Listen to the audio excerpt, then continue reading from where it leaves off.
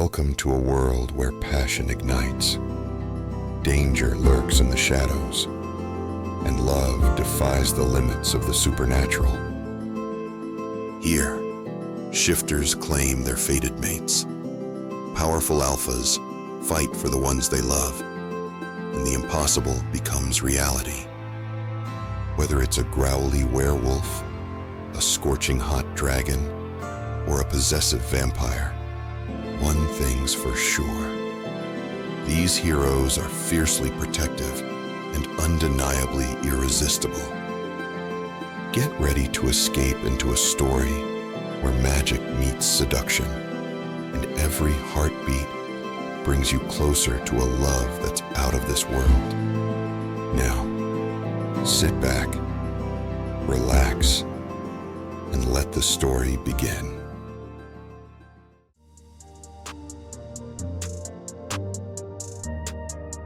Chapter 1. Sonya.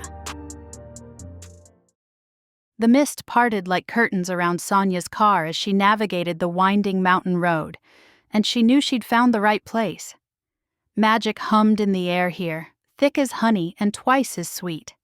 Her fingers tightened on the steering wheel as another vision flashed behind her eyes. Auburn hair catching firelight, green eyes full of secrets, and a pull so strong it made her bones ache. "Well, that's new," she muttered, blinking the image away. Her visions had been guiding her for weeks, leading her from her apartment in Asheville to this hidden pocket of the Blue Ridge Mountains, but they'd never been quite so personal. The first buildings of Hollow Oak materialized through the enchanted fog, and Sonya's breath caught. Cobblestone streets wound between charming shops with hand-painted signs, their windows glowing with warm light despite the late afternoon hour. Ivy climbed stone walls that looked centuries old, and she could swear the autumn leaves were swirling in patterns that had absolutely nothing to do with the wind. She parked in front of a cozy cafe with a sign that read, "The Griddle and Grind," in cheerful yellow letters. Through the windows, she glimpsed mismatched furniture, hanging plants, and enough supernatural energy to power a small city. 7 mated pairs destined by fate, here in one small community. The number hit her like a revelation, explaining the magical saturation that made her skin tingle. The bell above the door chimed a welcome as she stepped inside, immediately enveloped by the scents of cinnamon, coffee, and something that might have been enchanted vanilla. A few patrons looked up from their tables, an elderly couple sharing what appeared to be glowing pastries, and a group of women whose laughter carried undertones of power. "Well, well," a voice said from behind the counter. "Look what the visions dragged in." Sonya turned to find a woman who couldn't have been older than 30, though something ancient flickered in her light brown eyes. Wheat-colored hair was pulled back in a messy bun, and her smile held secrets that probably predated the town itself. "Twyla Honeytree, I presume?" Sonya approached the counter, noting how conversations quieted around them. Small-town curiosity, supernatural edition. "Guilty as charged, sugar." Twyla's gaze swept over her with practiced assessment. "And you're the seer who's been giving the local magic a case of the jitters. Sonya Sibyl, if I'm not mistaken." "Word travels fast around here." "Word travels fast in a small town like this, but so far I'm the only one who's been expecting you." Twyla winked. "What can I get you? Coffee? Tea? Something stronger? You look like you've been driving for days." "Tea sounds perfect." Sonya settled onto a bar stool, grateful for the chance to rest. The pull she'd been feeling grew stronger here, like a compass needle swinging toward magnetic north. "I'm looking for my cousin, Moira Marsh. I heard she lives here now." "Moira, sweet girl, married to our resident panther just last year." Twyla bustled around behind the counter, pulling down jars and tins with practiced efficiency. "She'll be at the bookstore with Lucian most afternoons. You two favor each other around the eyes, you know." The tea service that appeared seemed to materialize from thin air with delicate china cups, a pot that steamed with more than heat, and cookies that definitely hadn't been there moments before. Sonya wrapped her hands around the warm cup, letting the herbal blend calm her travel-frayed nerves. So, Twyla leaned against the counter, chin propped on her hand. What brings a witch-seer all the way to our little corner of nowhere? And don't tell me it's just a family visit. I can smell destiny on you from here, argo how the cards told me you'd be arriving. That obvious, huh? Sonya took a sip of tea and nearly sighed as warmth spread through her body. Whatever Twyla had brewed was working better than any healing potion she'd ever tried. My visions have been insistent lately, all roads leading here. Visions about what exactly? Sonya hesitated. The auburn-haired man felt too personal to share, too raw and immediate. Change coming to Hollow Oak. Big change, the kind that reshapes everything. Twyla's expression sharpened. Change can be good or bad, depending on how you look at it. That's what I'm here to figure out. Sonya drained her cup and immediately felt steadier, more centered. This place, it's incredible. I can feel the magic in the very foundations. 7 mated pairs will do that to a town's energy grid, we've noticed, Twyla said casually, refilling the cup without being asked. Each bond seems to strengthen the veil, keeping us tucked away safely from threats. Though lately... Lately? Oh, nothing concrete. Just a feeling, you know, like the air before a thunderstorm. Twyla's fey blood showed in the way shadows seemed to dance around her fingers as she spoke. But then, maybe that's just because we've all been waiting. Waiting for what? For you, sugar. Twyla's smile turned knowing. Or rather, for what you're going to set in motion. Destiny has a way of announcing itself around here, and you, my dear, are practically humming with it. Before Sonya could respond, the door chimed again, and a woman with auburn waves rushed in, her apron dusted with what looked like soil and crushed herbs. Twyla, I need 3 chamomile blends and whatever you've got for anxiety, the newcomer said breathlessly. Kieran's being impossible about the sanctuary donations again, and I swear if he doesn't stop... She stopped mid-sentence, noticing Sonya. Oh, sorry. Freya Bloom, meet Sonya Sibyl, Twyla said smoothly. Moira's cousin, just arrived from parts unknown. Moira's cousin, Freya's face lit up. She's mentioned you, the seer, right? I'm Freya. I run the herbal apothecary down the street. Nice to meet you. Sonya studied Freya's face, noting the stress lines around her green eyes. Sanctuary donations? Oh, it's nothing really, just Kieran being his usual stubborn self about accepting help. Freya waved a hand dismissively. There's this animal sanctuary outside town, and the owner could use some financial support, but he's too proud to take it directly, so we have to get creative. The owner? Ryker Dusk, Freya said. Sweet guy, keeps to himself mostly. Takes in injured supernatural creatures, gives them a safe place to heal. He's done amazing work out there, but... The vision hit without warning. Auburn hair wild with wind, strong hands gentle on a wounded bird's wing, green eyes that held depths of loneliness she recognized in her own mirror. Sonya's cup rattled against its saucer as the image faded. You okay there? Twyla's voice seemed to come from very far away. Fine, Sonya managed, though her hands were shaking slightly, just tired from the drive. But Twyla's knowing look suggested she wasn't buying it for a second. Neither was Freya, who was studying Sonya with the sharp attention of someone who understood magic's unexpected moments. Tell you what, Twyla said, reaching under the counter to produce a small paper bag. Why don't you take some of these cookies to Moira? Consider it a welcome-to-town gift. She'll be at the book nook until closing, and Lucian makes excellent coffee if you need another caffeine fix. Thank you. Sonya stood, leaving money on the counter despite Twyla's protests. Both of you. This place feels like home already. That's the point, honey, Twyla called as Sonya headed toward the door.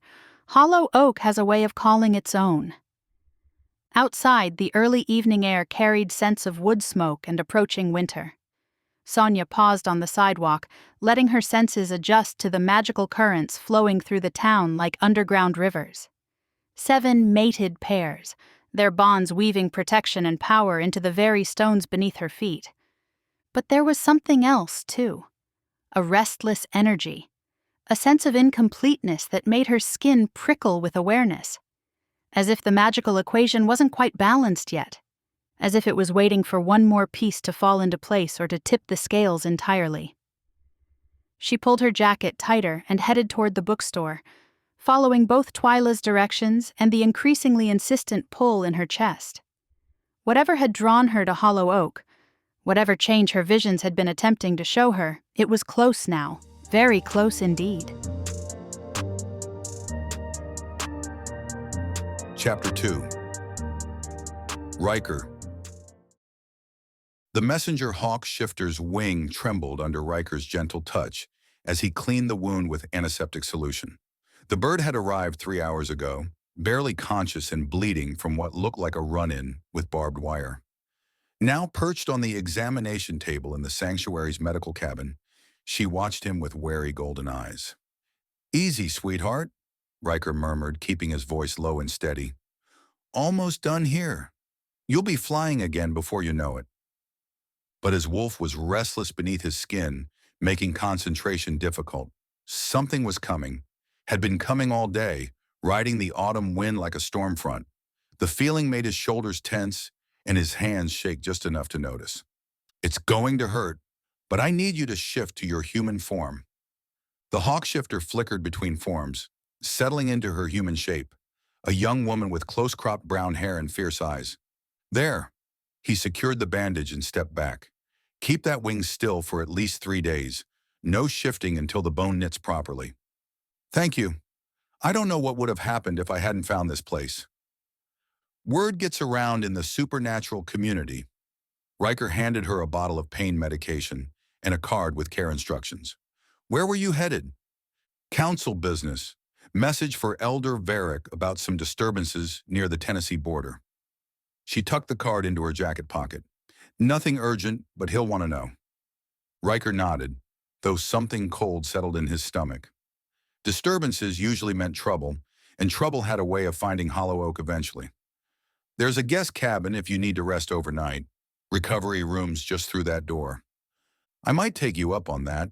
She studied his face with the sharp attention of someone used to reading people. "You okay? You seem twitchy." "Long day," he forced a smile. "Get some rest. I'll check on you in the morning." After she left, Ryker stood alone in the medical cabin, surrounded by the comfortable clutter of his work.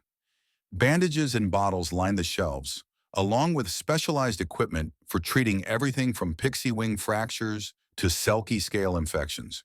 He'd built this place from nothing, creating a refuge for creatures who had nowhere else to turn. Just like Varick had done for him all those years ago. His wolf stirred again, ears pricked toward the forest. Ryker moved to the window, scanning the tree line that bordered Moonmirror Lake in the distance.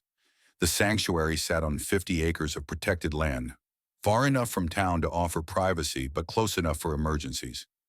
Healing pools fed by underground springs dotted the property, their waters infused with natural magic that accelerated recovery. A red squirrel chittered at him from an oak tree, its tiny voice carrying supernatural undertones. "Someone new in town," it said in the common tongue most animals understood. "Magic's all stirred up." "New how?" Ryker asked, though talking to the local wildlife was probably a sign he'd been spending too much time alone. "Seer witch. Pretty thing with sad eyes." The squirrel's tail twitched. "Got the whole town buzzing." A seer. That explained the restlessness, maybe.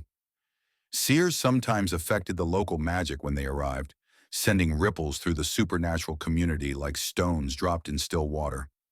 But this felt different, personal. Ryker's phone buzzed. Text from Emmett. "Drinks at the Fang tonight? Maeve's trying out some new whiskey." He typed back. "Can't. Have a patient. Bring her along. Maeve's good with wounded things." Not that kind of patient. "Everything okay out there?" Ryker stared at the screen, thumb hovering over the keyboard. How could he explain that his wolf had been pacing for hours, that he'd been having dreams about a woman he'd never met, that something fundamental was shifting in the air around Hollow Oak. Fine, just busy, if you say so. Offer stands. Ryker pocketed the phone and headed outside to do evening rounds. The sanctuary housed 12 creatures at the moment, ranging from a teenage werewolf with a broken leg to an elderly dryad whose tree had been struck by lightning.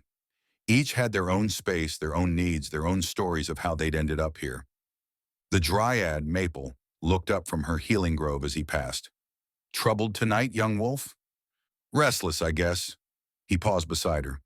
Maple had been here the longest, her recovery slow but steady. "You sense anything different today?" Change comes on the wind. Her bark-brown fingers traced patterns in the air. Some changes hurt, some heal. This one, she tilted her head, considering. This one chooses its own path. Cryptic as always, but Maple's observations usually proved accurate. Ryker continued his rounds, checking on the werecat, healing well, demanding more blankets, the messenger hawk sleeping peacefully, and the half-dozen other residents who called the sanctuary home. By the time he finished, full darkness had settled over the mountains. Moon Mirror Lake gleamed silver in the distance, and lights twinkled from Hollow Oak's windows like earthbound stars. Somewhere in that cozy cluster of buildings, people were gathering at the Silver Fang Tavern, sharing drinks and gossip, and the easy camaraderie of a close-knit community. Ryker had never quite figured out how to fit into that picture. His phone rang. Varick's name on the display. "Evening, Elder." "Ryker." Varick's voice sounded almost concerned. "How are things at the sanctuary?" "Quiet. Got a messenger hawk in today with wing damage. She mentioned disturbances near the Tennessee border." "Yes, I heard. Nothing that concerns us directly, but worth monitoring." A pause. "Have you noticed anything unusual today? Any changes in the local magic?" Ryker's wolf perked up at the question. "Why do you ask?" "Just checking. The veil's been fluctuating slightly. Probably nothing, but with 7 mated pairs in town, the magical equilibrium can be delicate." 7 mated pairs. Ryker had watched each couple find each other over the past few years, had seen how their bonds strengthened, not just themselves but the entire community. Part of him envied what they'd found. Most of him was grateful to stay on the outside, where his presence couldn't complicate anyone else's life. "I haven't noticed anything specific," he said, though that wasn't entirely true. "Want me to keep an eye out?" "Always. And Ryker, if anything feels significant, don't hesitate to call." Significant. Like dreams about ebony hair and warm brown eyes. Like a restlessness that had his wolf prowling in circles all day. "Will do." After Varick hung up, Ryker stood on his porch, breathing in the night air. The sanctuary settled around him with familiar sounds. The hoot of an owl, the rustle of small creatures in the underbrush, the distant splash of something surfacing in the lake. But underneath it all, he felt it. The pull, the certainty that something important was coming his way. Something that would change everything, whether he wanted it to or not.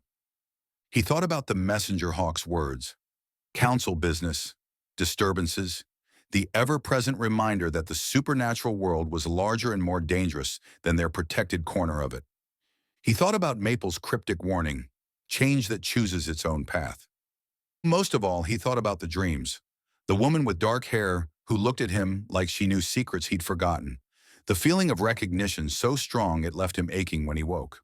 "Whatever you are," he said to the night wind, "I'm not ready." But readiness, he'd learned, rarely had anything to do with destiny. The forest whispered back, carrying scents of wood smoke and magic and something new. Something that made his wolf lift its head and howl silently at the moon. Something that was already here. Chapter 3. Sonya. The Hollow Oak book nook sat nestled between 2 larger buildings like a literary secret waiting to be discovered.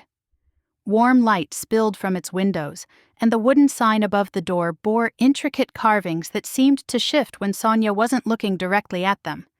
She pushed inside, breathing in the familiar scent of old paper and binding glue mixed with something distinctly magical. "Sonya?" The voice made her turn toward the back corner where reading nooks created intimate spaces among towering bookshelves. A woman with loose mahogany curls looked up from a tablet computer, her milky brown eyes widening with recognition and delight. "Moira!" Sonya weaved between the stacks, dodging a ladder that appeared to be restocking shelves on its own. "God, look at you. Marriage agrees with you." Moira stood and pulled her into a fierce hug, and Sonya felt some of her travel tension ease. Family, even distant family, had a way of grounding her that no amount of meditation ever managed. "I can't believe you're actually here," Moira said, pulling back to study her face. "When I got your text saying you might visit, I wasn't sure you'd actually make the drive." "Well, when my visions start getting pushy, I've learned to listen." Sonya glanced around the cozy shop, noting the way shadows gathered in corners that should have been well lit. "This place is amazing. Very you." "It's Lucian's, actually." Moira gestured toward the front counter where a man was helping an elderly customer. Even from a distance, Sonya could see the predatory grace in his movements, the way he carried himself like something that had never forgotten how to hunt. "Lucian, come meet my cousin." The panther shifter approached with liquid steps, and Sonya found herself studying the angular features Moira had described in her letters. Dark hair fell to his shoulders, and his deep green eyes held the kind of ancient knowledge that came from too many nights spent hunting things that went bump. "Sonya Sibyl," he said, extending a hand. "Moira's told me a lot about you." "All good things, I hope." His grip was firm but careful, and she caught the faint scent of night air and old books that clung to him. "Thank you for making her so happy. I haven't seen her smile like this in years." "The happiness is mutual." Lucian's voice carried undertones of satisfaction that made Moira blush. "Can I get you anything? Coffee? We've got some new arrivals in the paranormal romance section if you're interested." "Actually, I was hoping to talk to Moira about why I'm here." Sonya settled into one of the reading chairs, accepting the cup of coffee that appeared at her elbow, courtesy of what looked like helpful magic. "My visions have been persistent lately." Moira perched on the arm of Lucian's chair, their easy intimacy making something ache with longing in Sonya's chest. "What kind of visions?" "The kind that drag me halfway across the state without much explanation." Sonya wrapped her hands around the warm mug. "I've been seeing hollow oak in my dreams for weeks. This place, these people, and—" She hesitated, unsure how to explain the auburn-haired man without sounding completely unhinged. "And?" Lucian prompted gently. "Someone I don't recognize. A man with auburn hair and green eyes. I keep seeing him in different contexts, but always with this sense of urgency, like something important hinges on finding him."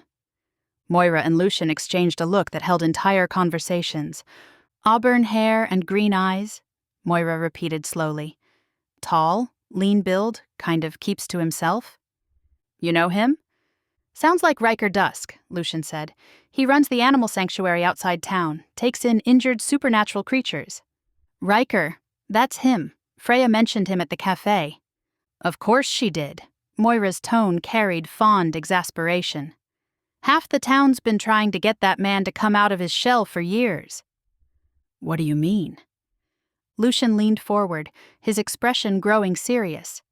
"Ryker's complicated. He showed up here as a kid, traumatized and barely speaking. Varric took him in, gave him a place to heal, but he's never really integrated into the community. Helps when there's trouble, contributes in his own way, but keeps everyone at arm's length." "Why?" Sonya's visions had never shown her loneliness, only flashes of strength and protectiveness, and something that felt like destiny. "Nobody knows the whole story," Moira said carefully. "Varric's protective of whatever happened to his pack. All we know is that it was bad enough to make a 12-year-old boy afraid of getting close to anyone.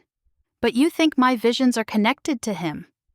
When a seer starts having dreams about someone specific, it's usually because fate's trying to make a point." Moira's smile turned teasing. And knowing this town's track record with mysterious arrivals and stubborn men, I'd say you're in for an interesting time. I could show you around, Lucian offered. Introduce you to people, help you get your bearings. That's sweet of you, but I think I need to find Ryker first. The pull in her chest had only grown stronger since learning his name, like a compass needle swinging toward true north. Where exactly is this sanctuary? About 20 minutes outside town, past Moonmirror Lake. Moira's expression grew concerned. But Sonya, maybe you should wait until tomorrow. It's getting late, and Ryker doesn't really do unexpected visitors. The visions don't care about his social preferences. Sonya stood, already reaching for her jacket. I've been seeing him for weeks. Whatever's happening, it's important enough that my gift won't let me ignore it. At least let us come with you, Lucienne said. If nothing else, we can make introductions easier. No. The word came out sharper than she meant. I appreciate the offer, but this feels like something I need to do alone. Call it seer's intuition. Moira bit her lip. He's not going to be rude to you or anything. Ryker's actually incredibly kind when you get past his walls. But he's also the most stubborn man I've ever met, and if he thinks you're there to complicate his carefully organized life... He'll run, Lucian finished. Ryker's got avoiding people down to an art form. Then I guess I'll have to be creative. Sonya hugged Moira again, breathing in the scent of happiness and old books that surrounded her cousin. I'm staying at the Hearth and Hollow Inn if anyone asks. And Moira, it's really good to see you settled and happy. Same to you, I hope. Moira squeezed her tight. Be careful out there. The road to the sanctuary can be tricky after dark. I'll be fine. I've got a good sense of direction. And visions to guide you, Lucian added with a slight smile. Just remember that seeing the future and understanding it are two different things. Sonya paused at the door. What's that supposed to mean? Sometimes what we think we're seeing isn't the whole picture. Sometimes fate has a sense of humor. His green eyes flashed for a moment. Don't assume you know how this story ends just because you've seen glimpses of the middle. Outside, the evening air carried the scent of wood smoke and approaching winter. Sonya walked back to her car, her mind spinning with new information. Ryker Dusk. A man with shadows in his past and walls around his heart. A sanctuary for wounded creatures, which explained the gentleness she'd seen in her visions. But there was more to it than that. Had to be. Her gift didn't drag her across state lines for simple introductions. She started the engine and pulled up directions to Moonmirror Lake on her phone. 20 minutes to answers, to the man who'd been haunting her dreams for weeks. 20 minutes to discover what fate had been trying to tell her. As she drove through Hollow Oak's winding streets, past shops glowing with warm light and residents settling in for cozy evening routines, Sonya felt the pull in her chest grow stronger. Whatever was waiting for her at the sanctuary, whatever connection her visions had been showing her, she was about to find out. Ready or not. Chapter 4. Ryker. The sound of a car door slamming broke the evening quiet, followed by footsteps on the gravel path leading to the main cabin. Ryker looked up from the medication chart he'd been updating, frowning. He wasn't expecting anyone, and unannounced visitors usually meant either emergencies or trouble. Both, as it turned out. Yoo-hoo! Ryker, honey, I brought you some goodies. Twyla Honeytree's voice carried across the sanctuary grounds like birdsong laced with mischief. Ryker set down his pen and headed for the door, already bracing himself. Twyla only made house calls when she had an agenda, and her agendas usually involved other people's business. She stood on his porch wearing a yellow sundress that had no business looking that cheerful in November, holding a covered basket that smelled like cinnamon and butter. Her wheat-colored hair caught the porch light, and her smile held enough secrets to stock a library. Twyla. He kept his voice neutral. Kinda late for a social call, isn't it? Oh, you know me. Time's just a suggestion anyway. She breezed past him into the cabin without invitation, setting the basket on his kitchen counter. Besides, I figured you might be hungry. You missed dinner at the Fang again. I had things to do here. Mm-hmm. She lifted the cloth covering the basket, revealing what looked like fresh apple turnovers and some kind of bread that practically glowed with warmth. How's our messenger hawk doing? Recovering. She'll be ready to fly in a couple days. Ryker crossed his arms, staying near the door. Twyla, what's this really about? Can't an old friend just drop by with baked goods? You could, but you don't. Not without a reason. Her laugh tinkled like wind chimes. You know me too well. Fine, fine. I met the most interesting person today, a lovely young seer who just rolled into town following her visions. Riker's wolf perked up instantly, ears forward and alert. He ignored it. Good for her. Oh, it gets better. She's looking for someone, you see. Auburn hair, green eyes, keeps to himself. Twyla's smile turned predatory. Ring any bells? No. Liar. She pulled a turnover from the basket and took a delicate bite. Sonya Sibyl, ebony curls, brown eyes. Pretty thing, looks a bit like her cousin Moira around the eyes. Says her visions have been showing her this mysterious man for weeks. The description caught him off guard, and for some reason the name made it all more clear, though he kept his expression carefully blank. Sonya. The woman from his dreams had a name, and she was here, in Hollow Oak, looking for him. His wolf wanted to bolt from the cabin and track her down immediately. Never heard of her, he said. Uh-huh. Twyla's tone suggested she wasn't buying his act for a second. Well, I told her where to find you. She seemed quite determined to make your acquaintance. You what? He said sharply, finally giving Twyla his full attention. Relax, sugar. I didn't give her your exact address, just general directions. If she's meant to find you, she will. Twyla's eyes twinkled with fey mischief. And if she's not, well, the mountain roads can be tricky after dark. Ryker ran a hand through his hair, his carefully constructed piece crumbling around the edges. Twyla, I don't know what you think you're doing, but I'm not interested in meeting anyone, especially not some seer with visions about me. Why not? Afraid of what she might see? I'm afraid of what I might do to her, he admitted before he could stop himself. Twyla's expression softened, and for a moment, the ancient wisdom behind her youthful face showed through. Oh, honey, you really think you're that dangerous? I know I am. To the right person, maybe, but danger and destiny aren't always enemies. She moved closer, studying his face with those two knowing eyes. Some people are strong enough to handle what you carry. Some people are meant to. Not this person, not anyone. Ryker turned away, staring out the window toward the forest. Tell her I'm not available. Tell her to go home. Can't do that, sugar. Already gave my word I'd pass along her message. What message? That she needs to see you. Tonight, if possible. Says it's important. His wolf practically howled at the words, pacing beneath his skin with desperate energy. The pull he'd been feeling all day suddenly made sense. She was coming here, the woman from his dreams, and every instinct he possessed was screaming at him to either run or claim.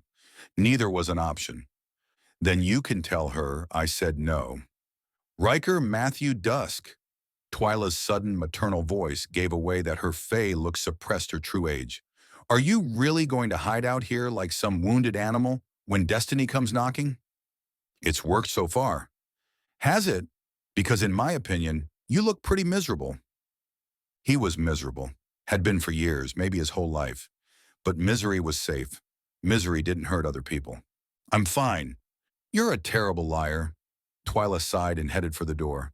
Well, I've done my part. What happens next is between you and fate. Twyla, wait. He caught her arm as she reached for the door handle. What did you tell her about me? Just that you're complicated and keep to yourself. Moira filled in some of the rest, I expect. Her expression grew gentle. She doesn't know about your past if that's what you're worried about. But she will, eventually. Seers have a way of uncovering buried things. All the more reason to stay away from her. Or all the more reason to stop running. Twyla patted his cheek like he was still the scared 12-year-old boy Varric had brought home. That girl's been seeing you in her visions for weeks, honey.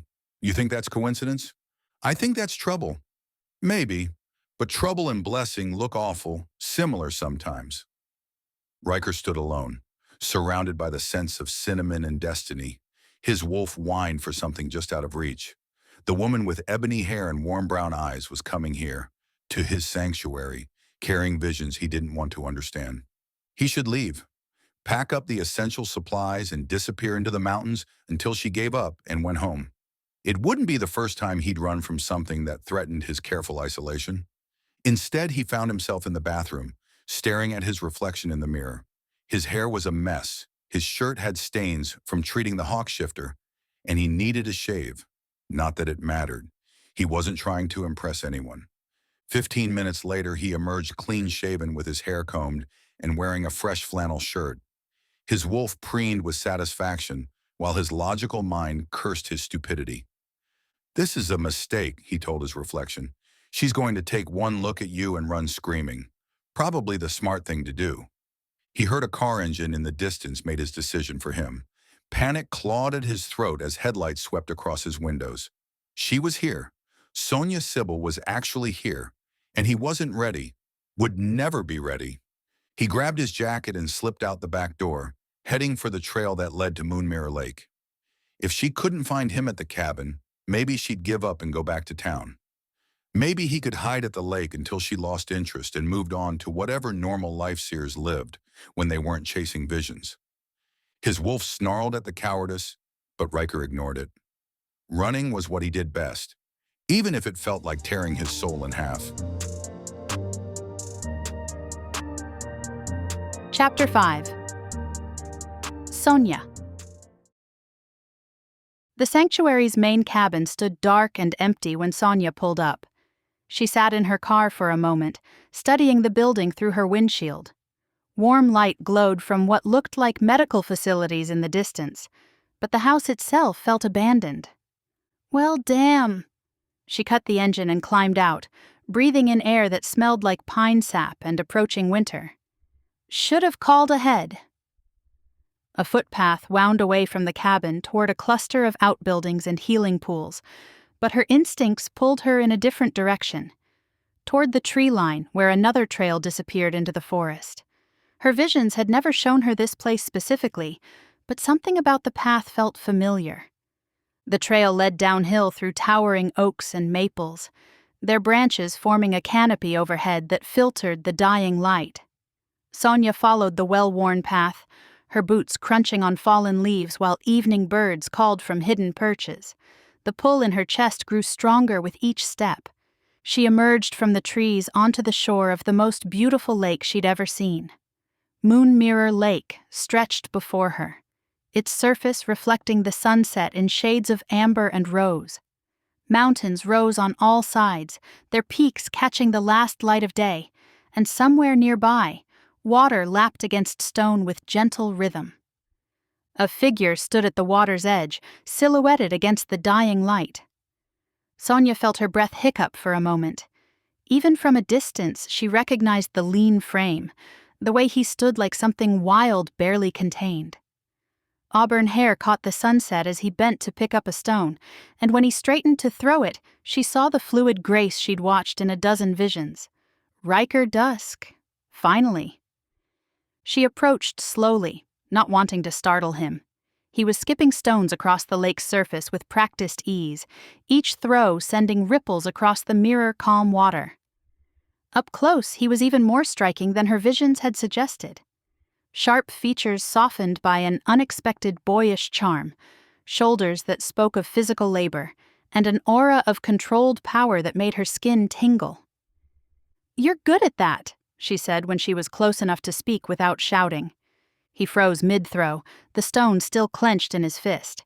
His shoulders tensed like a deer sensing a predator, and she could practically feel the urge to run radiating from him.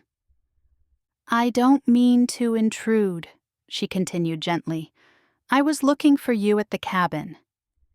Slowly, carefully, Ryker turned to face her. The moment their eyes met, the world tilted sideways. Green eyes the color of deep forest shadows stared back at her, wide with shock and something that might have been recognition. But before she could process that revelation, the vision hit like a freight train. Moonlight, silver fur rippling over powerful muscles. A massive wolf with those same green eyes standing guard over something precious, something that needed protecting. The scent of pine and wild earth, the sound of a howl that spoke of loneliness and longing, and a strength that could move mountains. The images came so fast and vivid that Sonya stumbled, the real world spinning away from her feet.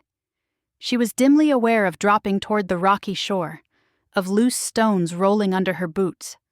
Strong hands caught her arms, steadying her before she could fall. The moment Ryker's skin touched hers, heat sparked between them. Not just simple attraction. This was something deeper, more primal. A pull that seemed to resonate in her bones, like recognition written in a language older than words. Her seer abilities whispered what this could mean, what this intensity suggested. Potential, possibility, the kind of connection that could become something extraordinary if they both chose it. Her supernatural knowledge kicked in immediately. She'd heard Moira describe this feeling, had witnessed it secondhand with other couples in Hollow Oak. The initial recognition between potential mates, the pull that could grow into something unbreakable if nurtured. But experiencing it herself was like the difference between reading about fire and feeling its heat. Ryker's reaction was immediate and devastating. His whole body went rigid, his hands jerking away from her arms like she'd burned him. The look in his eyes shifted from shock to something closer to terror. "No!" The word came out harsh, barely human. "No, that's not... This can't... Ryker, wait!" But he was already backing away, shaking his head like he could deny what had just passed between them. The pull stretched between them, and Sonya felt an actual ache as he moved farther from her. "You need to leave," he said, his voice raw with something that sounded like panic. "Now, go back to town and forget you found me." "I can't do that." She took a step toward him, noting how he flinched. "My visions..." "I don't give a damn about your visions." His tone turned cold, but she could see the fear underneath.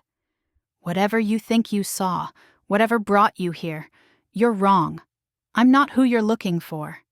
"You are, though. I've been seeing you for weeks. You, this place, that feeling." She gestured between them, where the air still hummed with supernatural energy. "You felt it too. I know you did."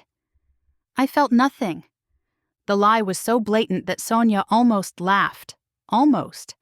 But the stark terror in his eyes stopped her. This wasn't simple denial or stubbornness.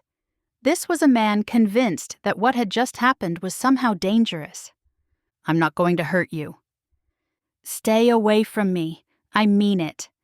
Whatever game fate thinks it's playing, I'm not interested," he said with desperate finality. He turned and walked away, not quite running but moving fast enough that she'd have to chase him to keep up. Sonya stood alone on the lakeshore, watching him disappear into the trees. The sunset painted the water in shades of gold and crimson, and somewhere out there in the distance, a wolf howled, lonely and wild and heartbroken. "Well," she said to the empty air, "that could have gone better." But even as disappointment settled in her chest, she felt something else. Hope, maybe, or just stubborn determination. Ryker Dusk could run from her, could deny what had passed between them, but he couldn't undo the recognition. The potential was real. She'd felt it, he'd felt it, and all his terror and denial couldn't change that fundamental truth. Now she just had to figure out why the idea of having a fated mate scared him enough to run, and why her vision had brought her to him. It was more than this. She already knew that. Sonya looked out over the lake, where ripples from Ryker's stones were still spreading across the water. Somewhere in the forest, the most beautiful man she'd ever seen was probably having a panic attack because fate had decided they belonged together. Chapter 6. Ryker. Ryker made it halfway back to the sanctuary before his legs gave out. He collapsed against an oak tree, pressing his palms against the rough bark, while his wolf howled in protest beneath his skin. The animal wanted to go back, wanted to track down the woman with the ebony hair and claim what was rightfully theirs. "Shut up," he growled aloud, earning a concerned chirp from a squirrel overhead. Just shut the hell up. But his wolf refused to be silenced. It paced and whined, flooding him with pictures of brown eyes and the scent of jasmine and magic. The recognition had been instant and absolute. Mate. His wolf knew it with a certainty that made Ryker's bones ache, which was exactly why he had to stay away from her. His phone buzzed. Text from Varric. Everything all right? Sensing some disturbance in the local magic, Ryker stared at the screen, his hands shaking slightly. Of course Varric could sense it. The elder wolf probably knew exactly what had happened the moment Sonya touched him. Fine. Just dealing with a difficult patient. Not entirely a lie. His wolf was definitely being difficult. If you need to talk, you know where to find me. Ryker pocketed the phone without responding. Talking was the last thing he needed. Talking led to explanations, and explanations led to hope, and hope led to destruction. It always did. He forced himself to his feet and continued toward the sanctuary, but his mind was already dragging him backward through time, to a night 23 years ago when hope had died in blood and moonlight. The screaming started just after midnight. 12-year-old Ryker jolted awake in his den, the sound of his mother's terror cutting through his dreams like a blade. Outside, pack members were shouting, running, the scent of fear and violence thick in the mountain air. Stay here, his father commanded, bursting into the den with eyes that flashed between human brown and wolf gold. Whatever happens, don't come outside. Dad, what's... Promise me. His father's hands gripped Ryker's shoulders hard enough to bruise. Promise me you'll stay hidden until Varric comes for you. Varric, the elder wolf from the neighboring territory who'd been visiting their pack, studying old prophecies and asking careful questions about Ryker's birth date. The one who'd looked at him with something between pity and fear. I promise. His father kissed his forehead and was gone, shifting mid-stride as he raced toward the sounds of battle. Ryker pressed himself against the den wall, covering his ears against the cacophony outside. Howls and gunshots and the wet sound of claws tearing flesh. It felt like hours before the silence fell. When Varric finally found him, the elder wolf's clothes were torn and bloody, his face grim with the weight of failure. Come on, son. We need to go. My parents? Gone. Varric's voice was gentle but final. They're all gone. I'm sorry. Ryker stumbled outside, and the sight that greeted him would haunt his nightmares for decades. Bodies scattered across the clearing, both human and wolf forms twisted in death. His mother, his father, his sister who'd been planning to mate with the beta's son come spring. All dead because of a prophecy about a wolf born under a blood moon who would either unite the clans or destroy them all. All dead because others feared what he might become. The memory faded as Ryker reached his cabin, but the shame remained, fresh and sharp as the day it happened. His pack had died protecting him from those who saw his prophecy as a threat. Varric had brought him to Hollow Oak, given him sanctuary and a chance to build something good. But prophecies had a way of catching up eventually. His wolf whined again, flooding him with image after image of Sonya's face when she'd looked at him beside the lake. The wonder in her eyes, the recognition, the way she'd reached out like she wanted to comfort him. No, he said firmly, addressing both his wolf and his own treacherous heart. We're not doing this. We're not dragging her into our mess. Nah. He pulled out his phone and scrolled through his contacts until he found the number for the Hearth and Hollow Inn. Miriam answered on the second ring. Hollow Oak's finest establishment, Miriam speaking. It's Ryker. You have a guest named Sonya Sibyl? I do indeed. Lovely girl, very polite. She's settling in nicely. Miriam's voice carried that careful neutrality she used when she sensed undercurrents. Is there something I can help you with? Tell her I'm not available. If she asks about the sanctuary, tell her we're closed to visitors indefinitely. A pause. Ryker, honey, what's going on? Nothing. I just don't want to be bothered. Uh-huh. Miriam's tone suggested she wasn't buying his act any more than Twyla had. And I suppose it's just coincidence that you're calling about our newest guest right after I heard about a little magical flare from the direction of your place? Damn small towns. Damn supernatural communities where everyone could sense everyone else's business. Just give her the message, Miriam. Please.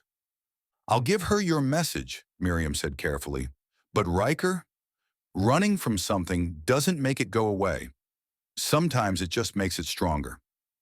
She hung up before he could respond, leaving him alone with his wolf's increasingly agitated protests. The animal wanted out, wanted to track Sonya's scent back to town and stake a claim that would complicate both their lives beyond repair. Instead, Ryker headed for the medical cabin to check on his patients. Work had always been his refuge, the one thing that made sense when the rest of his world felt like chaos. The messenger hawk was awake and alert, testing her wing with careful movements. "How are you feeling?" he asked. "Better," she said in the common tongue. "The pain's nearly gone. I should be able to shift and fly tomorrow." "Take another day. Better to be cautious." She studied him with those sharp golden eyes. "You smell different, agitated. Find yourself a mate?" Ryker's hands stilled on the medication bottles. "What makes you say that?" "You've got that scent shifters get when they find their other half, all wound up and conflicted. Of course, you also smell like you're planning to do something stupid about it." "I'm not planning anything. There's nothing to plan." "Uh-huh." The hawk shifter settled back onto her bed. "Word of advice? Denying what your animal knows is true tends to make them cranky, and cranky shifters make mistakes." Ryker finished his rounds in brooding silence, but her words echoed in his mind.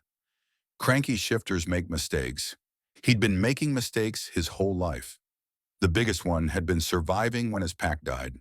The second biggest might be staying in Hollow Oak, building connections with people who'd be safer if he just disappeared. But letting Sonya get close, letting her matter, letting himself hope for something he could never have, that would be the biggest mistake of all. His wolf snarled disagreement, but Ryker ignored it. He'd gotten good at ignoring inconvenient truths over the years. He just hoped this time would be easier than it felt. Chapter 7. Sonya. The wind bit sharp with the promise of winter as Sonya made her way back through Hollow Oak streets the next morning. November had settled over the mountains with serious intent, painting the trees in the last stubborn shades of amber and rust before the real cold arrived. Her breath misted in the crisp air, and she pulled her jacket tighter while navigating the cobblestone paths. Last night's encounter with Ryker had left her restless and confused. The pull she'd felt, the recognition in his eyes before terror took over, the way he'd fled like she carried some kind of plague. Her visions had never been wrong before, but they'd also never been so personal, which meant she was missing something important. The griddle and grind was already bustling with morning customers when she passed, and through the windows she caught sight of Twyla serving steaming mugs with knowing smiles. No doubt the Fey woman would have plenty of questions about last night, but Sonya wasn't ready for that conversation yet. Instead, she followed the directions Moira had given her yesterday, taking the forest path that wound toward the council glade. If anyone knew why Ryker had reacted like a spooked deer, it would be Elder Varric. From what Lucian and Moira had said, the Wolf Elder had practically raised Ryker after some unnamed tragedy. The trail led deeper into the woods than she'd expected, past towering oaks whose branches formed a canopy overhead. Fallen leaves crunched under her boots, and out there in the distance, she could hear the gentle sound of running water. Magic hummed in the air here, old and patient and carefully contained. The council glade opened before her like a secret garden. Ancient stones formed a rough circle in the center of a clearing, their surfaces carved with symbols that seemed to shift. A small stream meandered along one edge, its water catching the filtered sunlight, and the whole space felt hushed with the weight of important decisions made over centuries. A man stood with his back to her, feeding breadcrumbs to a family of squirrels who chattered at him in what sounded suspiciously like actual conversation. Long silver braids draped over his shoulders, and when he turned at the sound of her approach, his eyes held the color of storm clouds. "Sonya Sibyl," he said, his voice carrying the authority of someone accustomed to being obeyed.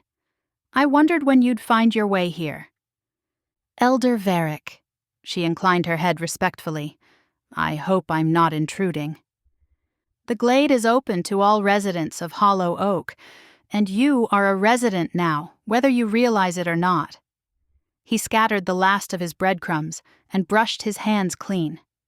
Your visions brought you here for a reason. That's what I'm trying to figure out.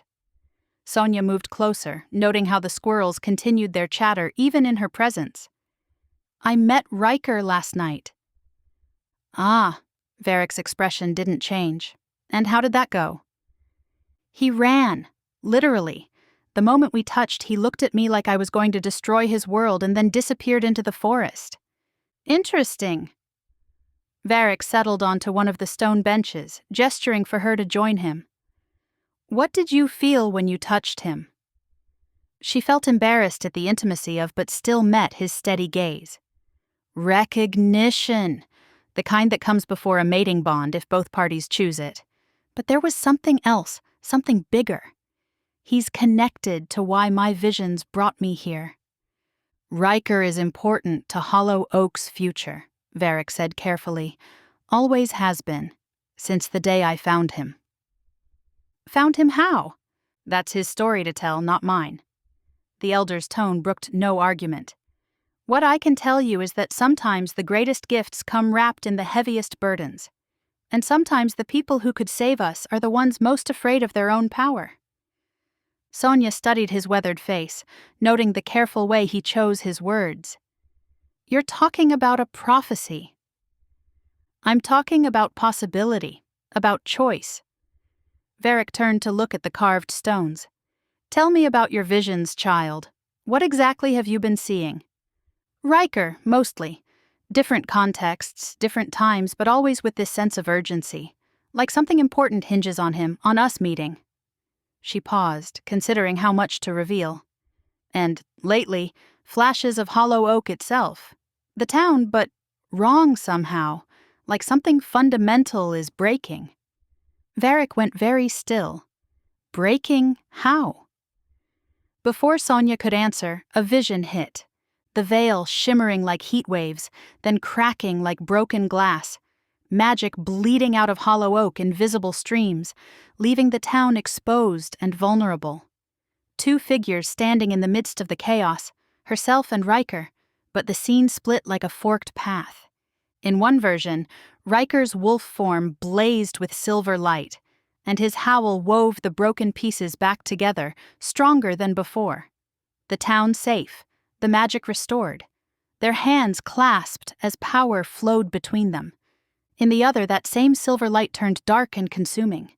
The veil didn't just crack, it shattered completely, taking Hollow Oak's protection with it and the downfall of the residents. And Ryker stood alone in the ruins, her own body crumpled at his feet. Sonya gasped, the present world rushing back around her. Varick's hands were on her shoulders, steadying her as the vision faded. What did you see? His voice was sharp with urgency. Two paths, two possible futures. She pressed a hand to her forehead where a headache was building. In one, Ryker saves the veil, saves the town. In the other, he destroys everything, including me. Varick was quiet for a long moment, his eyes distant. That explains his reaction. What do you mean? Ryker has lived his entire life believing that caring about people puts them in danger. If he sensed even a fraction of what you just showed me... Varick shook his head. Of course he ran. The boy's been running from his own destiny since he was 12 years old. But the visions aren't set in stone, Sonya said, frustration creeping into her voice. They're possibilities, choices that haven't been made yet. He doesn't have to be afraid of them. Fear isn't always rational, child, especially when it's been carved into your soul by tragedy. A cold gust of wind swept through the glade, sending the last autumn leaves spiraling down around them. Sonya pulled her jacket tighter, processing what she'd learned. Ryker wasn't just afraid of hurting her. He was afraid of fulfilling some terrible prophecy that had already shaped his life in devastating ways. The visions brought me here to help him, she said finally, to help choose the right path.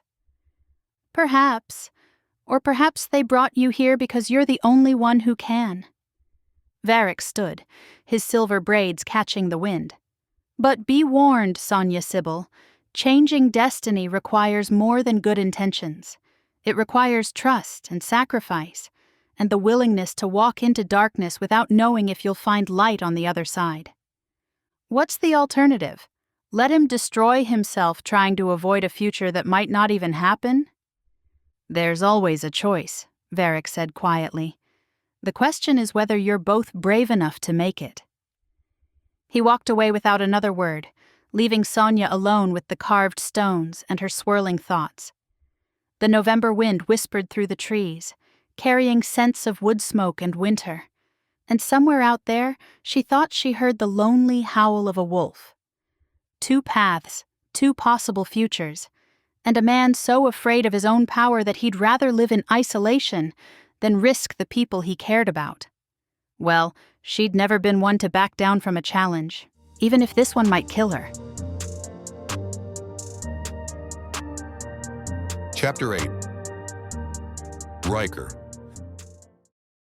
The scent hit him again as Ryker restocked the medical supplies. Jasmine and magic carried on the November wind that rattled the cabin windows. His wolf became overly alert, bombarding him with images of deep brown eyes and ebony hair.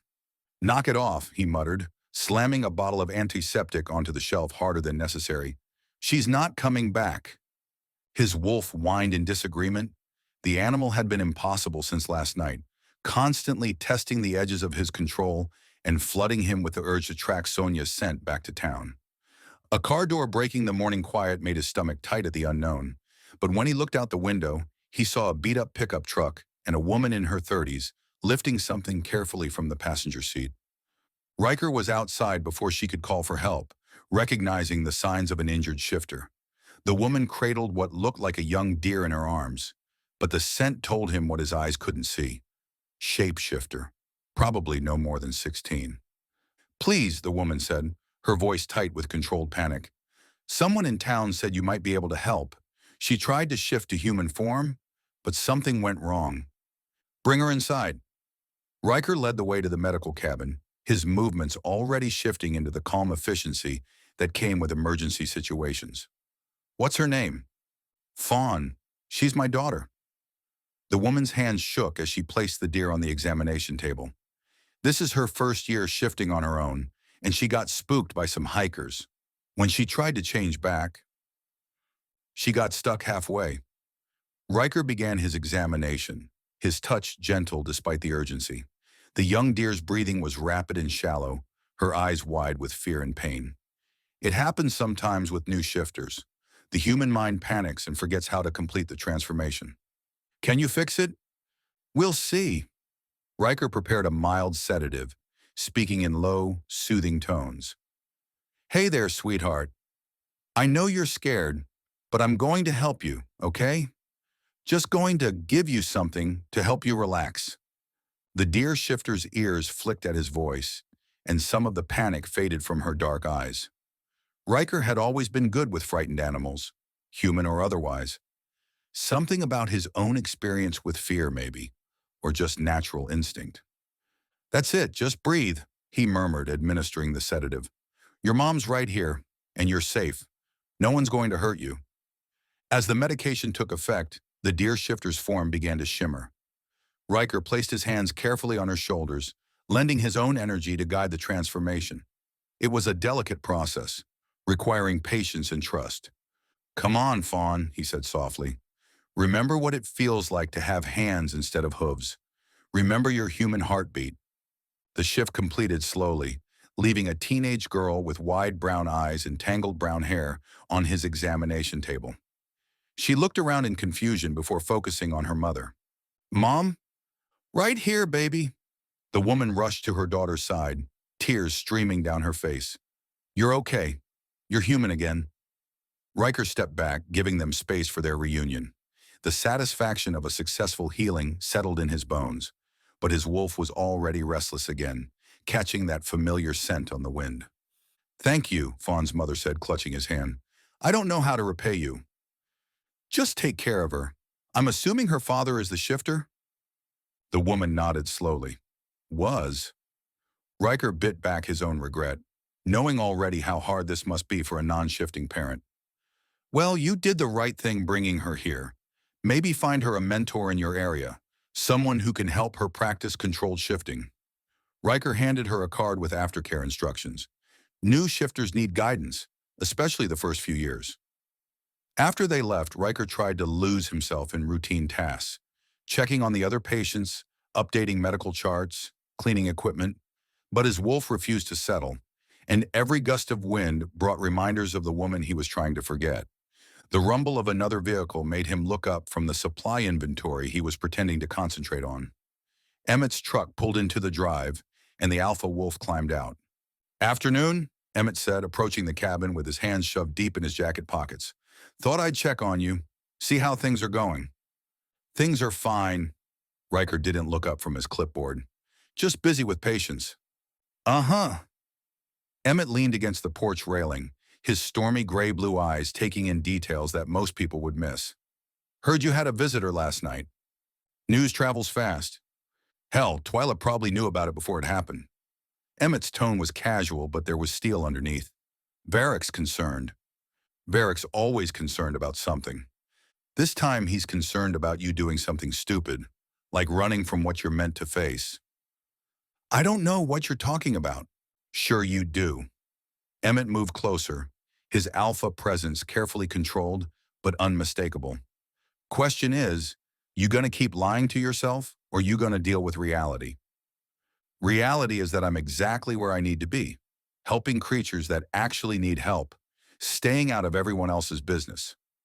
"And what about your business? What about what you need?" "I don't need anything." Emmett's laugh was harsh. "Right, that's why you look like you haven't slept in a week, and your wolf's practically clawing its way out of your skin." Ryker set down the clipboard and faced him directly. "What do you want, Emmett?" "I want you to stop being an idiot." Emmett's expression turned serious. "You think you're protecting people by keeping your distance? All you're doing is making yourself miserable and missing out on something that could be incredible." "You don't understand." "I understand plenty. I understand what it's like to think you're too broken for anyone to love. I understand being so afraid of screwing up that you never try." Emmett stepped closer, his voice dropping. "I also understand what it's like to realize that fear's just another kind of prison." "This is different." "How?" "Because when I screw up, people die." Ryker's words were sharp and harsh. "They always have. They always will." "Maybe. Or maybe this time is different. Maybe this time you get to choose." Emmett studied his face. "That seer didn't come here by accident, Ryker, and she didn't run screaming when she met you either." "She should have." "Why? Because you're afraid of what might happen?" Emmett shook his head. "Fear's a trashy compass, brother. Tends to point you away from everything worth having." A gust of wind carried that familiar scent again, along with something that called to every protective instinct Ryker possessed. His wolf whined, pressing against his ribs like it was trying to break free.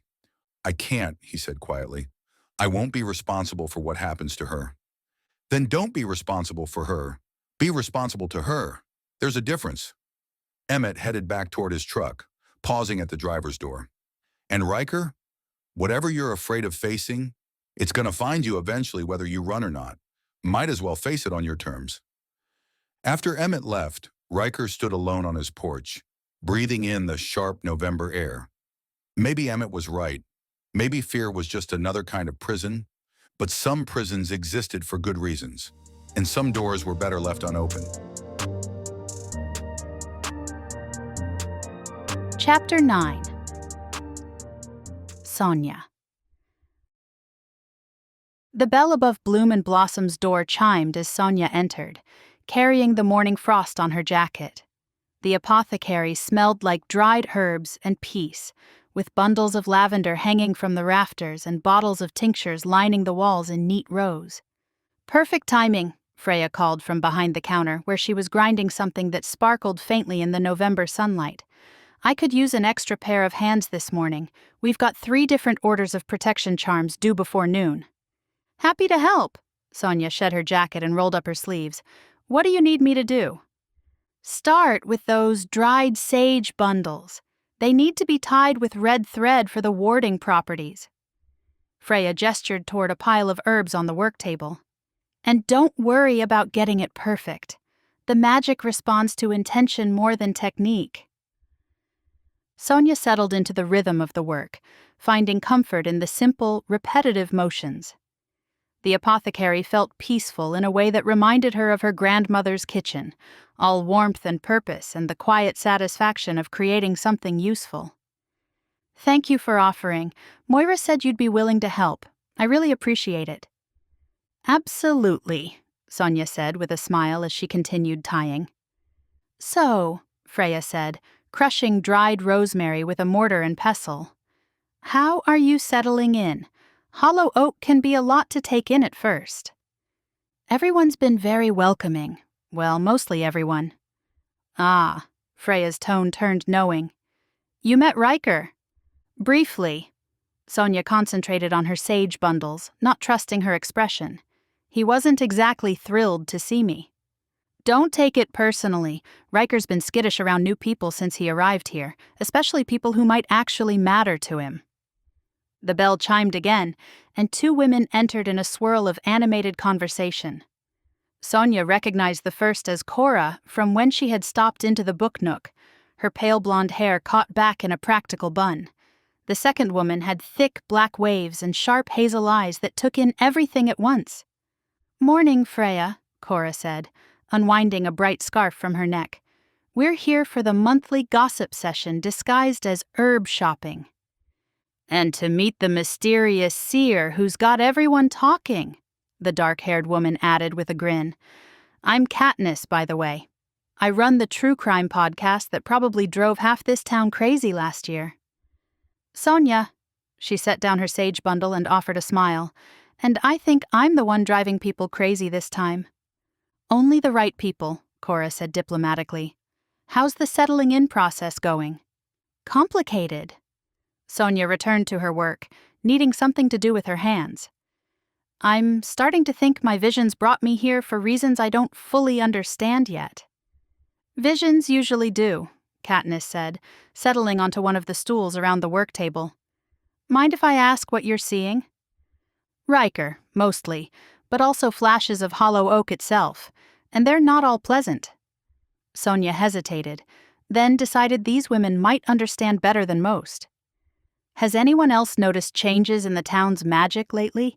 Fluctuations or instabilities? Freya and Cora exchanged glances. The protective wards have been a little temperamental, Freya admitted. I've had to reinforce the ones around my shop twice this week, but I figured it was just seasonal variation. Callum mentioned something about the boundary markers feeling different during his patrols, Cora added. But he thought it might be related to all the mate bonds strengthening the overall magical structure. What if it's the opposite? Sonya asked. What if something about the concentration of mated pairs is destabilizing rather than strengthening? That's a terrifying thought, Katniss said bluntly, especially considering what happened when the rogue pack tried to mess with the town's foundations. Speaking of difficult men, Cora said, clearly changing the subject before it could get too dark. How are you handling Ryker's determined avoidance? Because I have experience with stubborn shifters who think they're too dangerous for their own good. He ran away, literally.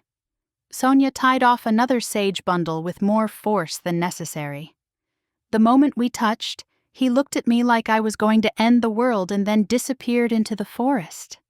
Sounds familiar, Cora said with a knowing smile. Callum spent our first month together trying to convince me I'd be safer if I left town.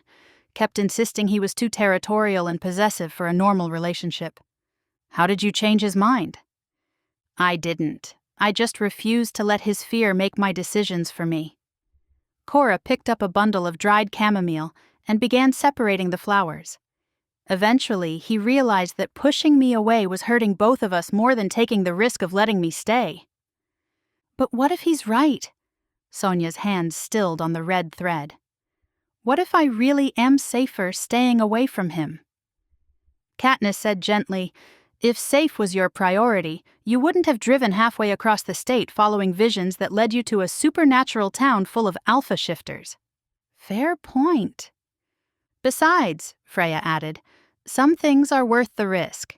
The question is whether you think Ryker is one of them. Before Sonya could answer, another vision flooded her present awareness. Hollow oak at night, but wrong. The streetlights flickered and died while shadows poured through gaps in reality like water through torn fabric. The veil, usually invisible, became visible as it shredded apart in long, ragged strips.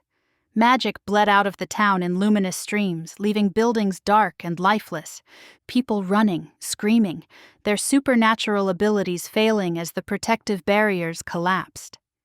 The 7 mated couples fighting desperately to hold the pieces together, but their combined power wasn't enough. In the center of it all, a figure she couldn't quite see clearly, standing alone while chaos raged around them. "Sonya!" Cora's voice dragged her back to the present. Strong hands gripped her shoulders, steadying her as the apothecary came back into focus. "Are you okay?" "The veil," she gasped, her throat raw like she'd been screaming. "It's going to break. Soon." "What did you see?" Freya demanded, her usual gentle demeanor replaced by sharp urgency. "The town under attack, but not from outside, from something that's been feeding on the magical energy here."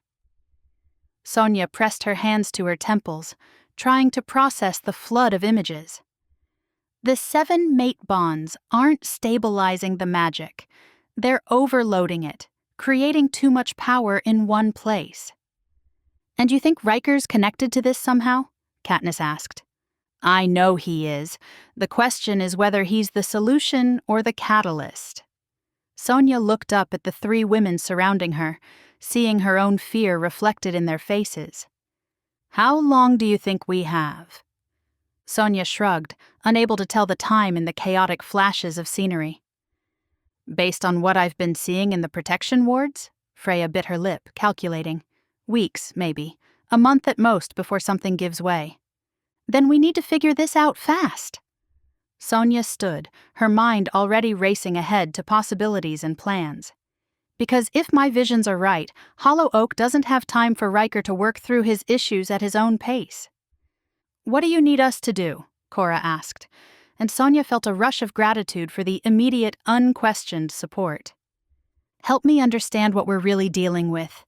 The history, the magic, the connections between everything." She looked around at their determined faces. "And maybe help me figure out how to convince a terrified alpha wolf that sometimes the greatest danger is doing nothing at all." "Now that," Katniss said with a fierce grin, "sounds like a challenge worth taking on."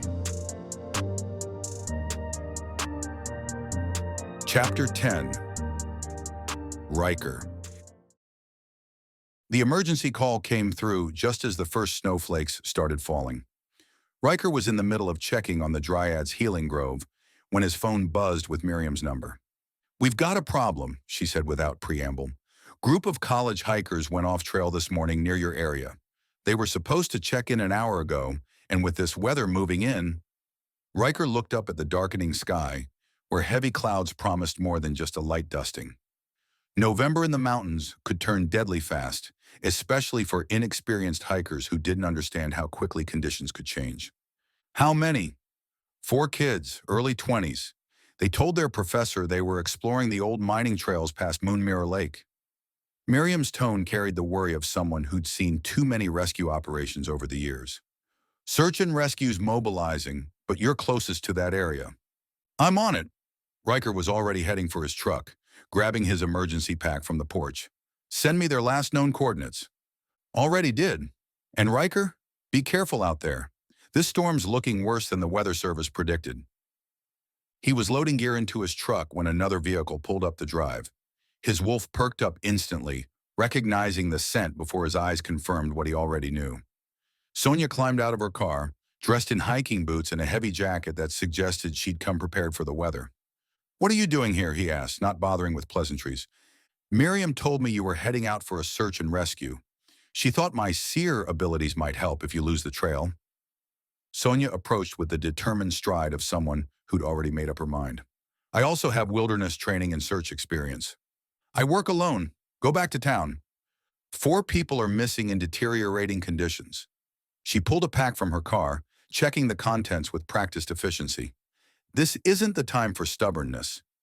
It's not stubbornness. You don't belong out here. Ryker turned away, focusing on loading his gear. Go back to the inn where it's safe. I'm not made of glass, and I'm not some helpless human who'll slow you down. Her tone carried steel underneath the politeness. Miriam wouldn't have sent me if she didn't think I could help. Ryker wanted to argue more, to physically put her back in her car and send her away, but snow was falling steadier now. Every minute they delayed decreased the hiker's chances. His wolf whined at the thought of Sonya facing danger, but his practical side recognized they were wasting precious time. Fine, but you do exactly what I say, when I say it, no arguments. Understood. They drove in tense silence toward the trailhead, the truck's heater working overtime against the dropping temperature. Snow was accumulating faster than Ryker had expected, already coating the windshield between swipes of the wipers. Tell me about the terrain, Sonya said, studying the topographic map on her phone. Rocky, uneven. Lots of places to take a wrong turn if you don't know what you're looking for. Ryker took a sharp curve more carefully than usual. The old mining trails aren't maintained, and some of the bridges are questionable at best. Water crossings? 3 that I know of, all of them dangerous if the creeks are running high from snowmelt. They reached the trailhead as the snow shifted from gentle flakes to a more serious storm. Ryker shouldered his pack and checked his GPS while Sonya did the same with her equipment. We'll split the difference, he said, pointing toward 2 diverging paths. You take the southern trail, I'll take the northern. We meet at the junction in 2 hours whether we find them or not. Actually, let's stay together. Sonya zipped up her jacket against the wind. 2 sets of eyes are better than 1, and if we do find them injured, you'll need help. His wolf approved of this plan, but Ryker kept his expression neutral. Your call, but we do this my way. Agreed. They set off up the northern trail, and within minutes Ryker found himself grudgingly impressed. Sonya kept pace without complaint, her movements economical and sure. She read the terrain like someone who'd spent real time in wilderness conditions, not just weekend hiking trips. There, she said, pointing to a broken branch 20 feet off the main trail. Someone went that way recently. Ryker examined the sign, noting the fresh break and the faint footprint in the soft earth. Good eye. That's definitely human passage. They followed the trail of broken vegetation and disturbed ground, calling out periodically for the missing hikers. The snow was falling harder now, muffling sound and reducing visibility to maybe 30 feet in any direction. Ryker! Sonya's voice carried sharp urgency. Over here! He found her crouched beside a steep ravine, peering down into the shadows below. 4 figures huddled together at the bottom, their bright college sweatshirts standing out against the dark rocks. Hey! Ryker called down. Can you hear me? A weak voice drifted up. Help! We can't get out. Anyone injured? Sarah's ankle is messed up and we're all freezing. Ryker assessed the situation quickly. The ravine wasn't too deep, but the sides were steep and slippery with snow. Getting 4 hypothermic people out would require careful planning. There's an emergency cache about 50 yards east, he told Sonya, pulling out his phone. Thermal blankets and hot packs. Can you get them while I figure out how to get down there? On it! She headed off without question, and Ryker was grudgingly grateful for her efficiency. While she was gone, he made a decision that went against every instinct he'd developed over the years. He stripped quickly, folding his clothes and hiding them behind a boulder before shifting to his wolf form. The transformation flowed through him, auburn fur rippling over muscle as his frame expanded. He made his way carefully down into the ravine, approaching the huddled students. They shrank back initially, eyes wide with fear and confusion. Easy, boy, one of them whispered. Where did you come from? Ryker lay down beside them, sharing his body heat while being careful to act like a well-trained but ordinary wolf. He whined softly, nudging them closer together, his higher body temperature beginning to warm them. He's so warm, Sarah murmured, the girl with the injured ankle. Good boy. Did someone send you to find us? Above, he heard Sonya return and call down, "I've got the supplies. How are they doing?" "There's a wolf down here," one of the students called back. "Friendly one. He's keeping us warm." "A wolf?" Sonya's voice carried surprise. "Is he bothering you?" "No, he's helping. Acts like he's trained or something." Ryker helped guide the students as Sonya lowered the rope system, using his wolf form to provide stability without being too obvious about his intelligence.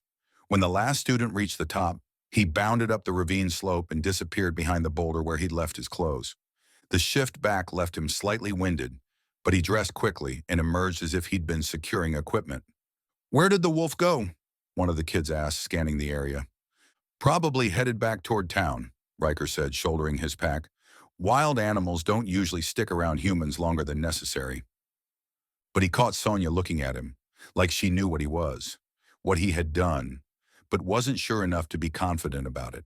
The trip back to the trailhead was treacherous, snow falling heavy enough now to make the path slippery and visibility poor. Twice Ryker had to steady students who slipped on hidden rocks, and before they reached the parking area, all of them were exhausted and cold and almost hypothermic again. Ryker looked at Sonya, who was shivering despite her heavy jacket. "There's a ranger cabin not even a quarter-mile to the right," he said reluctantly. "Basic shelter, wood stove. We can wait out the storm there." "That sounds good." Sonya's teeth were chattering now, adrenaline from the rescue wearing off and leaving her body to deal with the cold. They fought against wind that cut through their clothes like ice. The cabin, when they reached it, was small but solid, with a stone fireplace and basic supplies. "Get out of those wet clothes if you can," Ryker said to the kids, including Sonya, already building a fire in the stove. "There are emergency blankets in the supply closet. You kids warm by the fireplace. I'll try to radio in our location from the back room." He focused on the fire to warm the cabin, trying not to think about the fact that him and Sonya were now about to be trapped together in a space barely larger than a single room, with others or not. The storm howled outside, and he realized this night was going to test every bit of his self-control. His wolf was already stirring with interest, and something told him this was going to be a very long few hours. Chapter 11. Sonya. The cabin warmed slowly, wood smoke from the stone fireplace mixing with the scent of wet clothing and nervous energy. The 4 college students huddled near the flames, wrapped in emergency blankets that made them look like oversized burritos. Their chatter filled the small space, as hypothermia gave way to relief and exhaustion. "I can't believe that wolf just appeared out of nowhere," Sarah said, flexing her injured ankle. "It was like he knew exactly what we needed." "Wild animals are more intuitive than people give them credit for," Ryker called from the back room, his voice carefully neutral. "They can sense distress." Sonya helped distribute hot chocolate from the emergency supplies, but her attention kept drifting toward the radio crackling in the corner, where Ryker had been trying to raise the rescue teams. The storm showed no signs of letting up, and being trapped in close quarters with him was doing dangerous things to her equilibrium. "The roads are completely impassable," one of the students was saying. "My dad's going to freak when he hears about this." "At least we're safe," his friend replied. "Could have been a lot worse if these 2 hadn't found us." Sonya caught Ryker watching her from the doorway, his green eyes unreadable in the firelight. The moment their gazes met, she saw him stiffen before deliberately turning away. "Radio's not getting through," he announced to the room. "We'll have to wait until the storm passes." "How long do you think that'll be?" one of the boys asked. "Hard to say. Could be a few hours, could be all night." Ryker moved to check the wood supply, his movements careful and controlled. "Everyone should try to get some rest." The students settled in with surprising ease, exhaustion from their ordeal winning out over the unfamiliar surroundings. Within an hour, soft snores filled the cabin, leaving Sonya and Ryker alone with the crackling fire and the howling wind outside. Sonya pulled her jacket tighter and moved toward the small kitchenette, needing something to do with her hands. "Want some coffee? There's instant in the supplies." "Sure." Ryker remained by the fire, but she could feel his awareness of her every movement. "Thanks." She busied herself with the simple task, hyper-aware of how small the cabin felt with just the two of them conscious. When she handed him the steaming mug, their fingers brushed, and she saw him flinch at the contact. "We need to talk," she said quietly, settling beside him on the worn couch. "About what?" "You know about what." She kept her voice low to avoid waking the students. "About what happened at the lake. About what we both felt." Ryker stared into his coffee like it held answers to life's greatest mysteries. "Nothing happened at the lake." "Nonsense." The word came out sharp with agitation, and one of the students stirred restlessly. She lowered her voice again. "I'm a seer, Ryker. I know recognition when I feel it. And I know you felt it too." "It doesn't matter what I felt." "Of course it matters." She shifted closer, close enough to catch the scent of pine. "Do you have any idea how rare this is? How special?" "Special?" He laughed, but there was no humor in it. "That's one word for it." "What's that supposed to mean?" "It means you don't know what you are asking for." He finally looked at her, and the pain in his eyes made her breath catch. "You don't know what I am. You're a wolf shifter who runs an animal sanctuary and saves people in snowstorms. You're kind and protective and obviously care deeply about helping others." She set down her mug and turned to face him fully. "What else do I need to know?" "That everyone I have ever cared about has ended up hurt. Or worse." The raw honesty in his voice made something ache in her chest. "That's not true." He stood abruptly, pacing to the window where snow continued to fall in thick curtains. "My pack is dead, my entire family, wiped out because of what I represent." "What you represent." He was quiet so long she thought he wouldn't answer. When he spoke, his voice was barely above a whisper. "There's a prophecy about a wolf born under a blood moon who would either unite the supernatural or destiny it." Sonya's heart stuttered. "You were born under a blood moon." "October 13th, 31 years ago, the night of the hunter's moon eclipse." He pressed his forehead against the cold glass. "Varric calls it destiny. I call it a curse." "Ryker, do you know what it's like to grow up knowing that your very existence is a threat? That there are people out there who would kill you rather than risk what you might become?" He turned to face her, and the vulnerability in his expression nearly undid her. "My pack died protecting me from those people.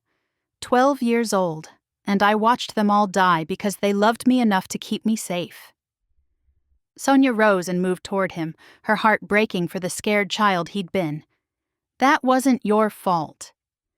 The prophecy says I'll either save or destroy. What if I'm the destruction, Sonya? What if caring about you, claiming you, is the thing that tips the balance toward catastrophe?" She reached for him, but he stepped back, shaking his head. "I don't want to be responsible for hurting you and everyone else. I won't watch you suffer because you got tangled up in my mess." "So, you'd rather we both suffer apart?" She followed him, refusing to let him retreat. "You'd rather live alone and miserable than take a chance on something?" "Yes." The word came out fierce and final. "Because alone and miserable means you're safe." "That's the most ridiculous thing I've ever heard." She stopped directly in front of him, close enough that she had to tilt her head back to meet his eyes. "You think avoiding the bond protects me? It doesn't. It just guarantees we'll both be incomplete." "Sonya, no, let me finish." She placed her hands on his chest, feeling his heart race beneath her palms. "I've been having visions about you for weeks. Not just random flashes, but detailed, important visions that led me halfway across the state. Do you really think fate would go to all that trouble just to torture us both?" His hands came up to cover hers, his touch warm and electric. "Maybe fate has a twisted sense of humor. Or maybe fate knows what it's doing. She stepped closer, close enough that their bodies almost touched. Maybe the prophecy isn't about choosing between saving and destroying. Maybe it's about choosing between fear and love. And if I choose wrong? And what if you don't? She rose on her toes, bringing their faces within inches of each other. But if you don't choose at all, if you keep running from this, then you guarantee the worst outcome. His eyes darkened, pupils dilating as his gaze dropped to her lips. You don't understand what you're asking. I understand perfectly. Her voice came out breathless as his head began to lower toward hers. I'm asking that you trust me. Sonya. His lips hovered just above hers. Trust me, she whispered again. The sound of vehicles outside broke through the haze of desire, followed by voices calling their names. Ryker jerked away from her, his breathing ragged, eyes wild with a mixture of want and panic. Rescue teams, he said roughly, already moving toward the door. They made it through. The students began stirring, roused by the commotion outside. Sonya stood frozen by the window, her lips still pouted out in waiting, watching as Ryker transformed back into the controlled, distant man who'd fled from her at the lake. But she'd felt the truth in that moment. He wanted her as much as she wanted him. The prophecy might complicate things, might make their path more dangerous, but it didn't change the fundamental reality between them. They were meant to be together. She just had to convince him that some risks were worth taking, even if it meant rewriting destiny itself. Chapter 12. Ryker. The rescue had gone smoothly once the teams arrived, the college students safely transported back to town and checked over by medical personnel. But now, 24 hours later, Ryker felt like he was being watched by every mated pair in Hollow Oak. You look like hell, Emmett observed as they finished loading supplies at the Hollow Mercantile. Thanks for the pep talk. Ryker hefted a bag of feed onto his truck bed, avoiding eye contact. I'm just saying, maybe it's time to stop fighting whatever's eating at you. Nothing's eating at me. Edgar Tansley snorted from behind the counter where he was tallying their purchase. Right. That's why you've been jumpier than a cat in a thunderstorm since yesterday. Mind your own business, Edgar. In a town this size, everyone's business is everyone's business. Edgar handed him the receipt with a knowing grin, especially when it involves certain pretty seers who've got half the town buzzing. Ryker grabbed the receipt and stalked out without responding, but he could hear Emmett's rumbling laugh following him. The worst part was, they weren't wrong. He did look like hell, because he'd spent the entire night replaying those moments in the cabin when Sonya had been close enough to kiss, when he'd almost kissed her, when he'd wanted to do a hell of a lot more than kiss her. The drive back to the sanctuary passed in brooding silence, but even there, he couldn't escape. His wolf grew more restless beneath his skin, flooding him with visions of warm brown eyes, and the way Sonya had looked at him like he was worth saving. By evening, he was climbing the walls. The animals could sense his agitation. The dryad kept asking if he was ill, and even the messenger hawk had given up trying to engage him in conversation, which was how he found himself at the Silver Fang Tavern just after sunset, hoping alcohol might quiet the chaos in his head. The tavern was busier than usual for a weeknight, filled with locals seeking warmth and company as November's chill settled deeper into the mountains. Maeve Cross worked behind the bar with her usual efficiency, her short black hair catching the warm light as she poured drinks and dispensed commentary in equal measure. Figured you'd be hiding out at the sanctuary for at least another week, she said as Ryker claimed a stool at the far end of the bar. Just wanted a drink. Uh-huh. Maeve slid a whiskey toward him without being asked. This wouldn't have anything to do with a new girl in town who's been asking questions about you? Ryker took a large swallow of whiskey, welcoming the burn. Don't know what you're talking about. Course you don't. Maeve wiped down a glass, her movements casual but her lioness eyes sharp. Same way you don't know why Freya's been grinning like she knows a secret, or why Twyla's been humming wedding marches under her breath. Wedding marches? Fey optimism. Maeve leaned against the bar, studying his face. So when you planning to stop being an idiot about this whole thing? I'm not. Yeah, you are. The voice came from behind him as Callum Cross, Maeve's cousin, settled onto the neighboring stool. And it's painful to watch.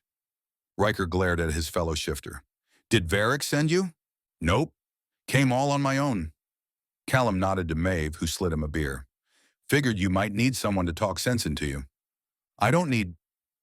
Let me guess, you're protecting her by staying away. Noble, self-sacrificing, all that nonsense. Callum took a long drink. How's that working out for you? It's not nonsense, it's reality. Reality is that you're miserable.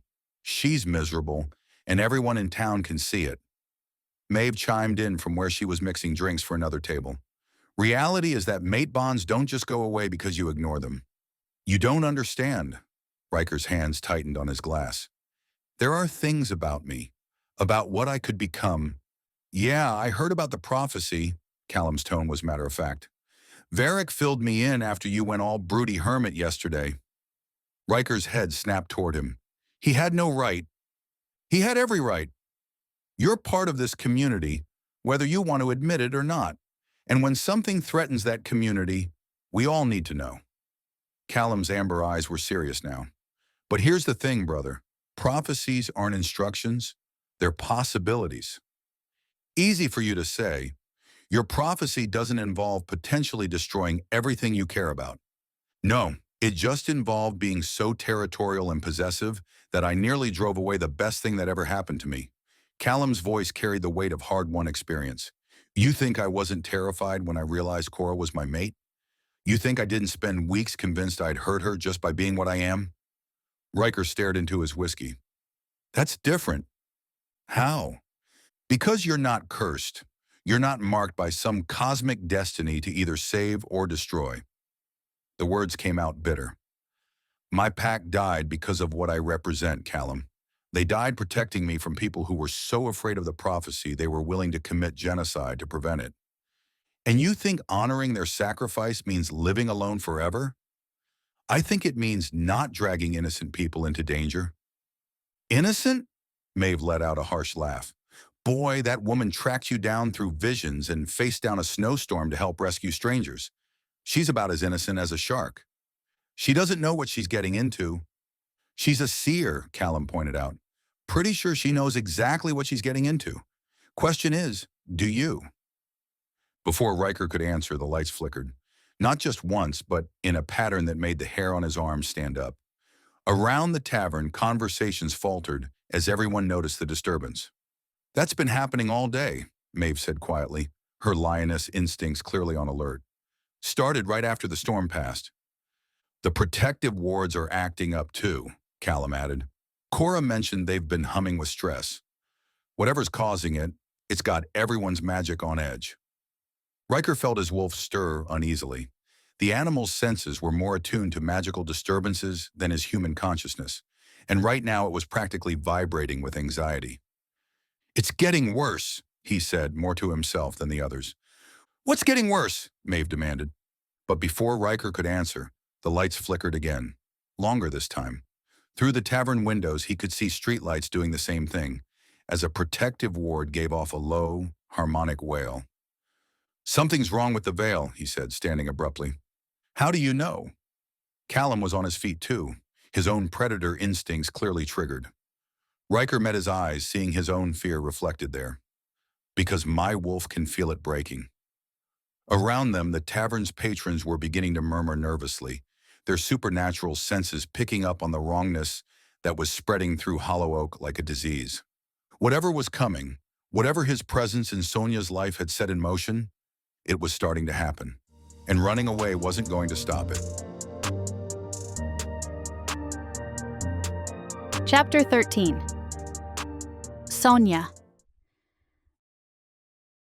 The November air carried the sharp promise of winter as Sonya helped Freya string luminescent garlands between the lampposts on Main Street. Hollow Oak was transforming for the annual Founding Festival, scheduled for this weekend, and the entire town buzzed with preparation energy despite the early cold. "Higher on your end," Freya called from her ladder, her copper hair whipping in the brisk wind. These need to be even, or Twyla will have our heads. Got it! Sonya adjusted her grip on the magical lights, which pulsed with a warm amber glow that would last through the winter months. These are incredible. Do they run on magic, or actual electricity? Bit of both. Old Fey craftsmanship passed down through Twyla's bloodline. Freya secured her end and climbed down. They'll respond to the town's emotional state during the festival. The happier everyone is, the brighter they glow. That's beautiful. Sonya watched the garlands sway gently between the buildings, adding warmth to the increasingly stark landscape. This is my first founding festival. What should I expect? Food, music, dancing, and enough magical energy to power a small city. Cora's voice carried from across the street where she was helping Kieran hang banners from the Griddle and Grinds awning.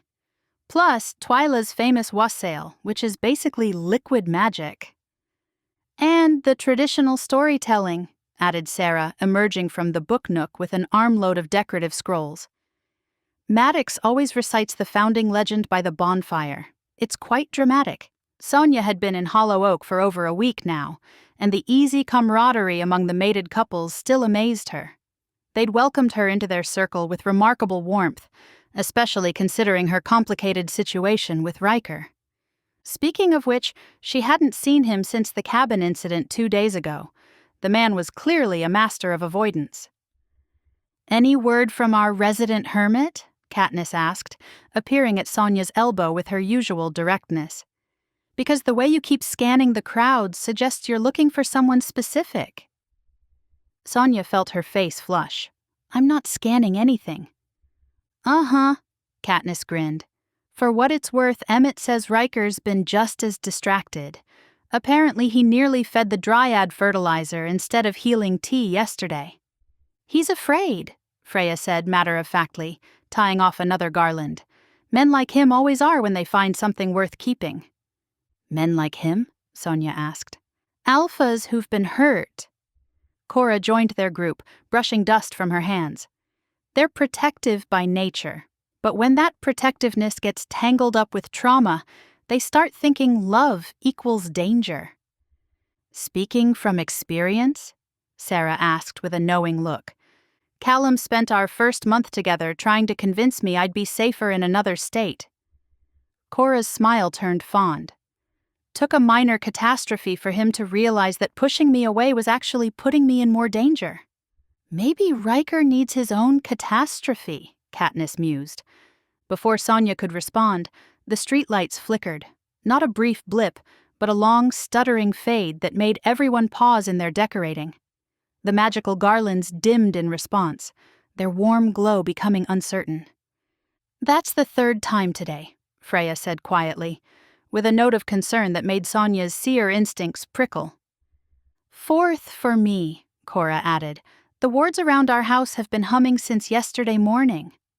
Sonya felt a familiar tingle at the base of her skull, the warning that usually preceded her visions. But instead of images, she got an impression of wrongness, like reality was slightly off-kilter. "Has anyone talked to Varric about this?" she asked. "He's called a town meeting for tonight," Sarah said. "Emergency session in the council glade. Everyone's invited, which usually means something serious is happening." The streetlights flickered again, longer this time, and somewhere off in the distance, Sonya could hear a low harmonic sound that made her teeth ache. "What was that?" she asked. "Protective ward," Freya said grimly. "And they're not supposed to make noise like that unless they're under stress." The group fell silent, each lost in their own thoughts about what might be causing the disturbances. Sonya's mind immediately went to her earlier visions of the veil fracturing, but she'd hoped those were still far in the future. Maybe not as far as she'd thought. The council glade felt different at night, ancient stones casting long shadows in the flickering torchlight. Nearly the entire supernatural community had gathered, creating an amphitheater of concerned faces around the central circle where Varric stood with the other council members. Sonya found herself seated between Moira and Lucian, grateful for their familiar presence, as nervous energy crackled through the crowd. She spotted Ryker across the clearing, his auburn hair catching the firelight as he stood with Emmett and the other protectors. Their eyes met briefly, and she felt that familiar pull in her chest before he looked away. "Thank you all for coming," Varric began, his voice carrying easily across the glade. "I know the short notice was inconvenient, but recent events require immediate discussion." "You mean the light show?" called someone from the back. "Because my wards have been acting like a car alarm for 2 days." A murmur of agreement rippled through the crowd. "The magical fluctuations appear to be affecting all our protective systems," Elder Bram said, his austere face grave in the torchlight. "We've documented 17 separate incidents of ward malfunction in the past 48 hours. "What's causing it?" a shifter named Luca asked, his deep voice carrying concern for his fellow residents. "We're still investigating," Varric replied carefully. "But the disturbances seem to be centered on the veil itself. Something is affecting the barrier that keeps us hidden from the outside world, while also protecting us from those that mean us harm." Sonya's blood chilled. Her visions had shown the veil fracturing, breaking apart like shattered glass. But she'd assumed those images were symbolic, not literal. "How bad is it?" Miriam Caldwell asked from her seat near the front. "Are we talking minor adjustments or complete failure?" "At present, the veil remains stable," Elder Bram said, "but the fluctuations are increasing in both frequency and intensity. If the pattern continues—" He didn't need to finish. Everyone understood the implications. Without the veil, Hollow Oak would be exposed to the human world, vulnerable to discovery and all the chaos and dangers that would follow. "Well, is it really so bad since we were already exposed last year? Can our agreement with the government aid us?" someone questioned. "No, this is different. The agency helps when we help them, and only marked us as a sanctuary, off limits for benign a threat, not protecting us from any," Sarah responded. "What can we do to help?" Callum asked, turning to action instead of excuses. "For now, everyone should strengthen their personal wards and report any additional anomalies immediately," Varric said. "We're also implementing a buddy system for anyone who needs to travel outside town limits." "Buddy system?" Kieran's tone held barely concealed skepticism. "No one travels alone until we understand what we're dealing with," Varric clarified. "The veil's instability could affect our ability to maintain the illusions that keep humans from finding us unless we are meant to be found by them." As the meeting continued with practical discussions about patrol schedules and emergency protocols, Sonya became increasingly aware of Varric's attention. The elder wolf's storm-gray eyes kept finding her across the circle, studying her with an intensity that made her squirm. He knew something, or at least suspected something. The question was, did he know about her visions of the veil's destruction? And if so, why wasn't he asking her to share what she'd seen? When the meeting finally ended and people began dispersing in small groups, Sonya found herself lingering near the carved stones. The urge to speak with Varric warred with the instinct to keep her visions private until she better understood what they meant. Troubled thoughts, young seer? She turned to find the hymn approaching, his long silver braids catching moonlight as he moved with the careful grace of someone who'd lived far longer than his apparent age suggested. "Just processing everything," she said carefully. "It's a lot to take in." "Indeed." His eyes searched her face. "Though I suspect you've seen more than most about what might be coming."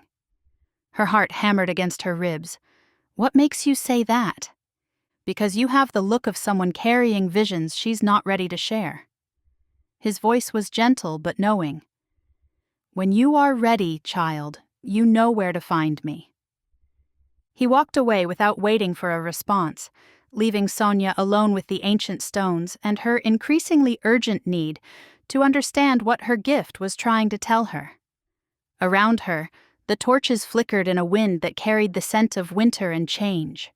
Whatever was happening to the veil, whatever her visions had been trying to warn her about, it was accelerating. And she had the sinking feeling that time was running out for all of them. Chapter 14. Ryker. From his position on the hillside above town, Ryker could see the founding festival preparations in full swing. Strings of magical lights were being hung between buildings, and the main square was being transformed with booths and decorations that would glow warmly against November's chill. The sight should have filled him with the same anticipation it sparked in the rest of Hollow Oak's residents. Instead, it just reminded him how much of an outsider he remained. 20 years in this town, and he still felt like he was watching life through a window rather than living it. The other couples moved through the preparations with easy familiarity, their bonds adding an extra layer of warmth to the community connections he'd never quite managed to forge. His wolf whined softly, flooding him with memories of the way Sonya had looked at him in the cabin. The animal wanted to go to her, to join the community as the pack animal he was, but Ryker forced himself to turn away from the festive scene below. He had work to do, work that didn't involve analyzing his feelings or pretending he deserved the kind of happiness the other couples had found. The sanctuary felt quieter than usual when he returned, though that might have been his imagination. The dryad was dozing in her grove, the messenger hawk had finally been cleared for flight, and the handful of other residents were going about their usual routines. But something felt different. Wrong, maybe. He was checking the perimeter wards when he caught the scent. His wolf perked up immediately, ears forward and alert, while his human mind cursed the way his body responded to her presence. She was here, at his sanctuary. He found her in the main feeding area, methodically distributing hay to the deer shifters, who came and went as they pleased. She'd clearly done this before, moving with the kind of careful competence that came from understanding animal behavior. "You're going about that wrong," he said, stepping out of the tree line. Sonya didn't startle, though her shoulders tensed slightly. "How so?" "The older doe there, Sage. She's got a hierarchy thing. She needs to eat first, or the others won't settle." He moved closer, noting how she didn't back away. "Here, let me show you." Their hands brushed as he took the hay from her, and the familiar spark of recognition made his wolf rumble with satisfaction. But Sonya simply stepped back to give him room, watching as he approached Sage with the deference the elderly shifter expected. "There," he said as the other deer began to relax and feed. "Animal politics. Even shapeshifters can't escape them entirely." "How did you know I was here?" she asked. "Caught your scent." The honest answer slipped out before he could filter it.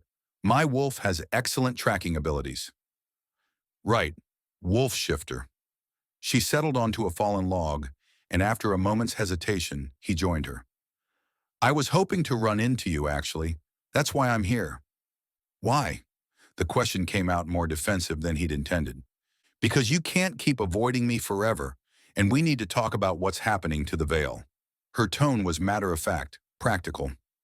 "I've been having visions, Ryker. Bad ones. And after last night's meeting, I think time is running out faster than anyone realizes." He studied her profile, noting the worry lines around her eyes and the way she held herself like someone carrying a heavy burden. "What kind of visions?" "The kind that show Hollow Oak tearing itself apart from the inside, magic bleeding out, protective barriers failing, people running for their lives." She turned to meet his gaze. "And in every vision, you're at the center of it, either stopping it or causing it." The weight of prophecy settled on his shoulders like a familiar coat. "So you came here to what? Convince me to embrace my destiny?" "I came here to understand what we're dealing with, because whatever's happening, it's connected to us, to what we are to each other."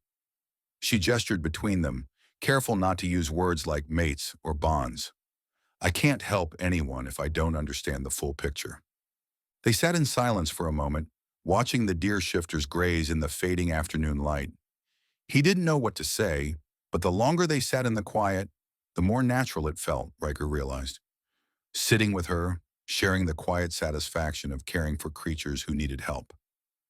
"Tell me about this place," she said eventually. "How did you start it?" "Accident, mostly." He leaned back against the log, surprised by how easy it was to talk to her when they weren't discussing prophecies or mate bonds. "Found an injured fox shifter when I was 18, brought her back to my cabin to heal. Word got around the supernatural community that I had a safe place and some medical training." "Medical training?" "Varric made sure I learned. Said everyone should have skills that help people." He gestured toward the small medical cabin visible through the trees. Started with basic first aid, but I kept learning. Took correspondence courses, read everything I could get my hands on. Turns out I have a knack for it. You care about them, she observed, watching him watch the animals. They don't ask questions about prophecies or expect me to be anything other than what I am. His response was almost a whisper. They just need help, and I can provide it. Simple. Nothing about you is simple, Sonya said with a small smile. But this place, what you've built here, it's incredible. You're helping creatures that most people would never even know exist. Pride warmed his chest at her words, unfamiliar but not unwelcome. He'd never thought of his work as incredible, just necessary.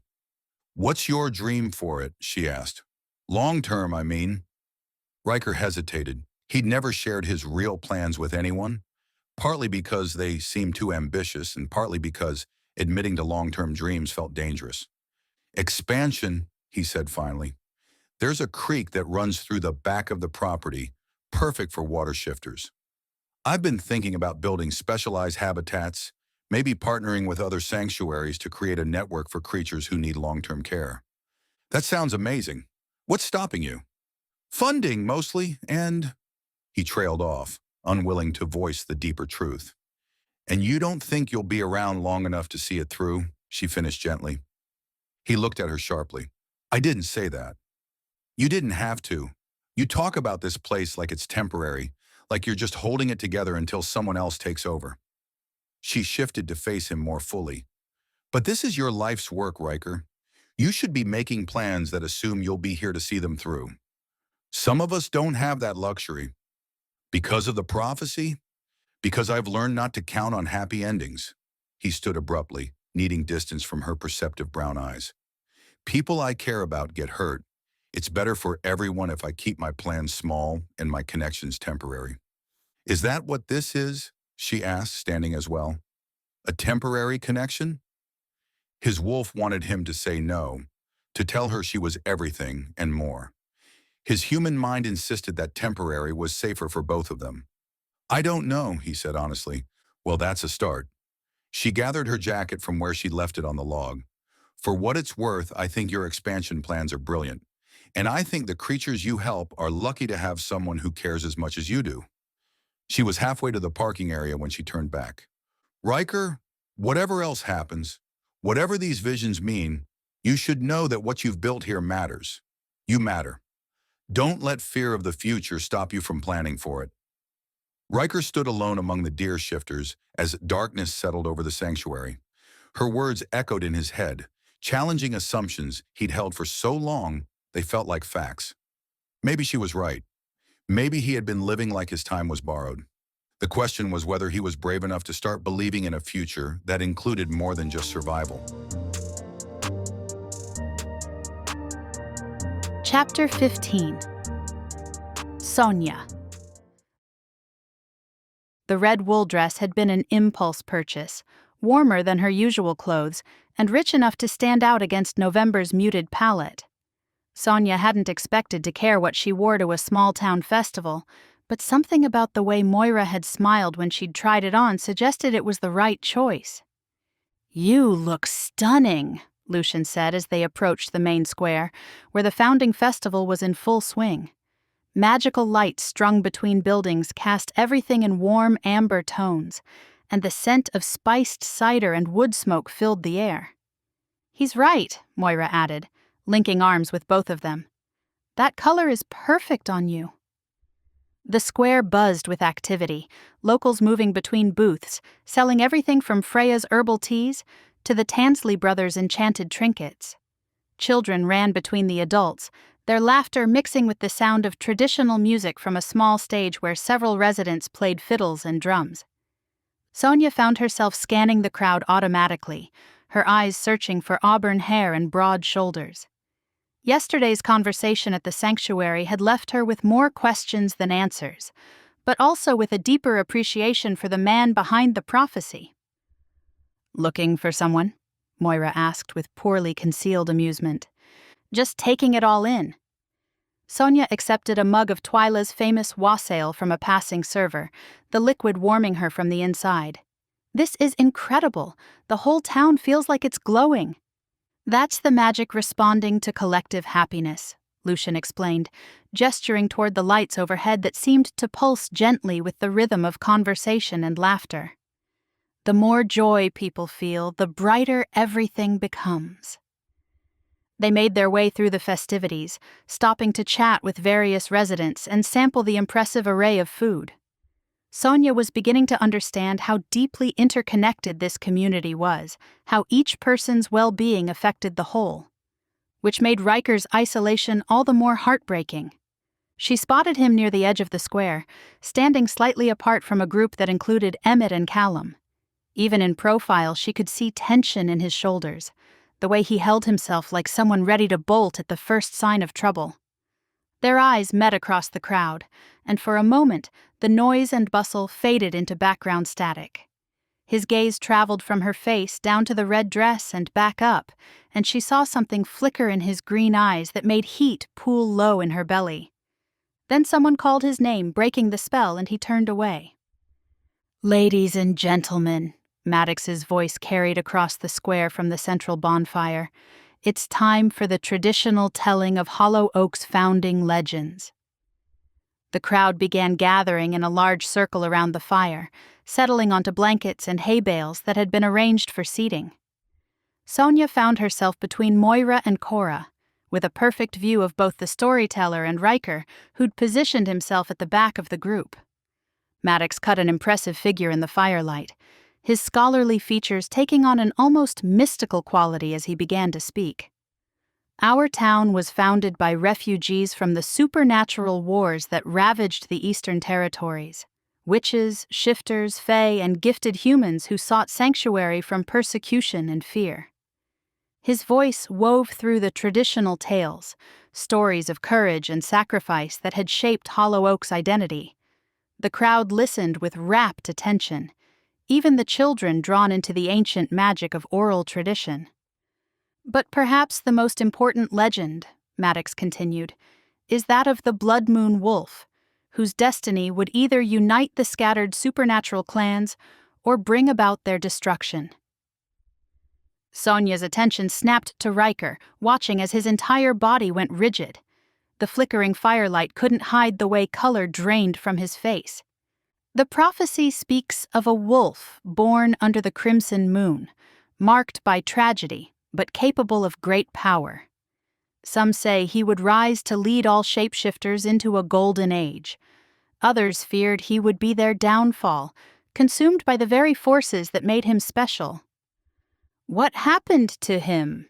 a young voice called from the crowd. "Ah, that's where legend becomes mystery," Maddox replied with dramatic flair. "Some say the bloodmoon wolf never came to pass. Others believe he walks among us still, waiting for the moment when destiny calls him to choose between salvation and destruction." Sonya watched Ryker push silently to his feet and slip away from the circle, disappearing into the shadows beyond the square. Her heart ached for the pain she'd seen in his face, the weight of carrying a legend that painted him as either savior or destroyer with no middle ground. Yesterday's conversation at the sanctuary had revealed glimpses of the man beneath the prophecy, someone passionate about helping others, someone with dreams he was afraid to voice. The way he'd talked about his expansion plans, the gentle care he showed the animals, the vulnerability when he'd admitted he didn't plan for happy endings. He was complex, fascinating in ways that had little to do with visions or mate bonds. There was something about Ryker Dusk that pulled at her. His quiet strength, his self-imposed isolation, the way he fought his own nature at every turn. He was his own worst enemy, and she was beginning to understand why. "I'll be right back," she whispered to Moira, then slipped away from the warmth of the bonfire to follow him into the darkness. The festival lights faded behind her as she took the path toward Moon Mirror Lake, guided by instinct and the pull that always seemed to draw her toward him. She could see his silhouette against the moonlit water, sitting on the rocky shore where they'd first met. Whatever demons Maddox's story had awakened, Ryker was facing them alone, just like he faced everything else. Sonya pulled her coat tighter against the November cold and walked toward the water, toward the man who carried the weight of destiny like a curse, toward whatever conversation was waiting for them under the stars. Chapter 16. Ryker. The sound of footsteps told Ryker he wouldn't be alone with his demons for long. He didn't need to turn around to know who'd followed him, her scent carried on the November wind. "That was subtle," she said, settling beside him on the rocky shore without invitation. "Didn't realize you'd followed me?" "I'm beginning to think following you is becoming a habit." She pulled her coat tighter against the chill. "Want to talk about it?" "About what?" "About how that story just made you look like you'd seen a ghost." Ryker picked up a stone from the shore, turning it over in his hands while he tried to find words for things he'd never spoken aloud. The fiddle and laughter carried thin on the cold from here, and the only sounds were gentle waves lapping against stone and the whisper of wind through bare branches. "Do you know what it's like to grow up knowing that strangers would kill you rather than risk what you might become?" he asked, his voice giving away. He felt more angst about it than he cared to admit. To have your entire identity reduced to a choice between saving or destroying everything you touch? "No," she said simply. "I don't." Her honesty was refreshing after years of people who claimed to understand when they clearly didn't. "Maddox doesn't know. About me, I mean. To him, it's just another founding legend, dramatic and mysterious. He catalogs legends, not people's scars." Ryker threw the stone across the water, watching it skip in the moonlight. "But I was there when Varric told me about the prophecy. I remember every word." "How old were you?" 15, 3 years after my pack died." Another stone joined the first, disappearing into the dark water. "Old enough to understand what it meant, but young enough to let it shape every decision I've made since." Sonya was quiet beside him, and he found himself grateful that she didn't rush to fill the silence with empty platitudes. It gave him space to decide how much of the truth he was willing to share. "The night they came for us, I was asleep in the den I shared with my sister. Maya was 2 years older, planning to mate with the beta's son come spring. The memories felt like shards of glass, cutting him even after all these years. My father burst in, told me to hide and not come out no matter what I heard. But you did come out. Eventually, when the screaming stopped." He closed his eyes, but that only made the images more vivid. 23 wolves dead, my parents, my sister, my friends, all because a group of humans had gotten hold of old prophecies and decided I was too dangerous to live. "Humans killed your pack?" "Hunters with specialized gear and inside intel. Someone had told them exactly when and where to strike for maximum damage." The bitterness in his voice surprised him. "They would have killed me too, but Varric arrived with reinforcements just as they found my hiding spot." "How did Varric know to come?" "He'd been visiting our pack, studying old texts and asking questions about the bloodmoon births. When he couldn't reach my father by phone that night, he got worried." Ryker opened his eyes, focusing on the gentle movement of water against shore. "Found me half dead from blood loss and shock, surrounded by everyone I'd ever loved." Sonya's hand found his, her gloved fingers warm and steady. "I'm sorry, that should never have happened to a child. Varric brought me here, gave me a new name, a new life. But he also told me about the prophecy that had gotten my family killed." Ryker's voice dropped to barely above a whisper. "A wolf born under the blood moon who would either unite or destroy. October 13th, 31 years ago, during the hunter's moon eclipse." "Your birthday."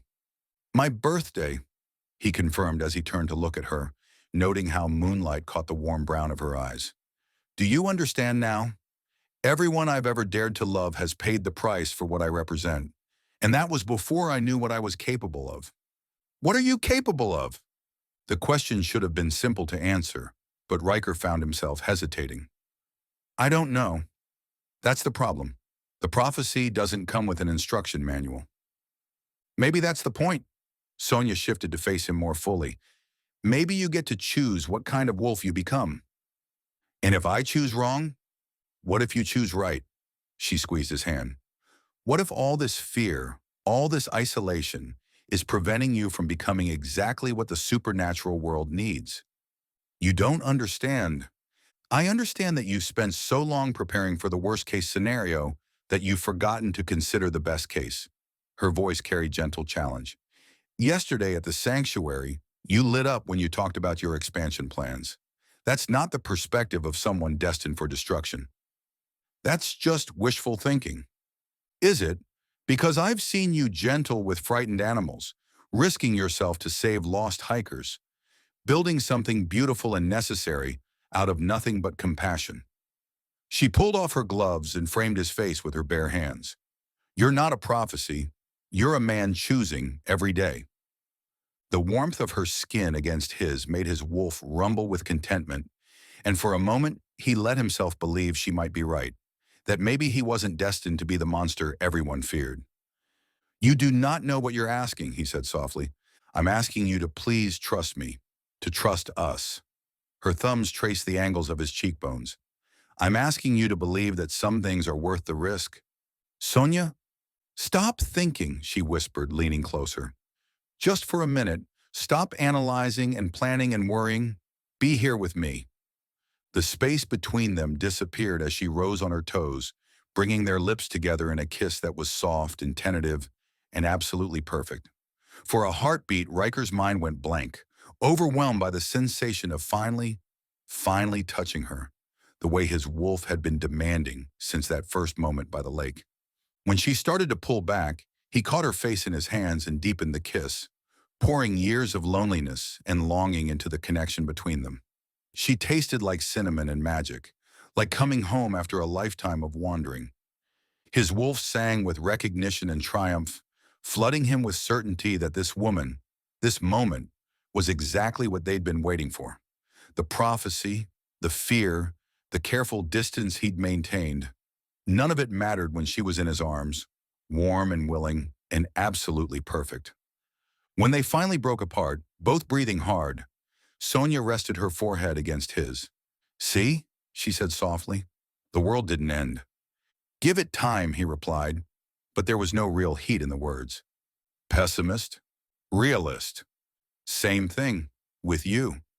She smiled and the expression transformed her face into something luminous. But I'm willing to work on that. Above them, stars wheeled across the clear November sky, and somewhere in the distance, the festival continued without them. But here by the lake, with Sonya's warmth seeping into his bones and her scent surrounding him like a promise, Ryker felt something shift inside him. Maybe she was right. Maybe he did get to choose what kind of wolf he became. And for the first time since boyhood, the weight of the prophecy didn't feel quite so heavy. Chapter 17. Sonya. The visions started the morning after the festival, hitting Sonya while she was brushing her teeth at the Hearth and Hollow Inn. One moment she was looking at her reflection, still feeling the warmth of Ryker's kiss on her lips, and the next she was somewhere else entirely. Hollow Oak at twilight, but wrong. The buildings stood like hollow shells, their windows dark and empty. The protective wards that usually hummed with gentle energy sparked and failed, sending cascades of dying magic into the air like falling stars. And beneath it all, something vast and hungry stirred, feeding on the chaos. She came back to herself, gripping the sink so hard her knuckles had gone white, toothpaste foam dripping from her mouth. The vision had lasted maybe 10 seconds, but the dread it left behind clung to her like smoke. But as she finished her morning routine, more flashes came, brief glimpses of magical energy bleeding away like water through broken glass. The 7 mated pairs standing in the town square, their bonds glowing with desperate light as they tried to hold something together that was determined to fall apart. By the time she made it downstairs, Sonya felt like she'd been running a marathon. She spent the morning helping Freya at the apothecary, hoping that focusing on practical tasks would quiet the visions. It didn't work. Every few minutes another flash would hit, glimpses of shadows pouring through cracks in reality, of familiar faces twisted with fear, of Ryker standing alone while chaos raged around him. "Okay, spill," Freya said around noon, setting down the mortar and pestle she'd been using to grind herbs. You've been jumping at shadows all morning and you look like you haven't slept in a week. I'm fine. You're not fine. You're a wreck. Freya crossed her arms, her green eyes sharp with concern. Sonya slumped against the counter. I've been having visions, and they're not good. Something about the concentration of mated pairs, about too much magical energy in one place. Sonya rubbed her temples. I think the bonds might be destabilizing the veil instead of strengthening it. Freya paled. That's not possible. The bonds are supposed to reinforce the town's protection, not weaken it. What if they're doing both? What if they're creating so much magical energy that the veil can't contain it anymore? Before Freya could answer, the shop's protection wards gave off a low, harmonic wail that made both women wince. It was the same sound they'd been hearing more frequently over the past few days, but this time it was closer, more urgent. I need to talk to Moira, Sonya said, grabbing her jacket. She's the closest thing I have to family here, and she knows more about magical theory than anyone except maybe Lucian.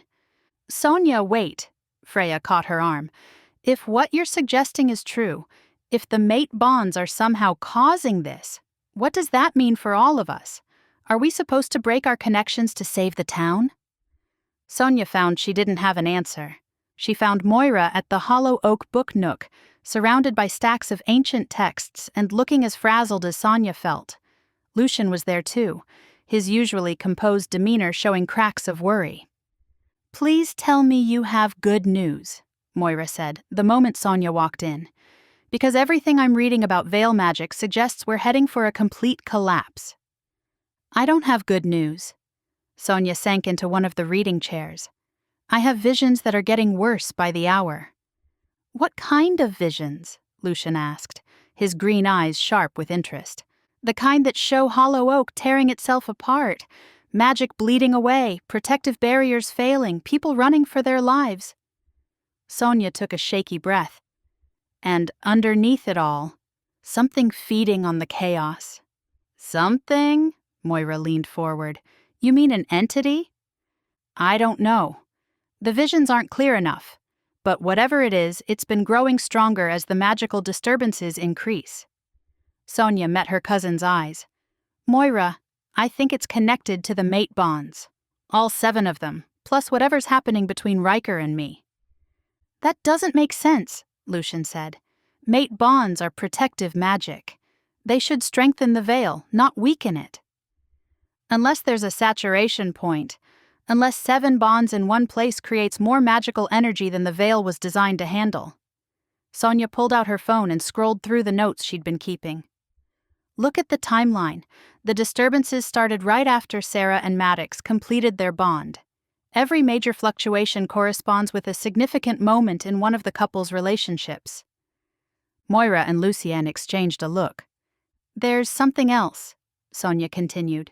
The visions always show Ryker at the center of whatever's coming, either stopping it or causing it.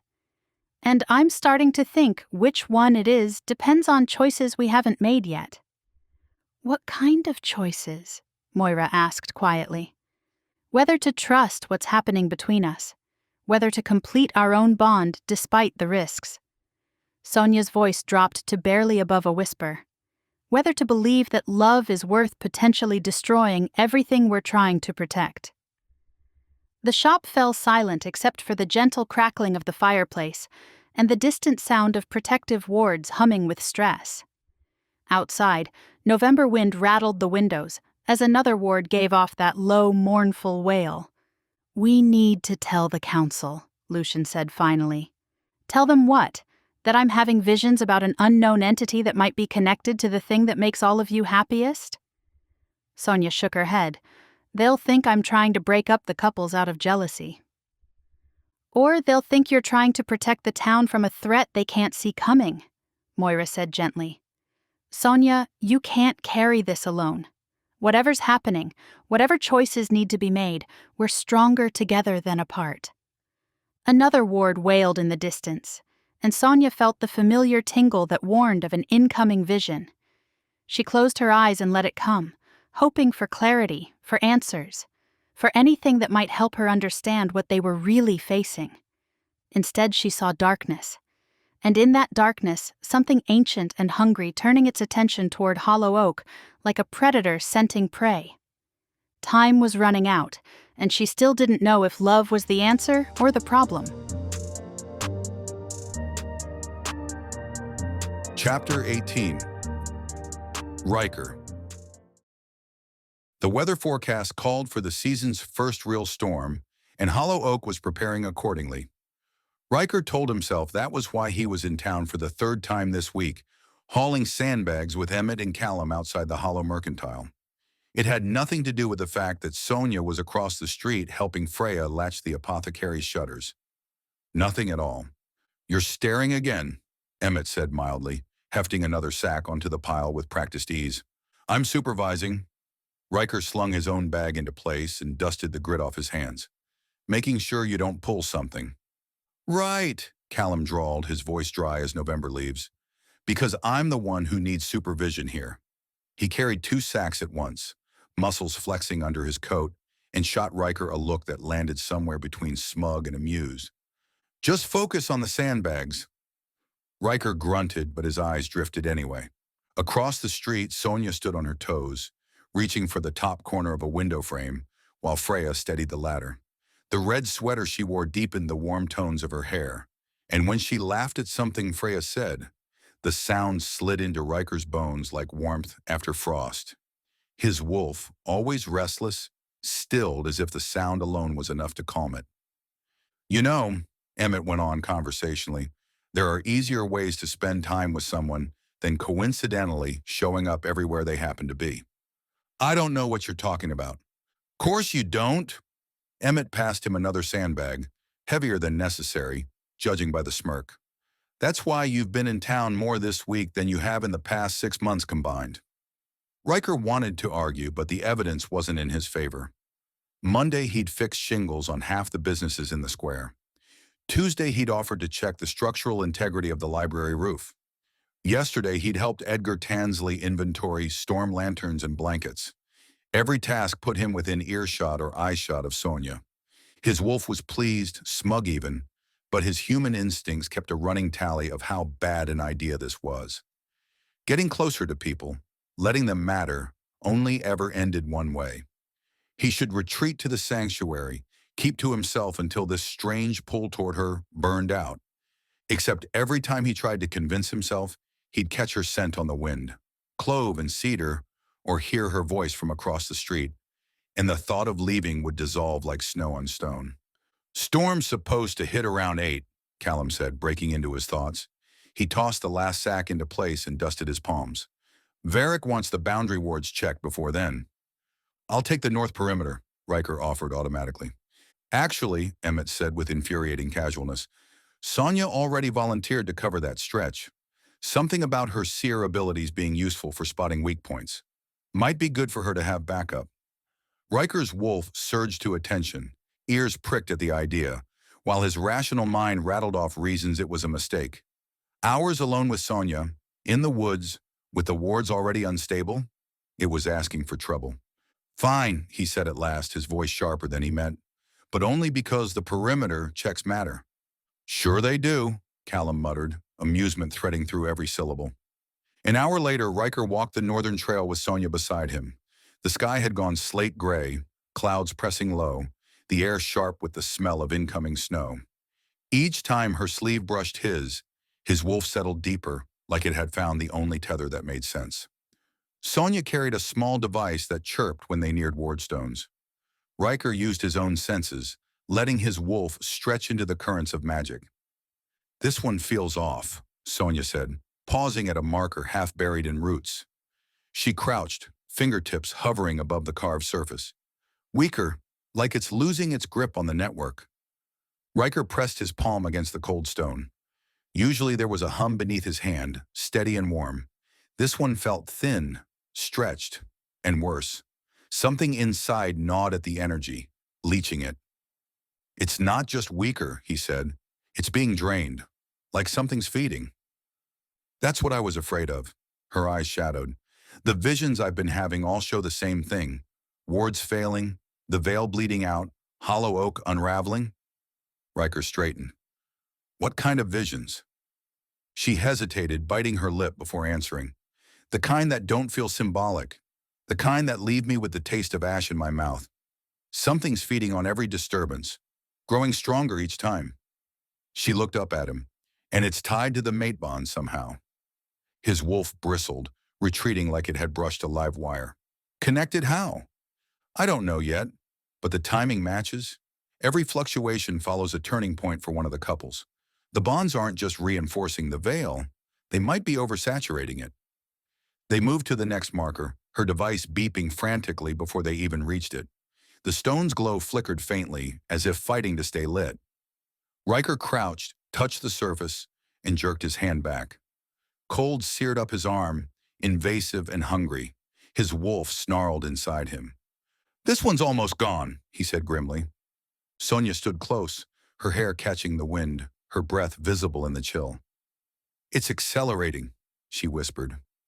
Ryker scanned the darkening woods, every instinct on alert. The storm pressed closer, wind threading through the bare branches. "If it's the bonds causing this..." He turned to her, jaw set. "Then we stop. We end whatever's forming before it brings the whole town down with us." Her hand shot out, gripping his arm. "No!" The word was soft but steady. Her fingers tightened against his coat, heat burning through the fabric. His wolf surged forward, possessive, unwilling to let her hand go. "I'm not walking away," she said. "Not from this, not from you." "Sonya." "Ryker, listen." Her voice shook but held. "Every vision points to you at the center, either stopping it or making it worse. And I think which way it goes depends on what we choose. Us. Together." The forest seemed to hold its breath. Above them, clouds swirled, the first flakes drifting down like warning signs. Ryker closed his eyes for half a second, leaning into her touch. His wolf pressed hard, demanding, urging him to claim, to trust. His human side whispered of ruin, of the night his family's screams had been drowned out by fire and blood. "You have no idea what you're asking," he murmured. "Maybe not, but I know what I feel." She met his gaze unflinching. "And I know walking away won't save us." A gust of wind tore through the trees, rattling branches and carrying the mournful hum of another ward weakening in the distance. Ryker opened his eyes, snow catching on his lashes. He let himself linger in her closeness for a moment longer, her hand warm on his arm, before pulling back just enough to steady himself. The storm was coming, and so was everything else. Chapter 19. Sonya. The Hollow Oak Book. Nook felt different at night, shadows dancing between the towering shelves while candles flickered in glass lanterns scattered throughout the store. Sonya sat cross-legged on the floor beside Moira, surrounded by stacks of ancient texts that smelled of vanilla and old magic. "Anything?" Lucian asked from his position behind the main counter, where he'd been cross-referencing entries in what looked like a handwritten index. "Lots about protective barriers and ward construction," Moira said, flipping through a leather-bound volume. "But nothing about what happens when they fail catastrophically. Keep looking." Sonya turned another page in the tome she'd been assigned, squinting at faded script that seemed to shift in the candlelight. There has to be something.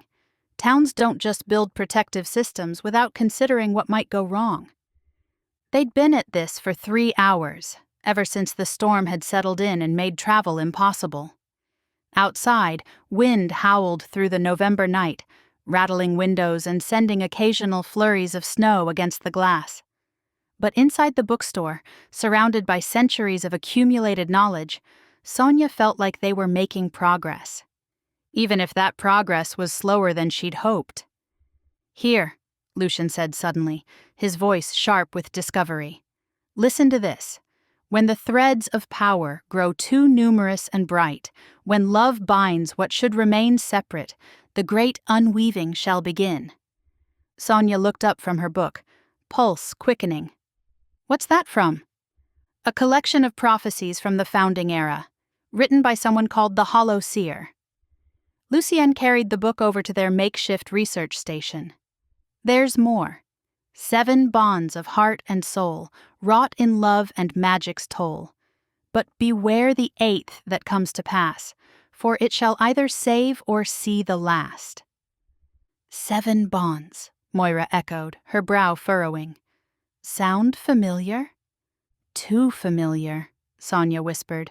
Her stomach nodded. We already have 7 pairs in Hollow Oak. If Ryker and I... You'd be the 8th, Lucian finished, lowering himself onto the rug with them. The room seemed to shrink around Sonya at those words. She could still feel the brush of Ryker's lips from their kiss days ago, the way he'd looked at her like she was dangerous and necessary all at once. Her body warmed at the memory, but her mind supplied the echo of his voice. Then we stop. Moira nudged the open page with a fingernail. Look here, it's not just the veil that would fail. The great unweaving means all the barriers. Human, supernatural, spirit. Everything bleeding into one unstable mess. That lines up with what I've been seeing. Sonya's voice came out thin. Not just cracks in our wards. Whole seams between realms pulling apart. She glanced at Lucian. He was calm. Too calm. The kind of calm that made her think of a predator circling in the dark. You've seen something like this before, haven't you? Not seen, he said evenly. Heard. Old whispers about an emptiness between realms. The void. As if summoned, Moira flipped to another passage. Here. When the great unweaving begins, the space between worlds grows thin, and that which dwells in the emptiness shall wake and hunger. It feeds on chaos, grows with each fallen barrier until nothing remains. Lucien's eyes flicked to Sonya. That sound familiar?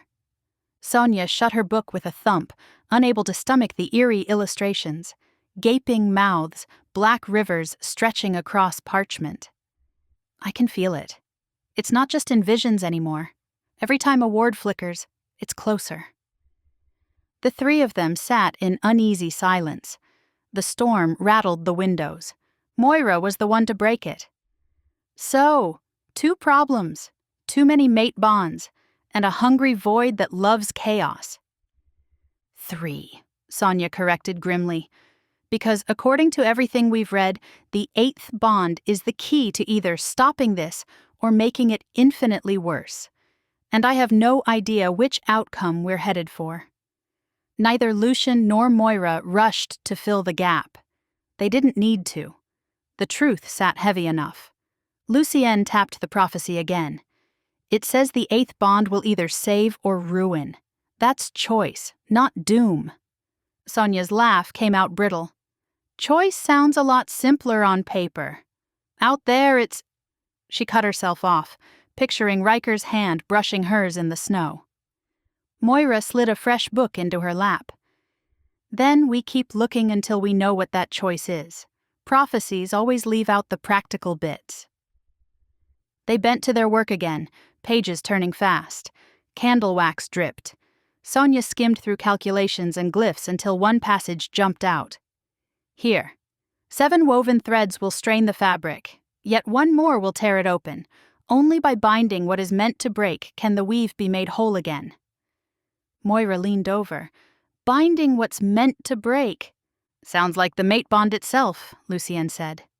Sonya shut her eyes, the words pressing into her like a weight. Binding what's meant to break. Wasn't that exactly what Ryker had tried to warn her of? He'd spent his whole life running from a prophecy that made him a weapon, and now she might be the one who tipped the scales. The lights flickered overhead, then died, plunging the store into flickering candlelight. Outside, other failures rippled through town, wards crying out in low moans. It's worsening, Lucian said quietly. And before Sonya could stop it, a vision slammed into her. The square flooded with shadows pouring through jagged tears. The 7 couples ringed together, light spilling from their hands, but still barely holding. And she stood at the center, Ryker beside her, the decision hanging in the air. Her hand snapped against the rug to steady herself. Moira grabbed her shoulder. Sonya, what did you see? The end, she whispered. Her throat ached. It's coming fast, and when it does, Ryker and I will have to decide if what's between us saves Hollow Oak or destroys it. Chapter 20. Ryker. The summons came at dawn, delivered by a sparrow shifter. Ryker had been awake anyway, pacing his cabin while his wolf prowled restlessly beneath his skin, both of them circling the same thought. Sonya. The way she'd looked at him yesterday in the forest, like he might actually deserve happiness.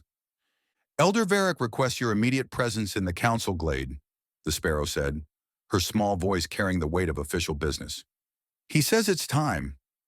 Time for what, she didn't specify, but the knot in Ryker's stomach already knew. When he entered the glade, ancient stones cast long shadows and mist hung low between the trees like ghostly curtains. Varric stood at the center of the circle, his silver braids damp with condensation, his eyes heavy with decisions Ryker wasn't sure he wanted to hear. You came quickly, Varric observed. You said it was time. Time for what? For truth. All of it. Not just the pieces I thought you could handle. Varric gestured toward one of the stone benches. Sit, son. This conversation is long overdue. Ryker stayed standing, his wolf bristling. I already know about the prophecy. Bloodmoon wolf, unite or destroy. You told me when I was 15. I told you part of it, enough to keep you cautious, but not enough to crush your spirit. Varric's tone was grim, but careful isn't going to be enough anymore.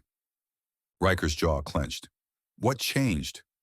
The disturbances, the wards failing, the fact that you finally found your mate, and the timing couldn't be worse. Varric pulled a leather-wrapped bundle from his coat. The complete prophecy, Ryker, written by the hollow seer herself the night before she died. Ryker's breath stalled as Varric unwrapped bark parchment, the surface covered in symbols that writhed in the mist. Read it, Varric said, holding it out. I can't read the old script. Your wolf can. Let him rise enough to translate. Against his better judgment, Ryker loosened his grip on control.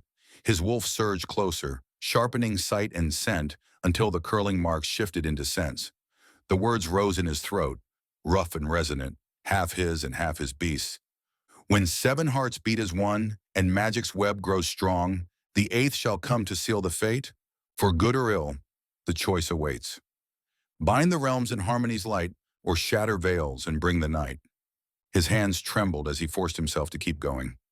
The bloodmoon's child must choose his path, to save the world or face its wrath. When the circle closes and love completes the ring, the void wakes and chaos brings.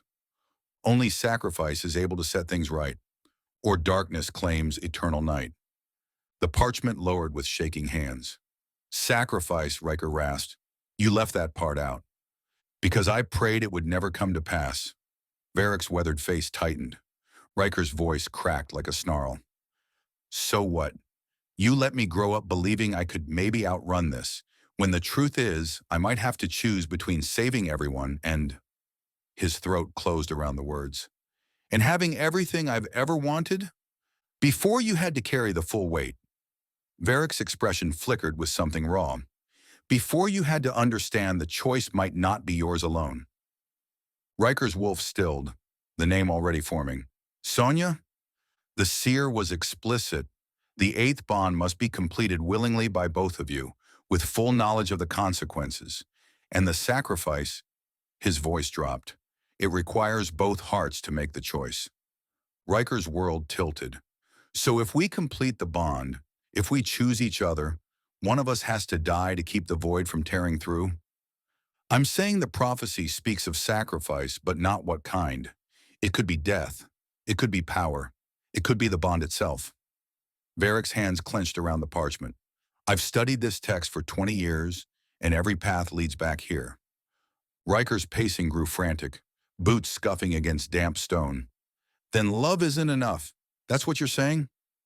Varric's gaze softened with regret. Sometimes the greatest act of love is walking away. No, the word tore out, sharp and final. Yesterday, he'd told Sonya something similar, pushed her away for her own good. But hearing it now, cast as fate, felt like a noose.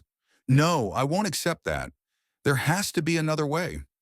Maybe there is. Maybe binding the realms in harmony doesn't mean destruction, but something we don't yet see. Varric rose, shoulders bowed beneath centuries. But you must understand what you're risking. Not just your life, but hers. Everyone in Hollow Oak. The fabric of reality itself. You think I don't know that, Ryker snarled. His wolf pressed against his skin, restless with fury. You think I haven't been terrified of this exact thing since the moment I saw her? Then why stay? Why not leave and spare us the risk? Ryker stopped pacing, chest heaving.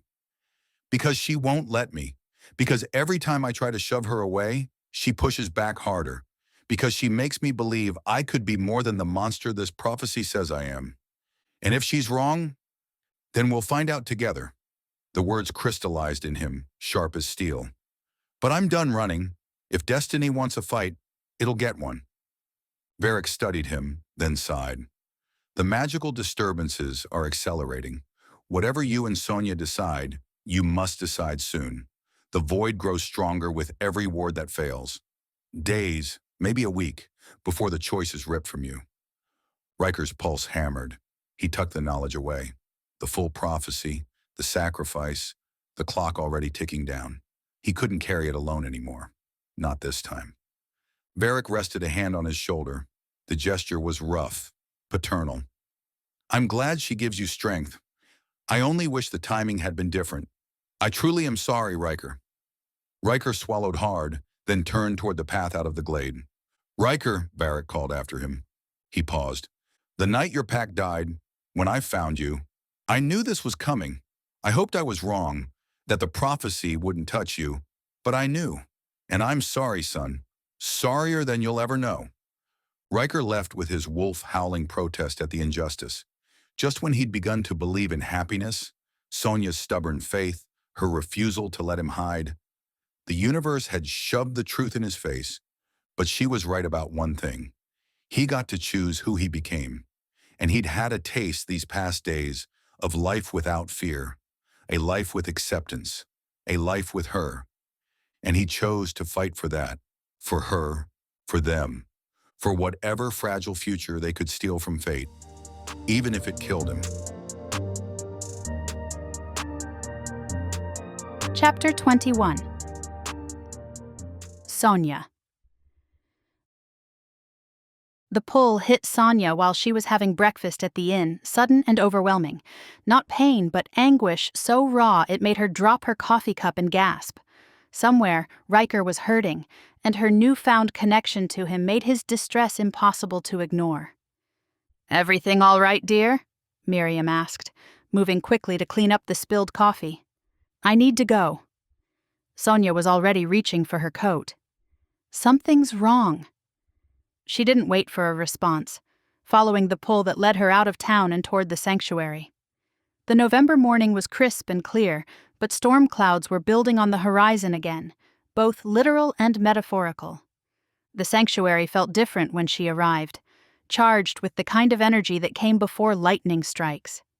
She found Ryker in the main cabin, standing with his back to the door and his shoulders rigid with tension. "You shouldn't be here," he said without turning around.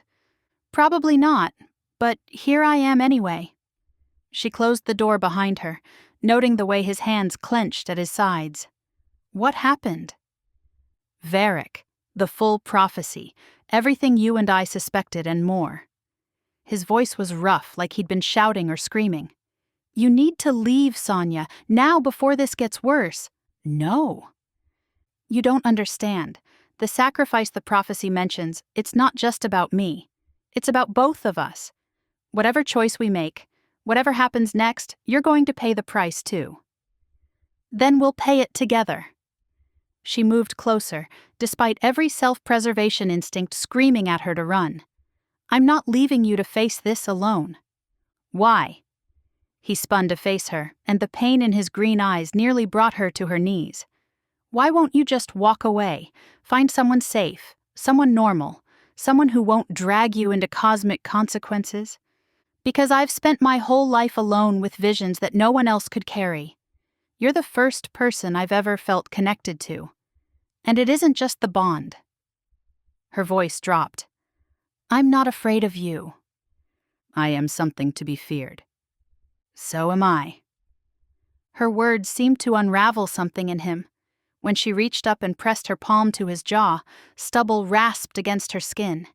His big hand covered hers, trapping it there. "What if they're right?" he whispered, breath shaky. "What if loving you destroys everything? What if it saves everything instead?" Their lips met like gravity, inevitable and earth-shaking.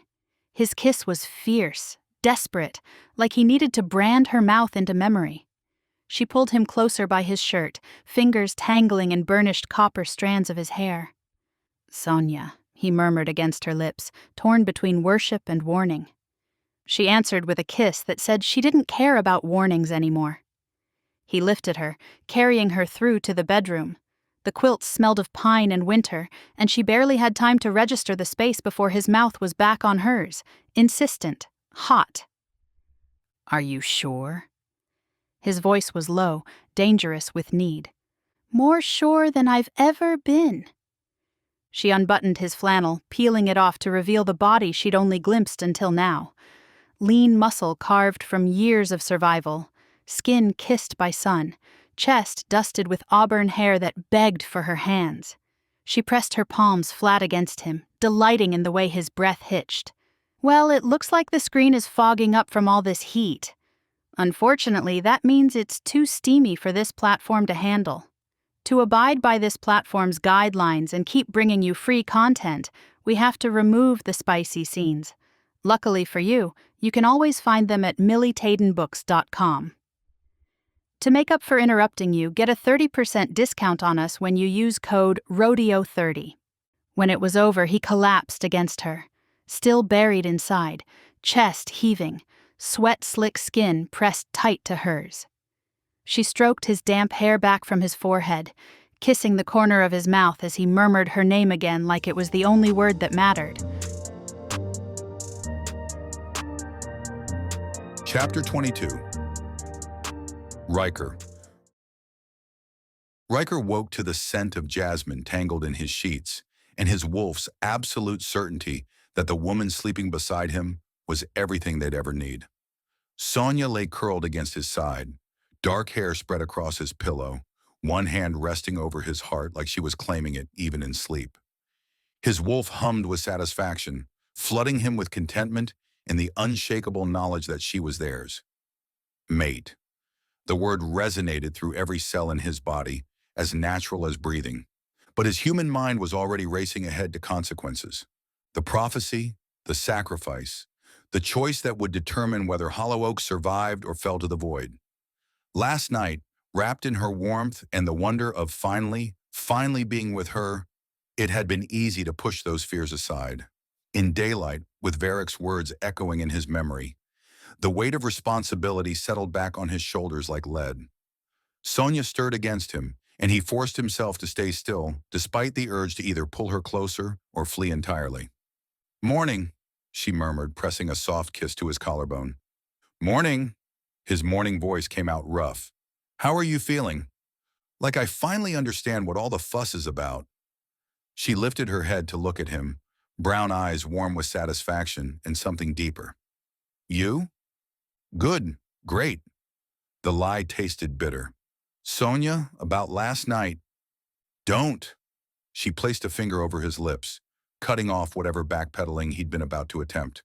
"Don't you dare try to make this into a mistake." "I'm not. It wasn't. But we need to talk about what happens next." "What happens next is we figure out how to save everyone without sacrificing ourselves."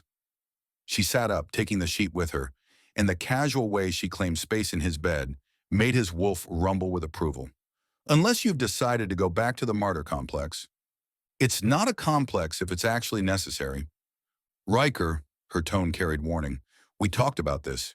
You don't get to make unilateral decisions about our future." "What if it's not about us anymore? What if every moment we spend together makes the situation worse?" He sat up as well, putting distance between them before his wolf could convince him to pull her back down. "What if last night was the trigger that starts the countdown?" Then we deal with it. You don't understand. He stood, pacing to the window where dawn light filtered through the trees. I can feel the difference, Sonya. In my magic, in my connection to the veil, in everything. My wolf knows what you are to me now, more than even before, and that knowledge is changing things. What kind of things? How could he explain that he could sense every protective ward in Hollow Oak like they were part of his own nervous system? That the magical disturbances felt personal now, like attacks on something he was meant to defend? That power was building in him, ancient and wild, begging to be released. The kind that make me dangerous to everyone around me. He heard her get out of bed, but didn't turn when she approached. Her hand settled on his shoulder, warm through his t-shirt. You're not dangerous to me. You're the most in danger of anyone. He finally faced her, noting how she'd wrapped herself in his flannel shirt. Even that small claim of ownership made his wolf possessive. The prophecy is specific, Sonya. The eighth bond, completed willingly by both parties, triggers whatever comes next. And after last night, we're closer to completing it than we were before. She finished. I know. I can feel it too. Then you understand why I need to be careful. Why we need to be careful. Careful is one thing. Shutting me out is another. She moved closer, close enough that he could smell his own scent on her skin. Don't confuse protecting me with abandoning me.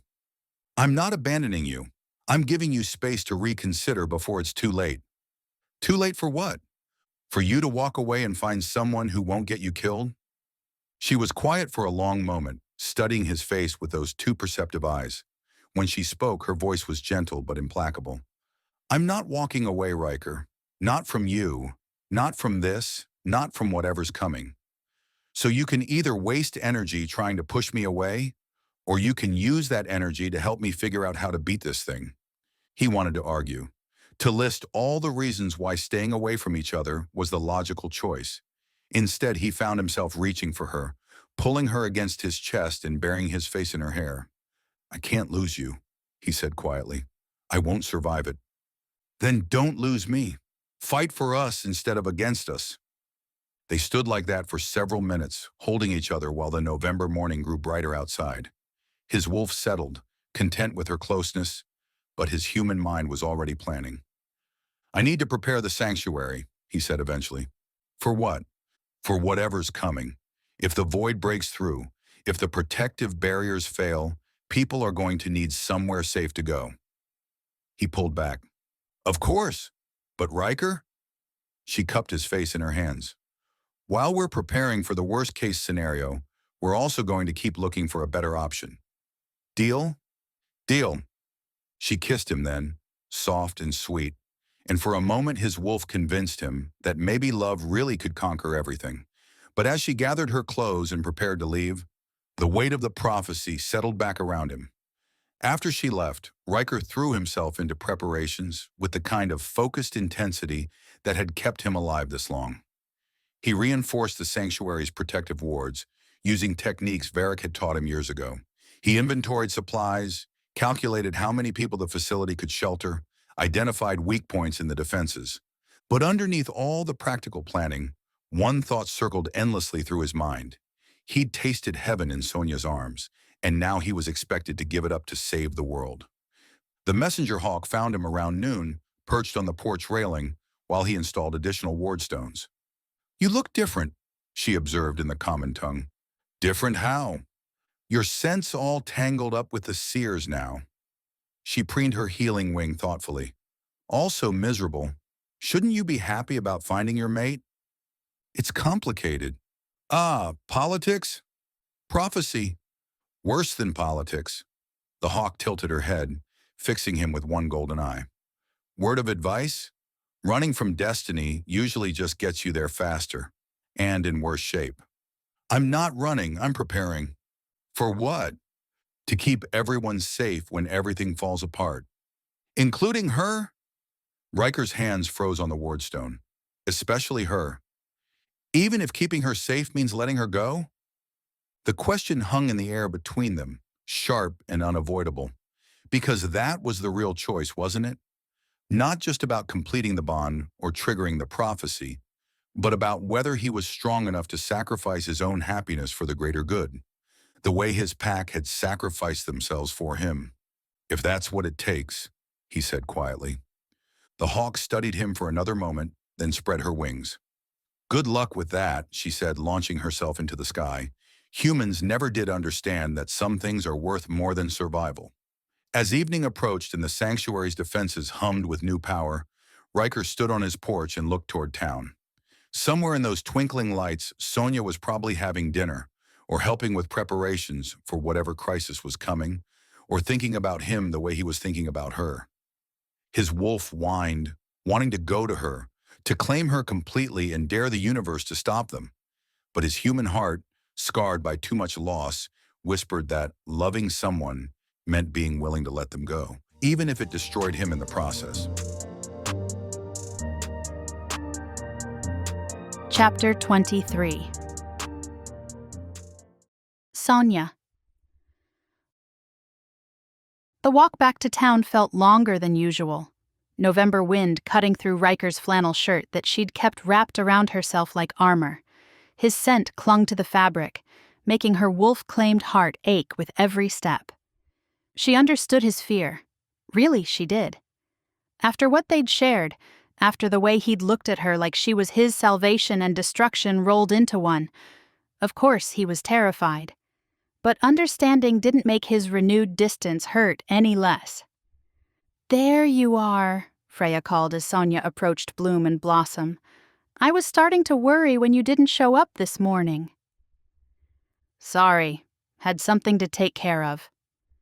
Sonya pushed through the shop's door, grateful for the warmth and the familiar scent of herbs.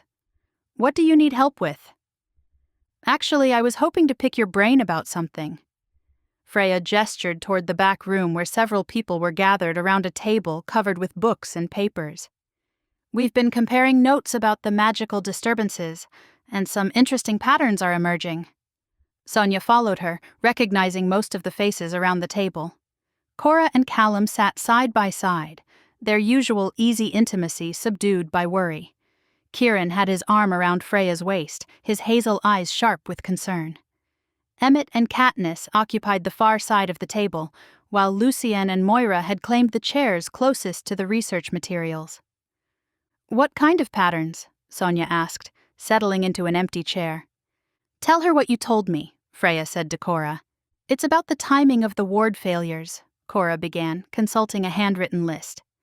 "I've been tracking them against significant moments in our relationships, and there's definitely a correlation." "What kind of moments?" Sonya asked, though she suspected she already knew. "First kisses, first intimate encounters, official matings." Callum's voice was grim. "Every major milestone in our bonds corresponds with a spike in magical disturbances." "But here's the thing," Katniss interjected, leaning forward. "The pattern isn't consistent across all couples. Some milestones barely register, while others cause massive fluctuations." "Which ones cause the bigger problems?" Sonya asked. "The ones involving the strongest alphas," Emmett said bluntly. "My bond with Katniss, Callum's with Cora, and now..." "Now, whatever's happening between you and Ryker," Moira finished gently. "We're not trying to blame anyone, but the evidence is pretty clear." Sonya nodded, her mind already working through the implications. "So the more powerful the shifter, the more their mating affects the magical infrastructure." "That's our theory," Lucian confirmed. "Which brings us to the real question. What do we do about it?" "Have any of you considered that maybe we're looking at this backwards?" Sonya asked, an idea beginning to form. "What do you mean?" Freya asked. "I mean, what if the bonds aren't causing the problem? What if they're revealing it?" Sonya pulled one of the research books toward her, flipping through pages until she found the passage about the void. "Look at this description again. It feeds on magical chaos, growing stronger with each barrier that falls. What if it's been here all along, just waiting for enough power to manifest?" "You're saying the mate bonds are like bait?" Kieran's expression was skeptical. "I'm saying they're a power source. The void feeds on magical energy, right? and mated pairs generate a lot of magical energy. So instead of the bonds causing the veil to collapse, what if the void is using that energy to break down the barriers from the inside? The table fell silent as everyone processed this possibility. That would explain why the disturbances started small and have been building, Emmett said slowly. It's been feeding gradually, growing stronger with each couple that completed their bond. And now it's strong enough to actively attack the protective barriers, Cora added, instead of just feeding off the ambient energy. But if that's true, Moira said, then completing more bonds would just give it more power to work with. Unless we find a way to cut off its food supply, Sonya said, or redirect that energy towards something else. Her hope was evident to everyone, but she didn't care. Like what? Callum asked. Before Sonya could answer, a clear vision overtook her. Threads, 7 of them, bright as comet tails, weaving from each couple into the outer fabric. Not fraying, not rotten, strong. The strain lay not inside the threads but at the edges, where a dark lattice pressed in like a web, siphoning luminescence. It drank at every bright junction, not to break the threads but to gorge on the spillover. Darkness pouring through cracks in reality, but not random cracks. Deliberate ones, carved by something that understood exactly how to exploit the weaknesses in Hollow Oak's defenses. The void wasn't just feeding on the magical energy from the mate bonds, it was using that energy like a scalpel, precisely cutting through the barriers that kept it contained. Sonya gasped as the vision faded, finding herself gripping the edge of the table while concerned faces stared at her. "What did you see?" Moira asked urgently. "That we have been blaming the wrong thing." Sonya turned so the whole circle could hear her. "The bonds are not the fuse, they are the fuel. The void is hoarding until the veil is too thin to hold. It is not love that breaks us. It's hunger." "Hunger for what?" Freya asked. "Our power, our connections, everything that makes us strong." Sonya's voice grew steadier as understanding crystallized. "Whatever this thing is, it's not random. It's intelligent, and it's been planning this for a long time." "So what do we do?" Kieran demanded. "We stop giving it what it wants," Emmett said grimly. "Cut off its food supply." "How? By breaking our bonds?" Katniss's voice carried disbelief. "That's not exactly reversible." "No," Sonya said quickly. "Breaking the bonds would probably make things worse. The energy has to go somewhere, and a severed connection would create exactly the kind of magical chaos this thing feeds on." "Then what?" Cora asked. Sonya looked around the table at the 7 people who'd found love despite impossible odds, then out the window toward the sanctuary where Ryker was probably still building walls, both literal and metaphorical. "We figure out how to use our connections as weapons instead of just power sources," she said finally. "And we do it fast because I don't think we have much time left." Chapter 24. Ryker. The protective ward at the sanctuary's eastern boundary was cold when Ryker pressed his palm against it. Not just cool from the November air, but wrong, like touching metal in winter. His wolf whined, hackles rising as it sensed something fundamentally off about the magical signature. "This one's compromised," he called to Emmett, who was checking the neighboring marker 50 yards away. "Whatever's been feeding on the wards, it's gotten stronger." "Same here." Emmett's voice carried across the frost-covered meadow. "The ward's still active, but barely. Feels like it's being drained from the inside." Ryker pulled his hand away from the stone, flexing his fingers to work feeling back into them. 3 days since he'd woken up with Sonya's scent on his skin and the certainty that his world had shifted forever. 3 days of increasingly frequent patrol calls as Hollow Oak's defenses continued to fail in ways that defied explanation. They worked their way through the remaining boundary markers in grim silence, documenting the deterioration with methodical precision. Each wardstone told the same story: steady drainage, weakening connections, and an underlying wrongness that made Ryker's wolf pace restlessly beneath his skin. The animal had been agitated since yesterday, when reports started coming in from other couples about nightmares and unsettling dreams. Cora mentioned shadows that moved independently in her peripheral vision.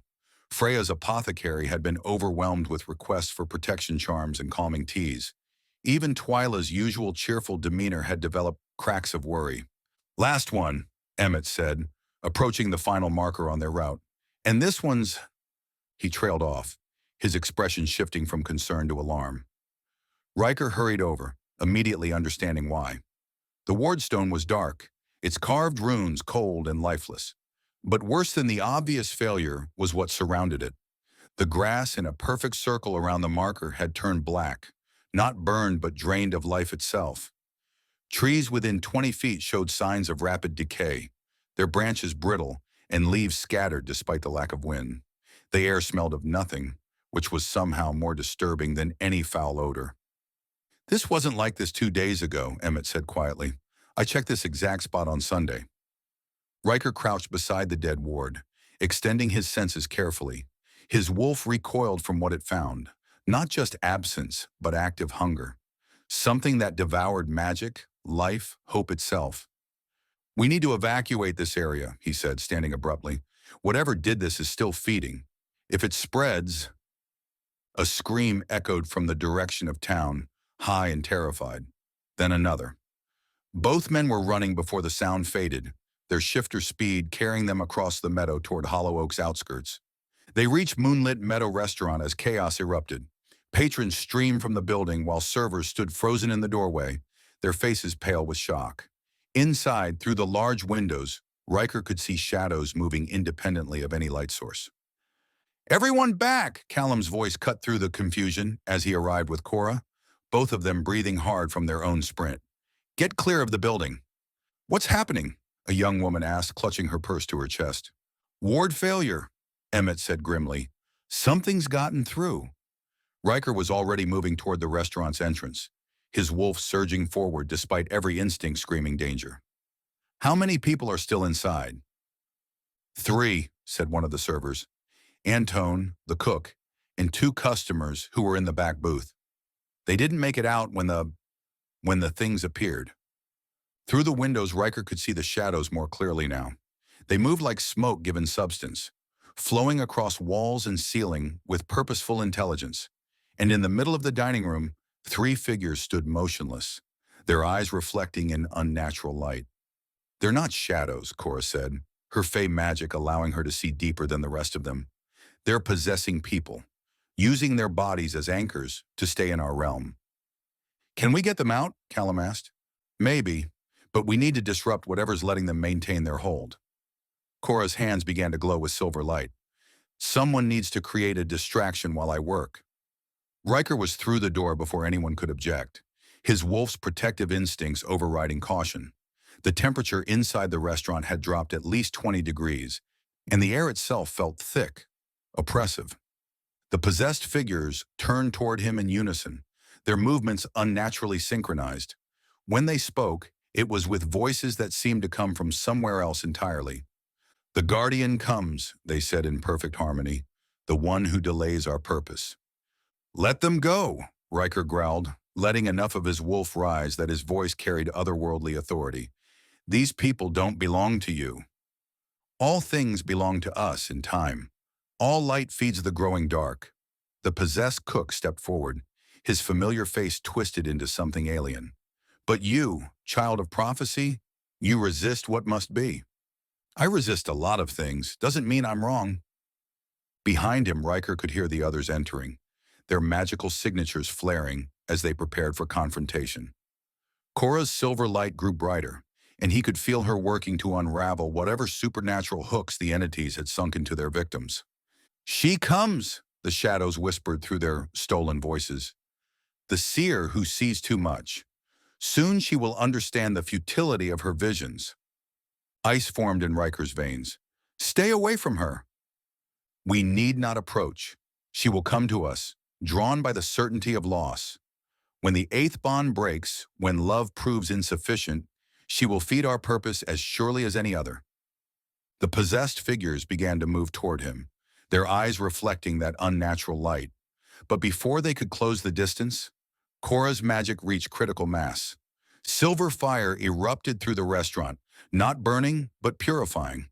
The shadows writhed and fled, pouring out through cracks in reality that sealed themselves as quickly as they'd opened. The three possessed individuals collapsed, unconscious but breathing. "Is everyone okay?"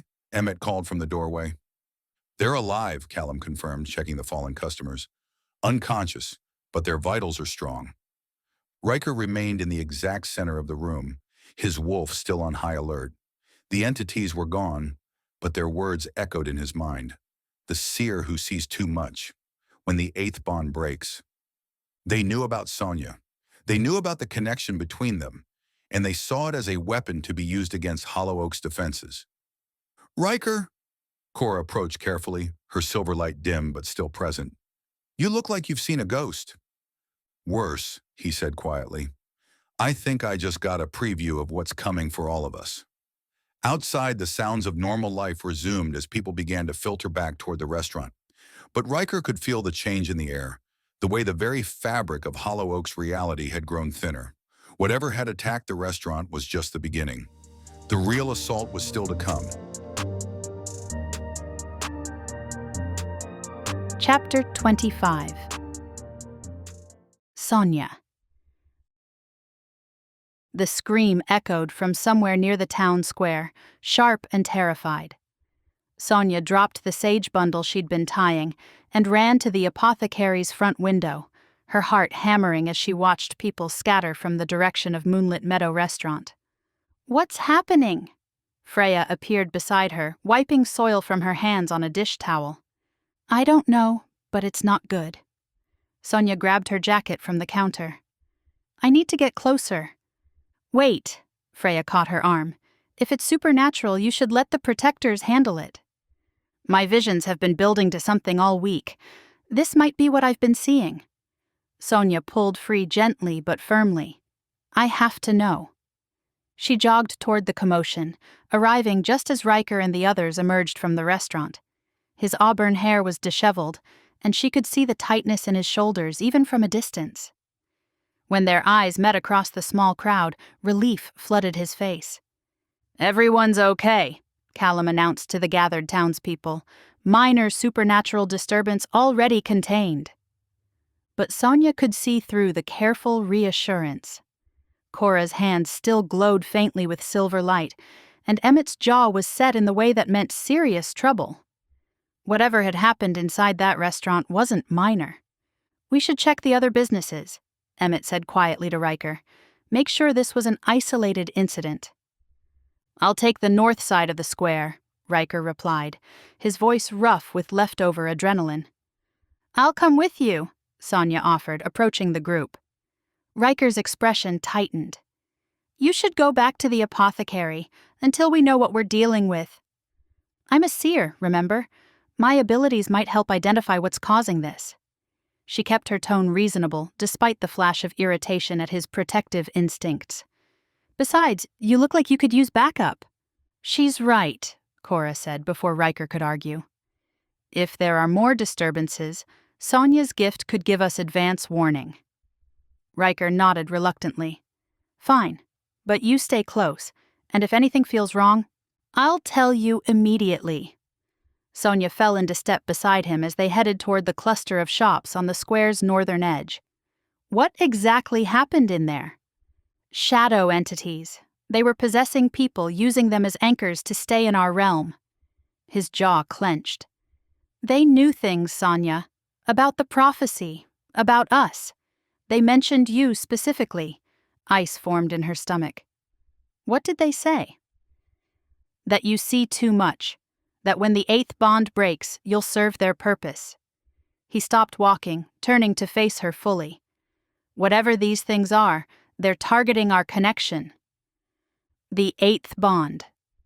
Sonya repeated the phrase. "Ryker, I don't think our bond is breaking.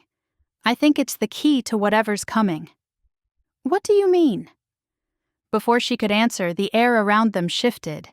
Not wind, but something deeper, like reality itself was taking a breath. The sensation made her skin prickle with warning. "Do you feel that?" she whispered. Ryker's nostrils flared, his wolf clearly sensing the disturbance. Something's changed. The magical currents are... He didn't finish the sentence because that's when the vision hit. Sonya had experienced powerful visions before, but this one struck with the force of a lightning bolt. The present world disappeared, replaced by something vast and terrible. She stood in a space that wasn't space, surrounded by the hungry dark between stars. Here, in the void between realms, something ancient stirred. Not a creature in any recognizable sense, but a presence, intelligent, patient, and utterly alien. The void. It wasn't a name, but a description. This entity existed in the emptiness between worlds, feeding on the energy that leaked through cracks in reality. For centuries, it had subsisted on minor magical spillovers, growing slowly, waiting. But now, something had changed. 7 bright threads pulsed with power, the mate bonds of Hollow Oak's couples. Each connection blazed like a star, their combined energy creating a beacon that called to the void across dimensional barriers. The entity pressed against the boundaries of reality, testing, probing, finding weaknesses. The vision shifted, showing her the truth behind the recent disturbances. The void hadn't been breaking through randomly. It had been systematically weakening the veil, using the mate bond's energy like a key to unlock doors between worlds. Every intimate moment, every emotional milestone, every deepening of connection between the couples fed power into the magical infrastructure. And the void drank from that power, growing stronger with each passing day. But there was more. An 8th thread, still forming, still potential rather than reality. Her connection to Ryker pulsed with different energy than the others. Not just love and magic, but prophecy, destiny, the power to reshape the very foundations of reality. The vision pulled her deeper, showing her 2 possible futures. In the first, the 8th bond completed in fear and haste, its power chaotic and uncontrolled. The void seized that energy, using it to tear massive holes in the veil. Shadow creatures poured through in endless waves, consuming everything they touched. Hollow Oak fell first, then the surrounding counties, then entire states as the infection spread. The human world burned while the supernatural realm collapsed into the hungry void. In the second future, the 8th bond formed in perfect harmony, not just between her and Ryker, but synchronized with all 7 existing pairs. Their combined power didn't feed the void, but created something new. A network of protection that sealed the cracks between worlds, banishing the entity back to the emptiness where it belonged. But this second future required precise timing, absolute trust, and a sacrifice that made Sonya's soul ache to contemplate. The vision shifted again, focusing on Ryker. She saw him as the void saw him, not a potential destroyer but a catalyst. His bloodmoon heritage made him uniquely sensitive to the barriers between realms. In the wrong circumstances, that sensitivity would make him the perfect conduit for the void's influence. He could become the weapon that tore reality apart. But in the right circumstances, that same sensitivity would let him feel every crack in the veil, every weak point the void was exploiting.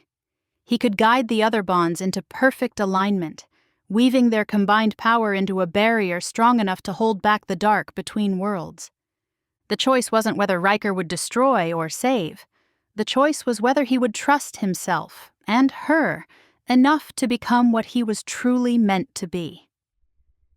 The vision began to fade, but not before showing her one final image. The void, sensing her intrusion into its realm, turning its attention toward her like a vast eye opening in the dark. It knew she had seen its plans. It knew she understood the stakes. And it was done waiting. Sonya gasped as the present world crashed back around her.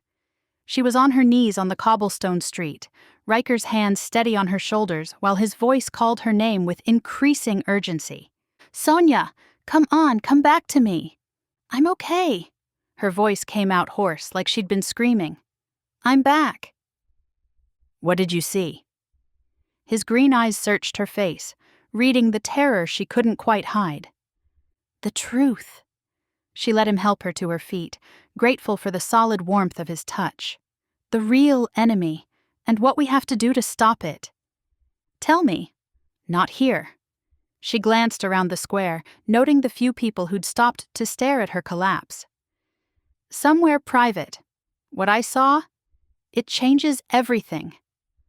Ryker nodded, his protective instincts clearly on high alert. My truck's just around the corner. As they walked toward his vehicle, Sonya's mind raced through the implications of her vision. The void was real, it was coming, and their time was running out faster than anyone realized. The entity had been patient for centuries, but her intrusion into its realm had accelerated its timeline. The final assault would come soon, and when it did, everything would depend on whether she could convince Ryker that the prophecy everyone feared was actually their only hope for survival. The truck's engine turned over with a reassuring rumble, but as they drove toward the sanctuary, Sonya couldn't shake the feeling that they were being watched. Not by human eyes, but by something vast and hungry, counting down the moments until it could finally feed. Chapter 26. Ryker.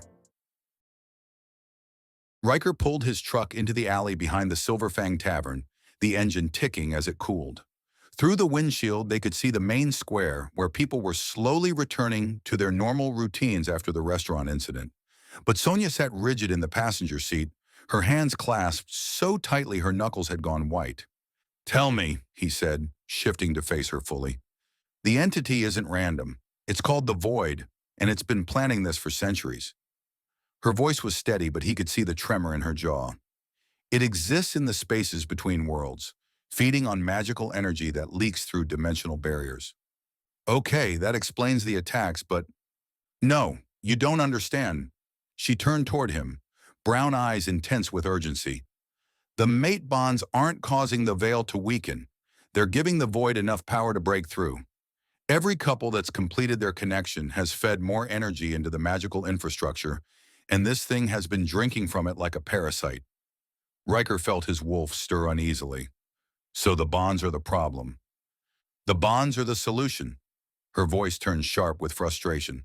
But only if we complete the 8th one properly. Only if we trust what's happening between us instead of fighting it. Sonya, you're not the destroyer in the prophecy, Ryker. You're the key to saving everyone. She reached for his hands, her touch warm against his cold fingers. Your bloodmoon heritage makes you sensitive to dimensional barriers. You can feel where the Void is weakening the veil, guide the other couples into the right alignment. Ryker pulled his hands away, his wolf beginning to pace beneath his skin. You're asking me to believe that everything I've been told about myself is wrong. I'm asking you to believe that prophecies aren't instructions, they're possibilities. Her voice grew desperate. I saw 2 futures, Ryker. In one, we complete our bond in fear and chaos, and the Hollow uses that energy to tear reality apart. In the other, we synchronize with the other couples and create a barrier strong enough to banish it forever. And if you're wrong, if I really am the thing that destroys everything, he shook his head, his voice turning harsh. My pack died because people were afraid of what I might become. What if they were right? They weren't right. They were terrified. Sonya's tone turned fierce. Fear made them see a monster where there was just a scared child. Don't let that same fear make you into the thing they imagined. You don't know what you're asking me to risk. I know exactly what I'm asking. She moved closer, her hand finding his cheek. I'm asking you to trust me, to trust us, to believe that love is stronger than prophecy. Ryker wanted to lean into her touch, to let her certainty wash away the doubts that had plagued him since childhood. But the weight of responsibility pressed down like a physical force. What if completing our bond gives the Hollow exactly what it needs? What if your vision was wrong, or incomplete, or... Then we'll face the consequences. Her thumb traced along his jawline. But I won't watch you destroy yourself trying to prevent a future that doesn't have to happen. Sonya, I can't... You can't what? Can't trust your mate? Can't believe you might actually deserve happiness? Her voice rose with frustration. or can't admit that running away is easier than fighting for something you want? The accusation hit like a slap. I'm not running away. I'm protecting people. You're protecting yourself from getting hurt again. She pulled back, eyes flashing with anger. You'd rather live alone and miserable than risk caring about someone enough to lose them? That's exactly what this is. Her voice turned cold. You're so convinced you're going to destroy everything that you won't even try to save it. And you know what? That kind of self-fulfilling prophecy might be exactly what dooms us all. Riker's wolf snarled at the challenge in her tone. Don't lecture me about destiny when you've known me for 2 weeks. I've been seeing you in visions for months. I know you better than you think. Visions can be wrong. So can fear. They glared at each other across the truck's cab, the air thick with tension and unspoken feelings. Riker's hands clenched on the steering wheel while his wolf pressed against his control, demanding he claim her, protect her, prove to her that she was wrong about his cowardice. Before either of them could speak again, the truck's windows began to rattle, not from wind but from something deeper, a vibration that seemed to come from the earth itself. What the hell? Riker straightened, his supernatural senses immediately on alert. Outside, people in the square began pointing at the sky. Ryker followed their gaze and felt his blood turn to ice. Cracks were spreading across the air itself, black lines zigzagging through reality like breaks in glass. And through those cracks, something dark was seeping into their world. It's starting, Sonya whispered. The void's making its move. Shadow creatures began pouring through the cracks, twisted shapes that moved like smoke but struck like solid matter. People screamed and ran as the entities descended into the square, their forms shifting and writhing as they sought living hosts. Get down, Ryker ordered, but Sonya was already moving. I need to see where they're coming from, she said, closing her eyes and letting her seer abilities extend. The main breach is near the fountain, but there are smaller ones opening all around the square. Through the windshield, Ryker could see the other mated couples emerging from various businesses, their supernatural abilities flaring as they prepared for battle. Callum's lion form rippled beneath his skin, while Cora's hands blazed with silver fire. Emmett and Katniss moved with coordinated precision, his wolf instincts guiding her enhanced human reflexes. I have to help them, Ryker said, reaching for the door handle. Wait, Sonya grabbed his arm. In my vision, the void was specifically targeting us. It wants to corrupt our bond, use our energy to tear bigger holes. Then we stay away from each other. No, that's exactly what it wants. Our separation, our fear, our refusal to complete what we started. Her grip tightened. We fight this together, or we lose everything. A shadow creature slammed into the truck's hood, its form writhing as it tried to find purchase on the metal surface. Its eyes, if they could be called eyes, fixed on Sonya through the windshield with hungry intelligence.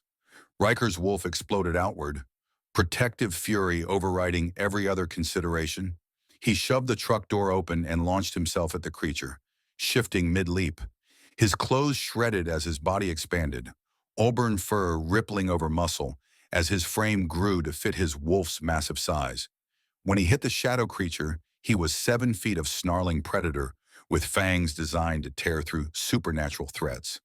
The entity dissolved under his assault, but 3 more immediately took its place.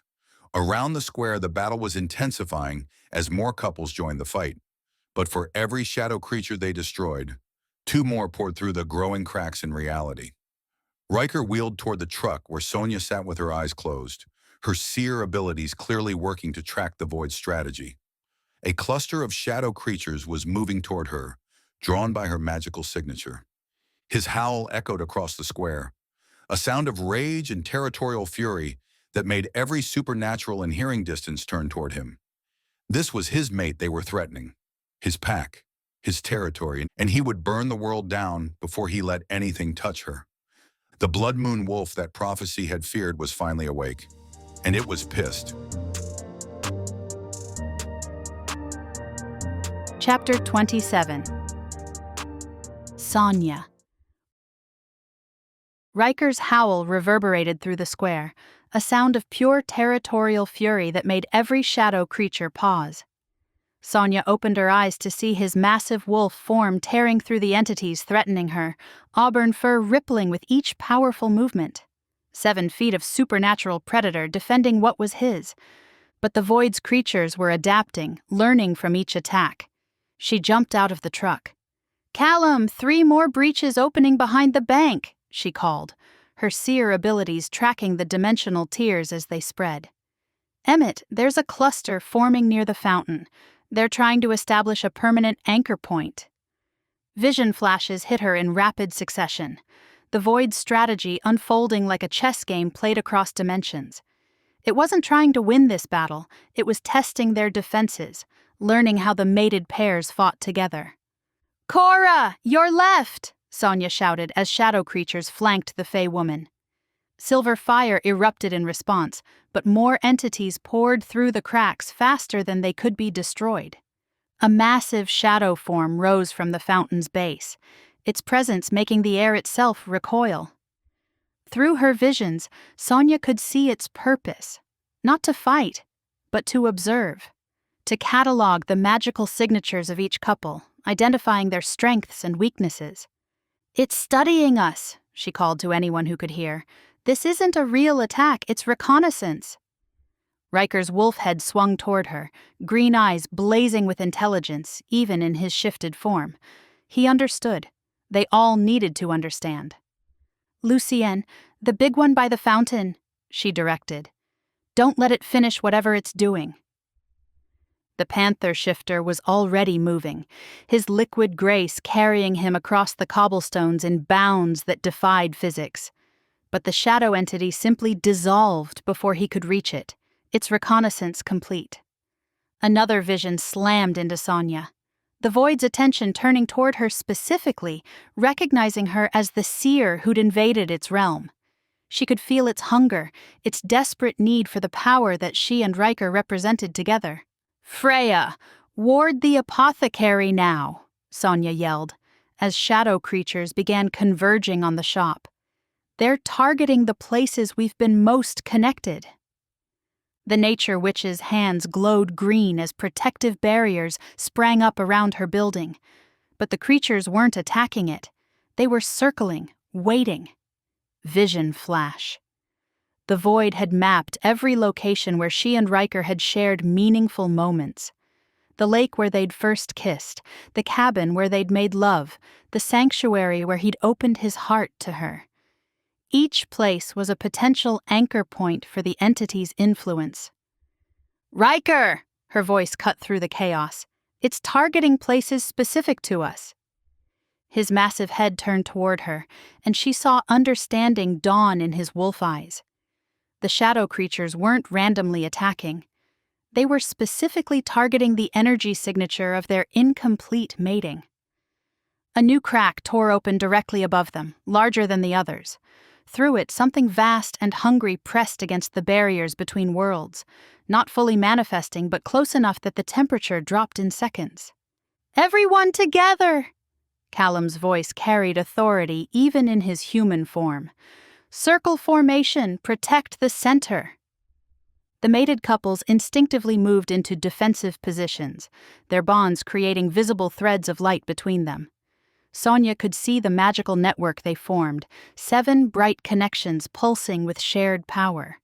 But there was a gap, an 8th position waiting to be filled. "Sonya, get behind us!" Katniss called, her human reflexes enhanced by her bond with Emmett. "No." Sonya stepped forward instead, directly into the center of the circle. "We need the 8th connection to complete the network." Ryker's wolf form prowled closer, understanding what she was asking. Complete their bond here, now, in the middle of battle. Let their connection fill the gap in the magical pattern. Another vision hit. The Void's reaction to their potential joining, hunger so intense it made her stagger. The entity wanted their power, but it also feared what they could become together. "It's afraid," she said, loud enough for everyone to hear. "The Void is afraid of what happens if we complete the 8th bond." "Then why are we standing here talking about it?" Kieran called, his tiger instincts clearly on high alert. "Let's give it something to really fear." Another vision hit her hard, the void's desperation spiking as it realized what the couples were planning. If they attempted to complete the bond here and now, without the proper ritual, without perfect timing, the raw energy could be exactly what the entity needed to break through completely. "No," she called out. "Not here, not like this. It wants us to rush, to complete the bond in chaos and fear." Ryker's wolf form began to shift once again to human form, understanding her warning. He stood before her, using his discarded shirt to cover himself, his green eyes fierce with protective instinct. "She's right," he said, his voice carrying across the square. "The bond has to be completed properly, or we'll feed the void exactly what it needs." The massive presence above them grew stronger, pressing harder against the dimensional barriers. Reality bent and warped under its influence, but it wasn't breaking through, it was waiting, watching to see what they would choose. "Everyone hold positions," Callum ordered. "Don't give it an opening." "Freya, can you reinforce the barriers around the meaningful locations?" Sonya called, her visions showing her the void's true strategy. "It's planning to corrupt our connection points, turn them into anchor points for a larger assault." The nature witch nodded, her hands already glowing with protective magic. Green light spread from her position, creating shields around the apothecary, extending toward the lake, the inn, everywhere that mattered to the couples. But the void wasn't trying to break through those barriers, it was cataloging them, learning exactly where to strike when the real attack came. "It's mapping us," Sonya said, another vision flashing through her mind. "Every location that holds emotional significance for each couple. When it makes its real move, it'll target those places specifically." Shadow creatures began circling their defensive formation, not attacking but observing, counting their numbers, testing their response times, learning how they coordinated their abilities. "It's preparing for war," Emmett said grimly.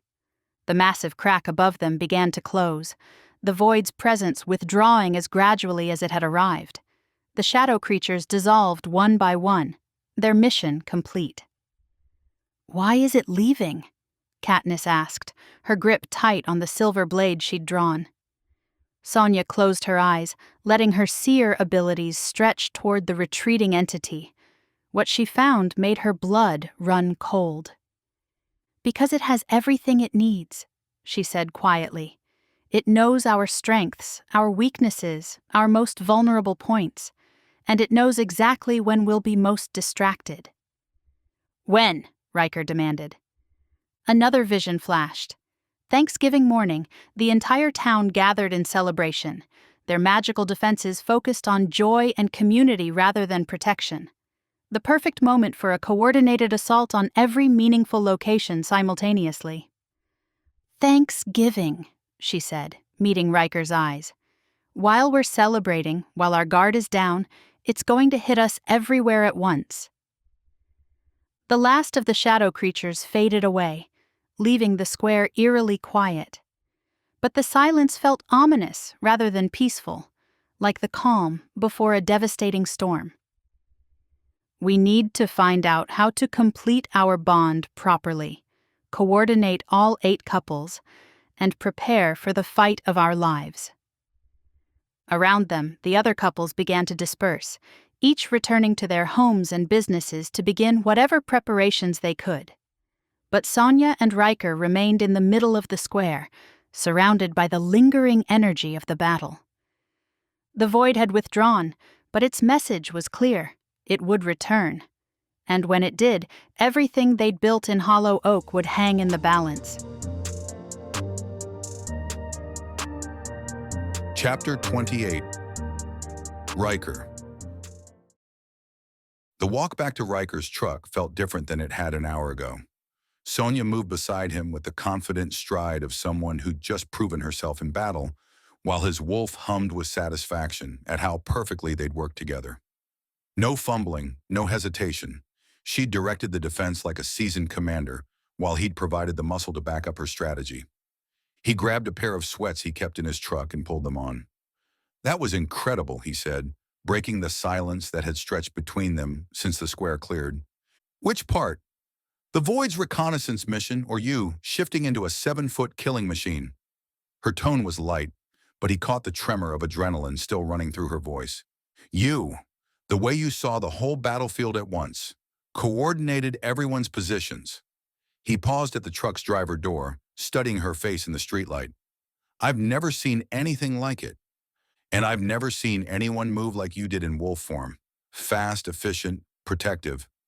She leaned against the passenger door, her brown eyes warm with something that made his wolf preen. We make a good team. Yeah, we do. The admission came easier than he'd expected. Better than good. They climbed into the truck, but neither reached for their seatbelts. Instead, they sat in the quiet cab while the engine cooled and the town settled back into evening routines around them. Ryker, Sonya said carefully, about what I said during our fight. I didn't mean... You meant every word and you were right. He faced her fully. I have been protecting myself instead of protecting what matters. And I have been so focused on preventing one future that I never considered there might be another option. What changed your mind? Watching you guide that battle, seeing how the other couples trust each other completely, even in crisis. He gestured toward the square where Callum and Cora were walking hand in hand toward their home.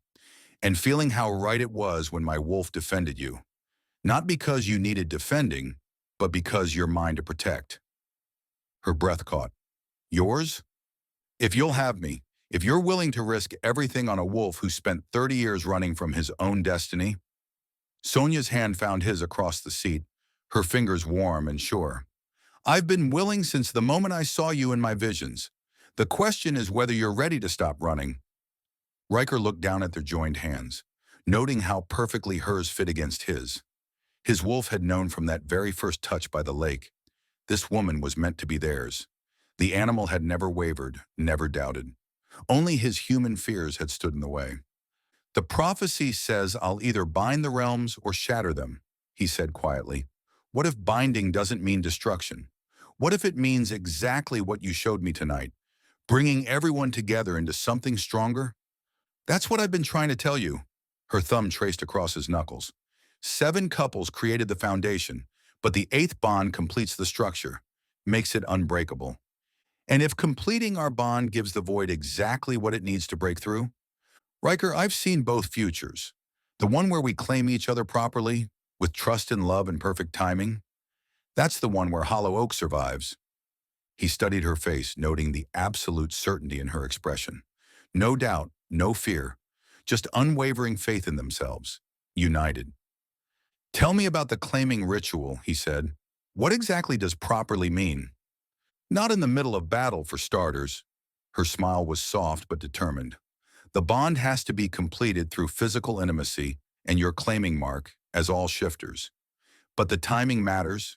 The energy has to be channeled correctly, synchronized with the other couples. Synchronized how? I'm still working that part out, but I think it has to happen during a moment of community joy, when all the positive energy can amplify our connection instead of the void being able to corrupt it. Ryker nodded slowly, his tactical mind already working through possibilities. Thanksgiving. The whole town will be celebrating together. Exactly. Maximum positive energy, everyone focused on gratitude and community bonds. Sonya's eyes brightened with the same intensity he'd seen during the battle. If we time it right, our claiming could create a resonance that locks the void out permanently. And if we time it wrong, then we give it enough power to tear through all the barriers at once.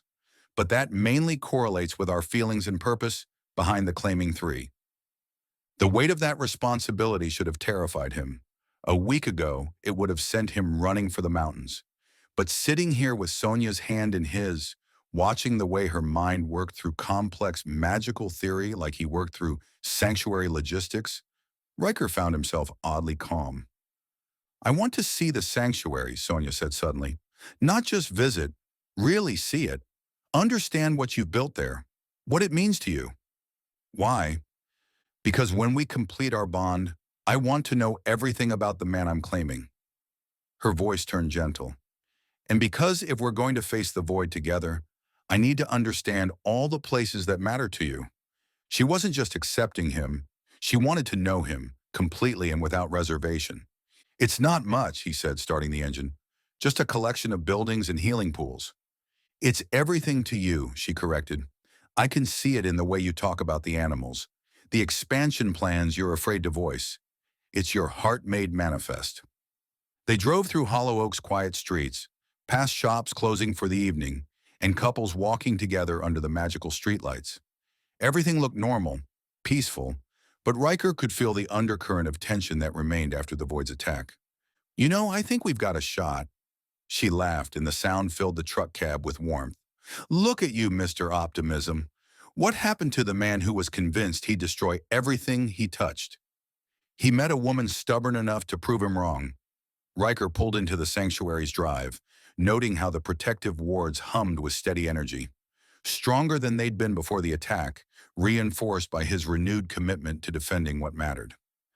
And he finally started believing in the future they could build together, Sonya added softly. Ryker cut the engine and turned to look at her. This incredible woman who'd driven across state lines following visions that led her to him. Her dark hair caught the moonlight, and her brown eyes held depths of strength he was still discovering. She leaned across the seat, her lips finding his in a kiss that tasted like promises and hope. Now show me your world, so I can help you save it. As they walked toward the main cabin hand in hand, Ryker's wolf settled into contentment. No more running, no more fear. Just a man and his mate preparing to face destiny together. And for the first time in his life, the future felt like something worth fighting for. Chapter 29. Sonya. The council glade had been transformed for their emergency gathering. Instead of the usual formal circle, Twyla and Miriam had arranged comfortable seating around a large fire pit, with steaming mugs of coffee and cocoa for everyone who needed the warmth. All 7 mated couples sat together, plus Varric and the other council members, creating an intimate war council that felt more like an extended family meeting than a military briefing, which was exactly what Sonya had hoped for. "Thank you all for coming on such short notice," she began, standing beside the fire with Ryker at her side. "What happened in the square last night was just the beginning. The Void isn't done with us." "Tell us what you've learned," Varric said. Sonya took a steadying breath, feeling Ryker's presence warm and solid beside her. The Void is an ancient entity that exists in the spaces between worlds. It's been feeding on magical energy that leaks through dimensional barriers for centuries, growing slowly, waiting for enough power to break through into our realm. "And the mate bonds are providing that power?" Callum asked, his arm tightening around Cora. "Not exactly. The bonds themselves aren't the problem, they're the solution. But our delay in completing the 8th connection is creating exactly the kind of unresolved tension the Void feeds on." Sonya gestured toward herself and Ryker. "Every day we hesitate, every moment of doubt or fear between us, generates chaotic energy that makes it stronger." "So you're saying our relationship status is a supernatural security risk?" Katniss asked with her usual bluntness. "I'm saying the Void is literally feeding on our unresolved bond," Sonya confirmed. "The incomplete connection between Ryker and me is like leaving a door cracked open. The entity uses that opening to probe our defenses, map our weaknesses." Murmurs rippled through the gathered couples, and Sonya could see the worry on their faces. These people had found happiness against impossible odds, and now their bonds were being used as weapons against their community. "There's more," she continued. "The reconnaissance attack showed the Void exactly how we fight together, what our capabilities are. It's planning a coordinated assault during Thanksgiving, when our guard is down and our defenses are focused on celebration rather than protection." "Thanksgiving is only a couple of days away," Emmett pointed out grimly. "Which still gives us time to prepare," Ryker said, speaking for the first time since they'd arrived. "To figure out how to complete our bond properly and coordinate our defense." Elder Bram leaned forward, his pale eyes sharp with interest. "You're planning to complete the mating during the battle?" "Not before," Sonya said. "The claiming has to happen when the community energy is at its peak, focused on joy and gratitude instead of fear and chaos. If we time it right, Our completed bond could create a resonance that locks the void out permanently. And if you time it wrong, Sarah asked, her influencer instincts cutting straight to the potential consequences. Then we give it enough power to tear through all the barriers at once, Sonya admitted. But doing nothing isn't an option. Every hour we delay makes it stronger. Freya raised her hand tentatively. What exactly does completing the bond properly entail? Because if the entire town's safety depends on your relationship, we need to understand the logistics. Sonya's cheeks grew hot, but she forced herself to answer directly. Physical intimacy and Ryker's claiming Mark, but it has to be synchronized with the positive energy from the rest of the community, a moment of perfect harmony between all 8 bonds. So you need privacy for the intimate part, but also connection to the group energy, Moira said thoughtfully. That's complex timing. Which is why we need everyone's help, Ryker said, his voice steady despite the personal nature of the discussion. We can't do this alone. Varric studied them both with ancient eyes. Are you certain about this path? Once a claiming mark is given, the bond becomes permanent. There's no changing your minds later. Sonya felt Ryker's hand brush against hers, a gesture of support that steadied her more than any words could have. We're certain, she said, meaning it completely. The bond between us isn't the problem, it's the solution. The void fears what we could become together. Then it's settled, Twyla said, her Fey heritage lending authority to her words. We rally around our 8th couple and help them save us all. Wait, Kieran interrupted, his tiger instincts clearly skeptical. You're asking us to base our entire defense strategy on a mating ritual. What if something goes wrong? What if the bond doesn't form properly? Then we fight anyway, Callum said firmly. We've been preparing for threats to Hollow Oak long before any of us found our mates. We don't abandon that now. But the prophecy, Elder Bram began. The prophecy says Ryker will either bind the realms or shatter them, Sonya interrupted. It doesn't say he'll do it alone. Binding the realms could mean exactly what we're planning, bringing all 8 couples together into something unbreakable. She looked around the circle, meeting each person's eyes. I've seen both futures. The one where we trust each other, where love wins over fear, where the community comes together to protect what matters. That's the future where Hollow Oak survives. And the other future? Lucian asked quietly. The other future is why we're here talking instead of waiting to see what happens. Silence fell over the glade, broken only by the crackling of the fire and the distant sound of night birds in the trees. Then Cora stood, moving to Sonya's side. Whatever you need, she said simply. We're with you. One by one, the other women joined them. Katniss, Moira, Lena, Freya, Kaya, and Sarah, forming a circle of support around Sonya that made her throat tight with gratitude. The men, too, Emmett said, standing and clasping Ryker's shoulder. We've got your back, brother. Callum, Lucian, Luca, Elias, Kieran, and Maddox gathered around Ryker, their different supernatural backgrounds unified by shared purpose. For the first time, Sonya could see him truly accepting his place in the community, not as an outsider to be tolerated, but as family to be protected. So how do we do this? Miriam asked, her practical nature cutting through the emotional moment. What does the town need to know, and how do we coordinate 8 couples plus community celebration without tipping off the void? We keep the Thanksgiving festivities exactly as planned, Sonya said, already working through the logistics. The void expects us to be distracted by celebration. We use that expectation against it. And the claiming? Varric asked. Sonya felt her cheeks flush again, but Ryker's steady presence gave her courage. During the sunset blessing, when the whole town is gathered and the energy is focused on gratitude, the moment when everyone is thinking about what they're thankful for. The most powerful positive energy of the entire year, Twyla murmured approvingly. Clever. Can the other couples help somehow? Cora asked. Channel energy toward you during the crucial moment? Yes, Sonya said immediately, though she wasn't entirely sure how. If you're all thinking about your own bonds, your own gratitude, it should create a resonance that amplifies our connection. A network, Moira said, understanding dawning in her eyes. 8 bonds creating a web of protection around the entire town. Exactly. Sonya reached for Ryker's hand, their fingers interlacing naturally. Together, we're stronger than the sum of our parts. Around them, the community leaders began discussing practical preparations, strengthening wards, coordinating patrols, preparing the traditional Thanksgiving feast while secretly readying for battle.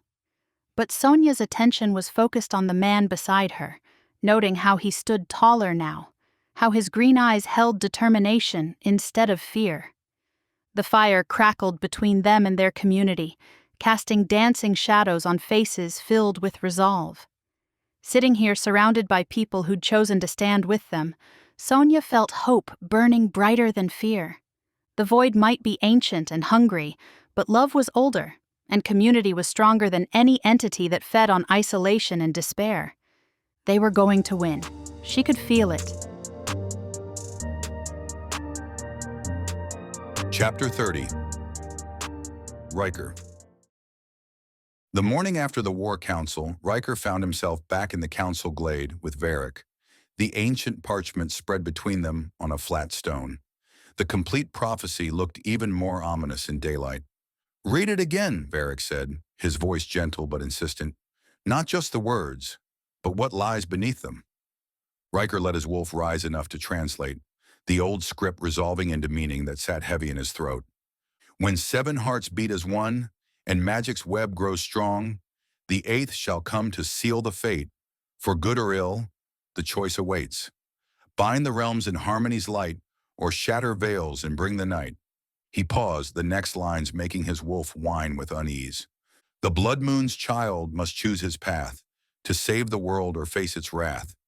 When the circle closes and love closes the ring, the void wakes and chaos brings. Only sacrifice can make things right, or darkness claims eternal night." "You keep stumbling on that last part," Varric observed.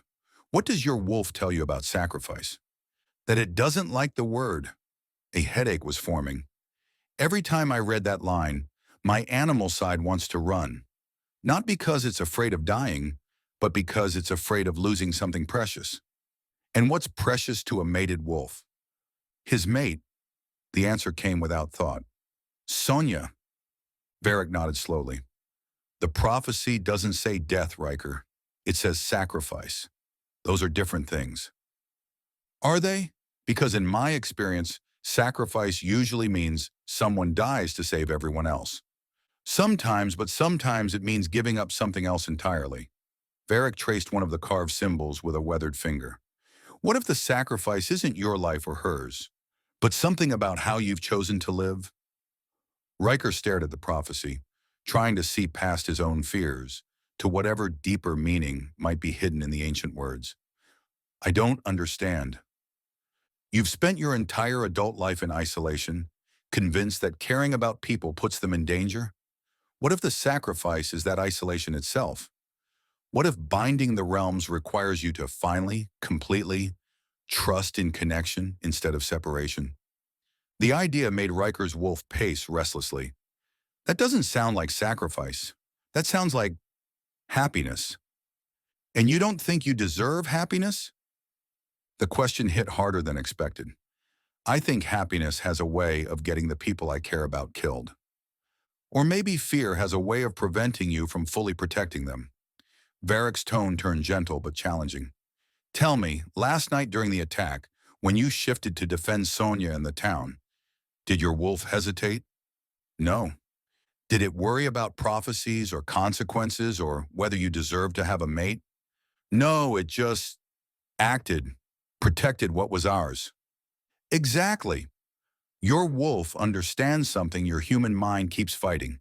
Connection makes you stronger, not weaker. Trust makes you more effective, not less."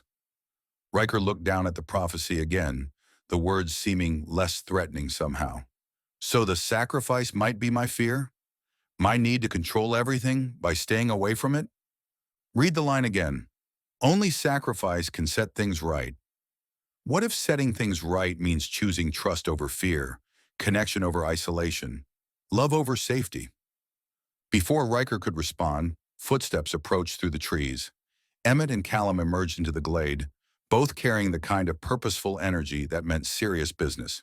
"Sorry to interrupt," Emmett said, "but we need to talk strategy." "What kind of strategy?" Varric asked. "The kind where we figure out how to keep Ryker and Sonya alive while they're completing their bond," Callum said bluntly. "Because if the Void is planning a coordinated attack during Thanksgiving, they're going to need protection during their most vulnerable moment." Ryker felt his defensive instincts flare. "I can protect her." "Not if you're in the middle of a claiming ritual," Emmett pointed out. "You'll be focused on other things." Ryker forced himself to think tactically. "You're right. We'll be distracted." "More than distracted," Callum added. "Completely absorbed in each other, which is exactly when the Void will strike." "So we create a defensive perimeter," Varric said, his tactical mind already working. "The other couples maintain the protective circle while the eighth bond completes." "That could work," Emmett agreed. "But we need to know exactly when and where this is happening. Timing will be everything." Ryker looked at the prophecy again, noting how the archaic language seemed to pulse with hidden meaning. The prophecy mentions, "when the circle completely closes and love completes the ring." That has to refer to the moment of claiming. "Sonya said during the sunset blessing," Callum said, "when the whole town is gathered in gratitude." It's actually perfect timing. The community's joy should amplify your bond while providing cover for the ritual itself. "Assuming we can get through whatever the Void throws at us," Emmett said grimly. "We will." The certainty in Ryker's voice surprised even him. "Because you're right about connection, making us stronger. All of us." Footsteps approached again, and this time Sonya appeared through the trees, her brown eyes immediately finding his across the glade. The sight of her made his wolf settle into contentment, and Ryker realized that Varric was right. Fear had been making him weaker, not stronger. "I thought I might find you here," she said, moving to his side with natural ease. "How's the prophecy analysis going?" "We're making progress," Ryker said, noting how the other men relaxed when she joined them. Her presence somehow made the entire discussion feel more manageable. "Turns out the sacrifice might not be what we thought." "What do you mean?" "We think it means sacrificing isolation for connection, fear for trust." He met her eyes, seeing understanding dawn in their brown depths. "Choosing to claim each other completely, without reservation, even knowing the risks." "That doesn't sound like sacrifice to me either," she said softly. "That sounds like the only real choice." "Which brings us back to logistics," Callum interjected, though his tone was gentle. "How do we protect you both during the claiming?" "The same way we've been protecting each other all along," Sonya said, looking around at the gathered men. "Together, as a community." "The 7 couples form a defensive circle," Varric said, nodding. "Their combined bonds create a barrier while the 8th completes." "All right then," Callum said, satisfaction clear in his voice. "We have a plan. Defensive perimeter, synchronized timing, and absolute trust in each other." "And if the prophecy's sacrifice requires something more?" Sonya asked quietly. Ryker reached for her hand, their fingers intertwining with practiced ease. "Then we figure it out, knowing we are doing whatever it costs." Around them, the council glade seemed to hum with approval, as if the ancient stones themselves recognized the rightness of their decision. The prophecy might speak of sacrifice, but sitting here surrounded by people who'd chosen to stand with them, Ryker felt like they were gaining far more than they were giving up. Ryker finally felt like he truly belonged somewhere, and that belonging might just be the key to everything. Chapter 31. Sonya. The afternoon air carried the scent of cinnamon and wood smoke as Sonya worked alongside Freya, weaving protective herbs into the garlands that would decorate the Thanksgiving celebration. To any casual observer, they were simply preparing for a festival. In reality, they were fortifying the town's defenses with every carefully placed sprig of rowan and sage. "Pass me the ironwort," Freya said, her hands glowing faintly green as she infused the decorations with protective magic. "We'll need extra shielding around the main gathering area."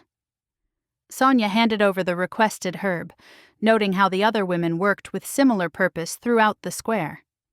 Cora was enchanting the strings of lights to pulse with cleansing energy. Katniss and Sarah documented the placement of each magical element, creating a tactical map disguised as a social media post. Even Twyla was contributing, her Fey heritage allowing her to weave illusions into the very air that would make the celebration appear perfectly normal to any unwanted observers. "This feels different than our usual preparations," Moira said, approaching with an armload of blessed candles. "More like we're preparing for war." "Because we are," Sonya replied, tying off another garland. "The decorations, the food, the celebration itself.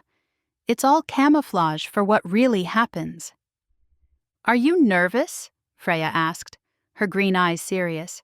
"About the claiming, I mean." Sonya forced herself to answer honestly. "Terrified. Not of being with Ryker, but of getting the timing wrong. If we complete the bond too early or too late—" "You won't," Cora interrupted, joining their work circle.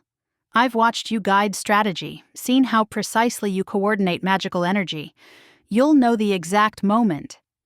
"What if my visions are wrong? What if—" The question died as the world tilted sideways. Vision, not gentle this time, but brutal and immediate. She stood in the ruins of Hollow Oak, but the destruction extended far beyond the mountain town. Cracks in reality spread like spiderwebs across the landscape, each tier leaking shadow creatures into the human world. Cities burned as the entities possessed millions of people, their collective despair feeding the void until it grew large enough to swallow entire continents. The magical barriers between realms didn't just fail, they shattered completely. Supernatural creatures fled their hidden sanctuaries only to find nowhere safe to run. Humans discovered magic existed in the worst possible way, as their world collapsed into chaos and fear. And at the center of it all, the void consumed everything. Not just magical energy now, but hope itself.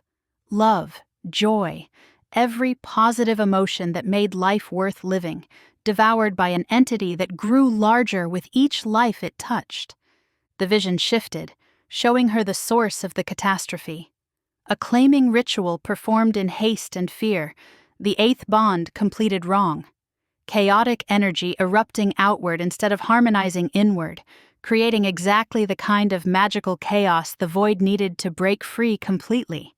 She saw herself and Ryker at the center of the destruction, their incomplete trust dooming not just Hollow Oak but both realms.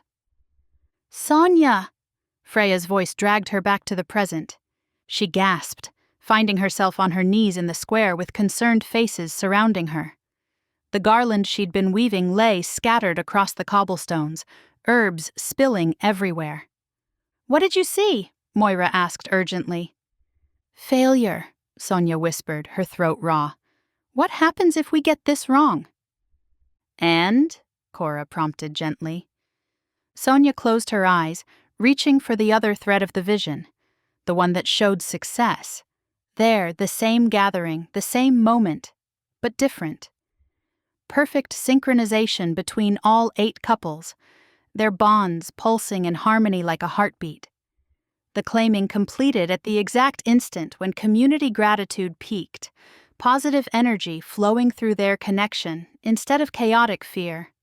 The void, sensing the trap too late, caught in a web of love so strong it couldn't break free.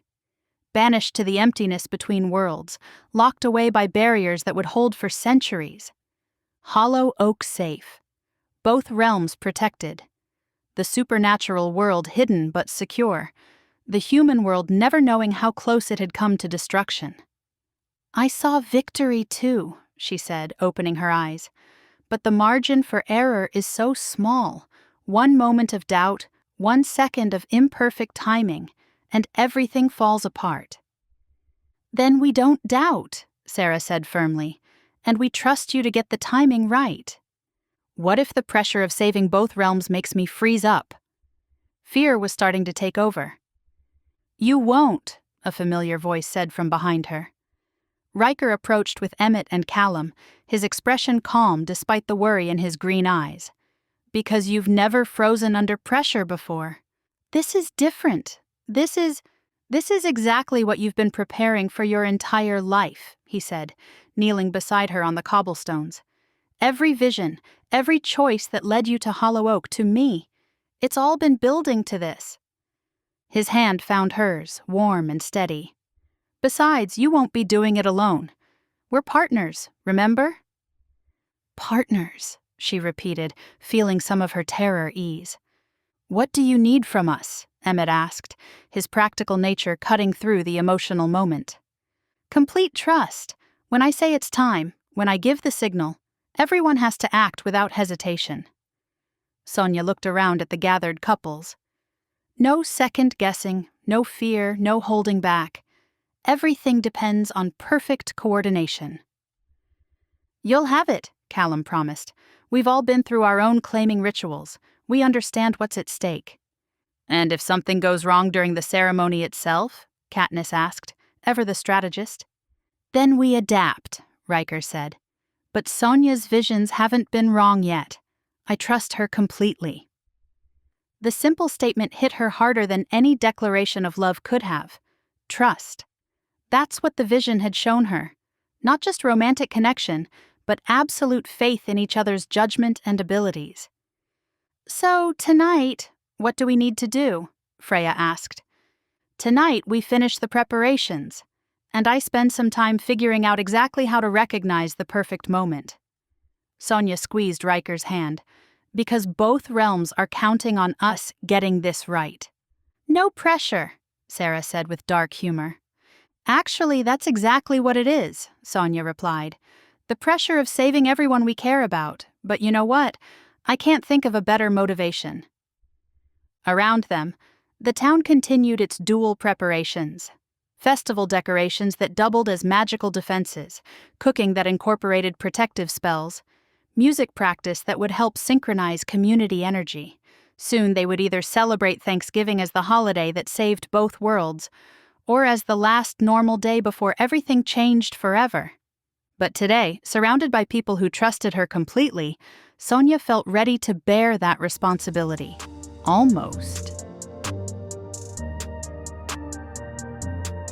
Chapter 32. Ryker. The old barn behind Luca's woodworking shop had been transformed into an impromptu training ground. 7 men of different supernatural backgrounds gathered in the pre-dawn darkness, their combined presence creating an energy that made Ryker's wolf recognize them as pack. "All right," Callum said, his lion's authority natural and unquestioned. "Tomorrow we're defending our mates in our home during the most vulnerable moment any of us have ever faced. Let's make sure we're ready." Emmett stepped forward, his wolf instincts already cataloging sight lines and defensive positions. "Ryker, you'll be focused on Sonya during the claiming. You won't be able to maintain awareness of the broader battle." "Which is where we come in," Lucian added, his panther grace evident even in stillness. "We create a defensive perimeter that lets you concentrate on what matters most." Ryker nodded, noting how naturally they'd fallen into tactical planning. No hierarchy based on species or age. Just experienced fighters working together toward a common goal. "Show us your wolf form," Maddox said, his scholarly nature focused on practical application. "We need to understand your capabilities when you're shifted." "Why?" "Because if things go badly, you might need to fight while protecting Sonya," Kieran explained, his tiger instincts sharp. "We need to know how you move, how fast you are, what your blind spots might be." Ryker hesitated, old habits of privacy warring with new understanding of trust. But these men had offered to risk their lives for him and Sonya. They deserved to know what they were working with. He stripped quickly, folding his clothes out of respect for Luca's workspace. The shift flowed through him like water, auburn fur rippling over expanding muscle as his frame expanded to accommodate his wolf's massive size. "Holy hell," Elias breathed, his bear appreciating another large predator. "You're bigger than I expected." Ryker's wolf stood 7 feet at the shoulder, built for both speed and power. His coloring was unusual, not the typical gray or brown, but burnished copper that caught light like fire. When he moved, it was with liquid grace that spoke of generations of apex predators. Blood moon heritage, Varric's voice came from the barn's entrance as the elder wolf joined them. The prophecy marked him for a reason. Can you maintain human intelligence while shifted? Luca asked, his bear understanding the importance of cognitive control. Ryker nodded his massive head, then demonstrated by moving through a series of complex maneuvers that required planning and foresight. His wolf was fully intelligent, capable of strategy and coordination even in the heat of battle. Good, Callum said with satisfaction, because tomorrow you'll need both instinct and intellect. Ryker shifted back to human form, accepting the clothes Kieran handed him. What's the defensive formation? Circle within a circle, Emmett explained, sketching positions in the dirt floor. The 7 couples form the outer ring, creating a barrier of combined magical energy. You and Sonya occupy the center during the claiming. But we need contingencies, Maddox added, his analytical mind working through possibilities. What if the void breaks through our perimeter? What if it targets specific couples to weaken the formation? Then we adapt, Lucian said simply. Panthers are solitary by nature, but even I understand that some battles require teamwork. Tell me about your claiming, Ryker said to him. What should I expect during the ritual itself? Lucian's expression softened slightly. Complete focus on your mate. Everything else fades away until there's only her heartbeat, her scent, the connection between you. But that intensity can be overwhelming if you're not prepared for it. The claiming mark has to be precise, Callum added. On her hip, where the bond point is strongest. Too shallow and it won't take. Too deep and you could hurt her. And the timing matters, Emmett said. The mark should come at the moment of peak, when her body is most receptive to the bond. Heat rose in Ryker's cheeks, but he made himself listen. These men had been through their own claiming rituals. Their advice could mean the difference between success and catastrophe. The energy release can be intense, Kieran warned. My tiger was barely in control during the marking. Have Sonya guide the magical flow so it doesn't overwhelm the defensive grid. What about after? Ryker asked. Once the bond is complete? Then you become something new, Lucas said quietly. Not just 2 individuals who care about each other, but a true mated pair.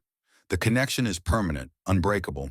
You'll feel what she feels, know when she's in danger, be able to sense her emotions even from a distance. It's terrifying and wonderful, Maddox added, but it's also the strongest magic any of us possess. They spent the morning drilling formations, practicing rapid deployment, coordinating their different abilities into a cohesive defense. Ryker found himself marveling at how seamlessly they worked together despite their varied backgrounds. You know, he said during a break, a year ago I would never have believed this was possible. What, working with a bunch of alpha males without starting a territory war? Elias asked with dry humor. Being part of something bigger than my own fears. Ryker looked around at the gathered men, noting how they'd naturally arranged themselves in a protective circle around him. Having brothers. You always had brothers, Callum said firmly. You just weren't ready to accept them yet. And now you're ready to fight for your family, Emmett said with satisfaction. That's all any of us can ask for. As afternoon approached, they finalized their defensive strategy, assigned positions, and coordinated signal systems. But more importantly, Ryker felt something settle in his soul, the peace that came from belonging somewhere, with people who would stand with him no matter what. One more day, Lucian said as they prepared to leave. One more day, Ryker agreed. Then we find out if love really can save the world.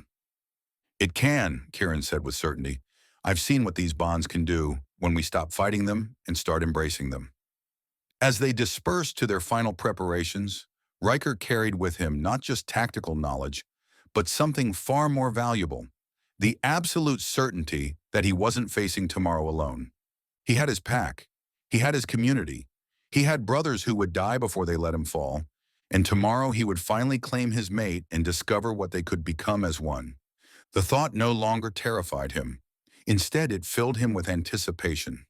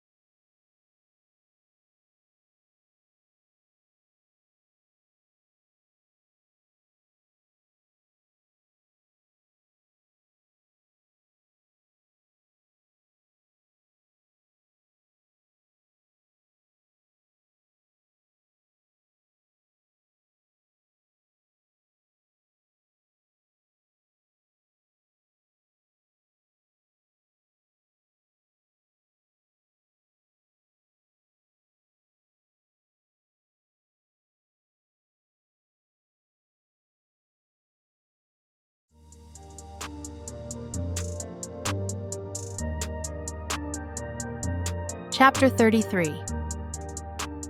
Sonya. The sanctuary felt different in the evening light, peaceful in a way that made Sonya's soul settle as she watched Ryker check on his animals one final time. Tomorrow would bring the claiming ritual, the battle with the void, and the culmination of everything her visions had been building toward. But tonight was theirs. "The Dryad's grove is looking stronger," she observed, noting how Maple's healing tree pulsed with gentle green light. "She's been drawing energy from the other couple's bonds," Ryker said, his voice carrying wonder. "Says the love in the air is better than any fertilizer." "And how do you feel about that? All the love in the air?" His green eyes were serious in the fading light. "Like maybe I've been fighting the wrong battle all these years." They walked together toward his cabin, their fingers intertwined with an ease that still amazed her. 3 weeks ago, she'd been a lonely seer following cryptic visions across state lines. Now she was about to claim a mate and possibly save 2 realms in the process. "Are you nervous?" she asked as they reached his porch. "Terrified," he admitted, opening the door for her. "Not of being with you, but of getting it wrong when it matters most." Inside, the cabin felt like home in ways her apartment in Asheville never had. Ryker's scent clung to every surface, and her own belongings had begun to blend with his in small, domestic ways that spoke of a future they'd been afraid to acknowledge. "The other women shared their experiences today," Sonya said, settling onto the couch while he built up the fire. "They're claiming stories." "And?" "Cora said the moment Callum marked her, she felt like she'd been incomplete her whole life without knowing it." Sonya watched the flames catch, painting Ryker's profile in gold. Katniss described it as coming home to a place she didn't know existed. "What about the physical aspects?" His voice was carefully neutral, but she could see the tension in his shoulders.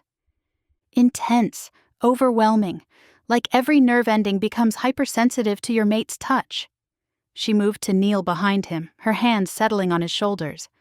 "But also perfect, because it's with the person you're meant to be with." His muscles relaxed under her touch, some of the day's stress melting away. "The guys gave me advice too, about placement, timing, making sure I don't hurt you." "You won't hurt me."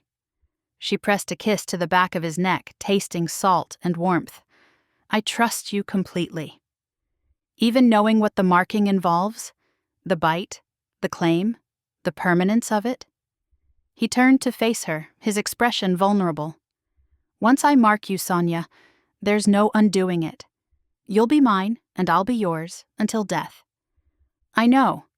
She framed his face with her hands, thumbs tracing the sharp lines of his cheekbones. "That's what I want. Not just for tomorrow, not just to save Hollow Oak." Something shifted in his expression, the last walls between them crumbling. "I love you," he said quietly.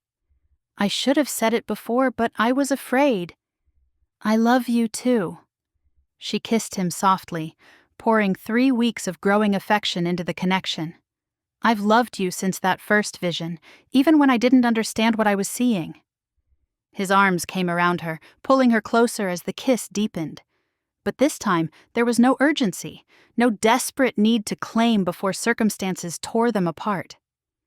This was about connection, about choosing each other with full knowledge of what that choice meant. "Show me," she whispered against his lips. "Show me what tomorrow will feel like." He lifted her easily, carrying her to the bedroom where moonlight streamed through windows overlooking his domain. But instead of immediately reaching for her clothes, he simply held her, his face buried in her hair. "I've never been this scared of losing someone," he admitted. "Then don't lose me." Her fingers found the hem of his shirt, pulling it over his head to reveal the body she'd come to know so well. "Trust that we're strong enough together to face whatever comes." "What if the claiming goes wrong? What if my wolf can't control the bite? Or the energy overwhelms the defensive grid, or—" She silenced him with another kiss, this one deeper, more demanding. "Stop thinking like a guardian and start feeling like my mate." Her sweater joined his shirt on the floor, followed by jeans and undergarments until they stood skin to skin in the moonlight. But instead of the desperate hunger of their first time, this felt reverent, like a ritual in itself. "You're so beautiful," he murmured, his hands skimming over her curves with worshipful attention, inside and out. "So are you." She traced the scars on his shoulder, the ones he'd gotten protecting his first pack. "Every part of you, even the broken pieces." He laid her across the quilts, his body covering hers with a weight that felt protective rather than heavy. The flicker of firelight danced across his auburn hair, turning it into living flame, his emerald eyes searching hers like he needed reassurance that she was really here. "Show me," she whispered again, her voice trembling with want.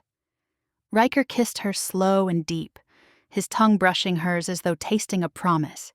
His hands moved reverently, sliding over her ribs, down her waist, curving around her hips like he was committing every inch to memory. She shivered beneath his touch, arching into him, needing more. "Well, it looks like the screen is fogging up from all this heat. Unfortunately, that means it's too steamy for this platform to handle. To abide by this platform's guidelines and keep bringing you free content, we have to remove the spicy scenes. Luckily for you, you can always find them at millytadenbooks.com. To make up for interrupting you, get a 30% discount on us when you use code RODEO30. "Tomorrow," he murmured, kissing her damp temple. "I'll mark you. But tonight. Tonight, I just needed this." "So did I." She touched his cheek, feeling the rasp of stubble under her palm. "Whatever happens tomorrow, I'll never regret this." He kissed her hand reverently, his emerald eyes heavy but shining. "Neither will I."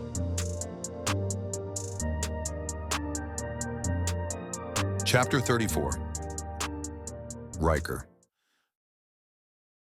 The dreams came just before dawn, slipping into Ryker's sleeping mind like poison in still water. He was dimly aware of Sonya's warm weight against his side, her breathing deep and peaceful, but the visions pulled him down into darkness. He stood in the sanctuary's main clearing, but everything was wrong. The buildings were charred ruins, the healing pools turned black with corruption.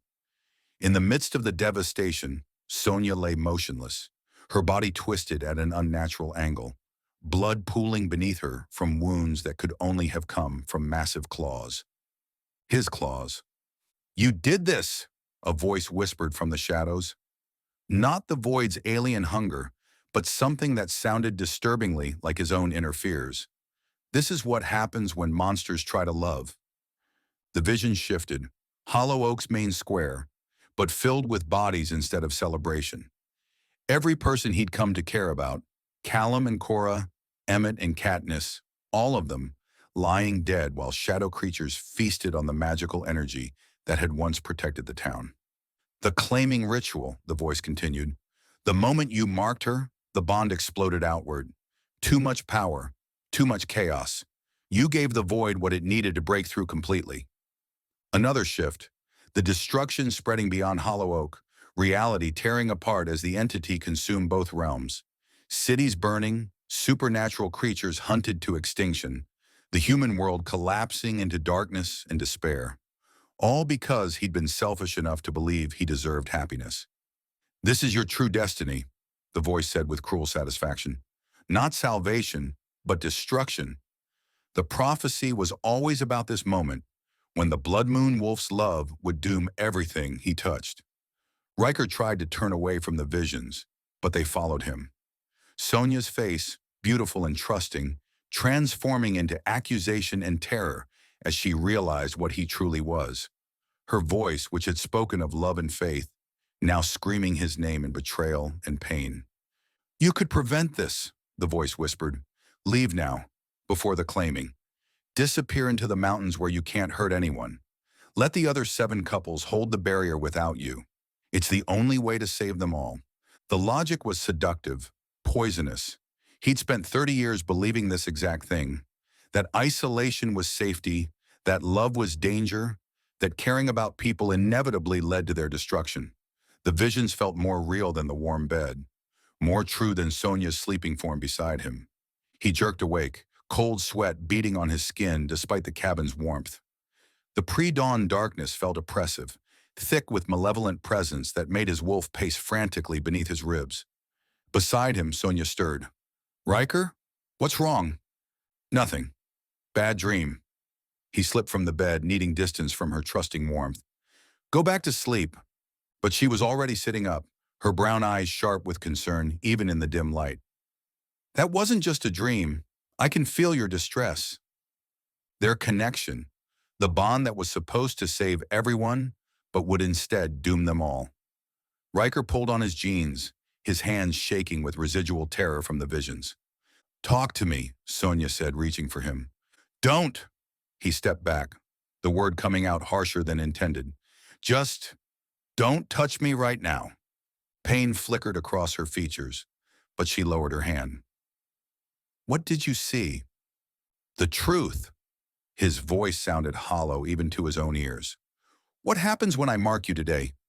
What happens when the bond completes?" "Ryker, you die, Sonya, in my arms because of my claws, because the claiming goes wrong and the energy tears you apart." The words tumbled out, driven by fear so deep it felt like drowning. "Everyone dies. The whole town, both realms, everything we're trying to protect." "Those weren't real visions, they were manipulation." "How do you know?" He spun to face her, desperation making his voice crack. "How do you know your visions are right and these are wrong? What if everything we planned is exactly what the void wants?" Sonya rose from the bed, wrapping herself in his discarded shirt.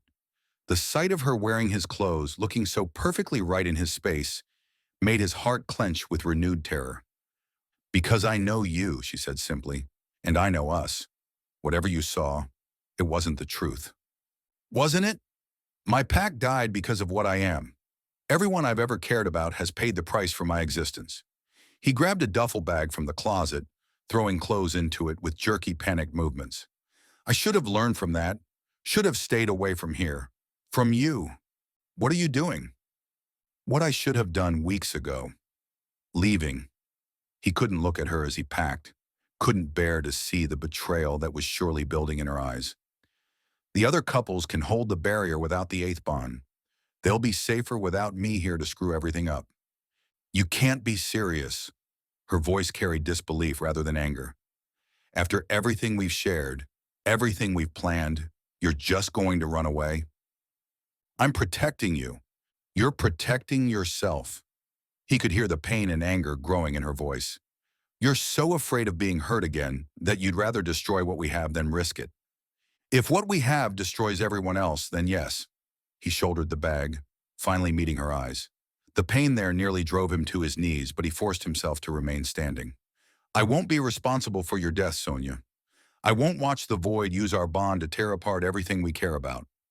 The void is using your fear right now." He could see the tears beginning to gather. "It's manipulating your worst instincts, making you believe that isolation equals safety. Maybe it does. And maybe you're a coward who would rather run than fight for what he wants." The words hung between them like a chasm. Ryker felt their partial bond straining, stretching thin as his decision to leave warred against every instinct that told him she was his mate, his other half, his reason for existing. "Better a living coward than a dead hero," he said quietly. "What about a living mate? What about the man who told me he loved me last night? That man was deluding himself." He moved toward the door, each step feeling like walking through quicksand. "And deluding you too." "Ryker, please." For the first time, her voice broke. "Don't do this. Don't let fear win." He paused at the threshold, his hand on the doorknob. Behind him, he could feel her pain like a physical wound, their connection screaming in protest at what he was about to do. "Take care of yourself, Sonya. Find someone who won't get you killed." He opened the door and stepped into the pre-dawn cold, leaving behind the woman he loved in the future he'd briefly allowed himself to imagine. With each step away from the cabin, their bond stretched thinner, more fragile, until he felt something inside him tear with audible finality. The partial connection they'd built over weeks of growing trust and intimacy snapped like an overstretched rope, leaving him hollow and aching in ways that had nothing to do with physical pain. Behind him, he heard Sonya's cry of anguish as she felt the bond breaking too. The sound nearly sent him running back to her, but the visions were still too fresh, too real. Her death, the town's destruction, the collapse of both realms, all because he'd been selfish enough to believe in happy endings. By the time he reached his truck, tears were streaming down his face, but he kept walking, kept moving away from everything that mattered, because sometimes love meant letting go, even when letting go felt like dying. Chapter 35. Sonya. The pain of the breaking bond felt like someone had reached into her chest and torn out half her heart. Sonya sat on Ryker's bed, clutching his shirt to her chest while tears streamed down her face. The cabin still smelled like him, like them together, but the warmth of their connection had been replaced by a hollow ache that made breathing difficult. But grief was a luxury she couldn't afford, not when the fate of both realms hung in the balance. She forced herself to stand, to dress, to think beyond the agony of abandonment. Her visions had never been wrong before, and they all pointed to the same truth. Ryker was the key to saving everyone, which meant she had to find him and drag him back to Hollow Oak before the void destroyed everything. The tracking spell was simple enough, using a hair from his pillow and the lingering traces of their bond. Even broken, the connection between them hummed with residual energy that led north into the mountains. By the time she reached her car, dawn had still not arrived. Thanksgiving morning, the day that would either save both realms or watch them fall to ancient hunger. And her mate, the man she loved, was running away from destiny like a scared child. "Not on my watch," she muttered, following the spell's guidance onto mountain roads that grew progressively narrower and more treacherous. She found his truck 20 minutes later. The first pink of dawn was beginning to show. She found it abandoned at a trailhead that led deeper into the wilderness. The tracking spell pulled her up a steep path between towering pines, her breath misting in the cold mountain air as she climbed toward whatever refuge he thought he could find. He was sitting on a fallen log beside a frozen stream, his head in his hands and his shoulders shaking with grief that matched her own. The sight of him, broken and alone and convinced he was protecting everyone, made fresh tears burn her eyes. "Running away again?" she called, not bothering to hide the anger in her voice. Ryker's head snapped up, his green eyes red with tears. "Sonya, how did you—" "Track you? I'm a seer, genius, also your mate, whether you want to admit it or not." She approached carefully, noting how he tensed like he might bolt deeper into the woods.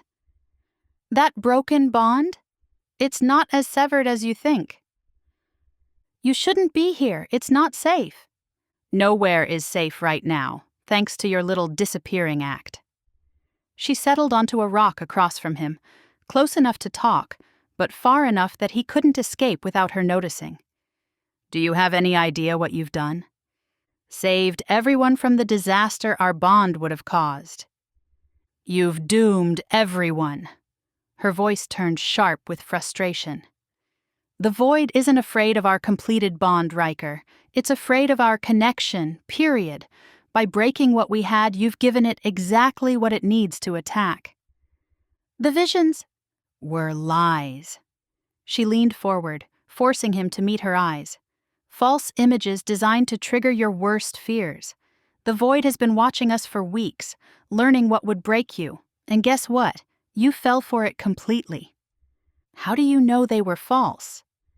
"Because I've seen the real future, multiple times in perfect detail, and I'm the seer, not you." She closed her eyes, calling up the true visions and projecting them outward where he could see them too. "This is what actually happens when we claim each other." The images flowed between them, their successful bonding during the sunset blessing, the 8 couples creating a web of protective energy, the void being banished back to emptiness between worlds. Love conquering fear, connection defeating isolation, community triumphing over ancient hunger. "That's what you're running from," she said as the visions faded. "Not death and destruction, but happiness, success, the possibility that you might actually deserve love." Ryker stared at her, conflict warring across his features. "What if my visions were the true ones? Then explain this." She gestured toward the forest around them, where shadows moved independently of the weak sunlight. "The attack has already started, Ryker. The moment you broke our bond, the void began its assault. Look with your wolf's senses. Tell me what you feel." He went still, extending his supernatural awareness beyond their immediate area. When he spoke again, his voice was hollow with dawning horror. "The veil is tearing. All along the boundary lines, reality is coming apart. Because our separation created exactly the kind of chaotic energy it feeds on." She stood, extending her hand toward him. "The question is, are you going to keep running from responsibility, or are you going to help me fix this? I can't." But even as he said it, she could see the doubt creeping into his expression. "If I was wrong about the visions, if I caused this by leaving, then you can fix it by coming back." She took a step closer, her hand still outstretched. "The bond isn't completely broken, Ryker. Damaged, but not destroyed. We can repair it, complete the claiming, and still save everyone." "And if I hurt you? If the marking goes wrong and I lose control?" "Then at least we'll have tried together instead of letting fear make our choices." Her voice softened, carrying all the love she felt despite his betrayal. "I'm not asking you to stop being afraid. I'm asking you to be afraid with me instead of alone." A sound echoed across the mountains, distant but unmistakable. The alarm bells of Hollow Oak, calling all residents to emergency stations. The final battle had begun. "They need us," she said urgently. "Both of us, working together, or everyone we care about dies today." Ryker looked toward the sound, then back at her face. When he spoke, his voice cracked with self-recrimination. "I'm such an idiot." "Yes, you are." She took another step closer. "But you're my idiot, and I'm not giving up on you, even when you give up on yourself. The bond is damaged. I can feel the tears where it broke. Then we'll mend it. Together. Right now." She finally reached him, her fingers brushing against his cold cheek. "But only if you choose to trust me over your fears." The moment their skin connected, she felt the ragged edges of their bond spark with renewed life. Not healed, not complete, but possible. Still possible. "I choose you," he said quietly, leaning into her touch. "It won't kill you." She helped him to his feet, their damaged bond already beginning to knit itself back together. But staying apart might kill everyone else. They ran back down the mountain together, hand in hand. Behind them, the sound of reality tearing apart followed like thunder, the void's assault intensifying with each moment they delayed. "Can we make it in time?" Ryker asked as they reached their vehicles. "We have to."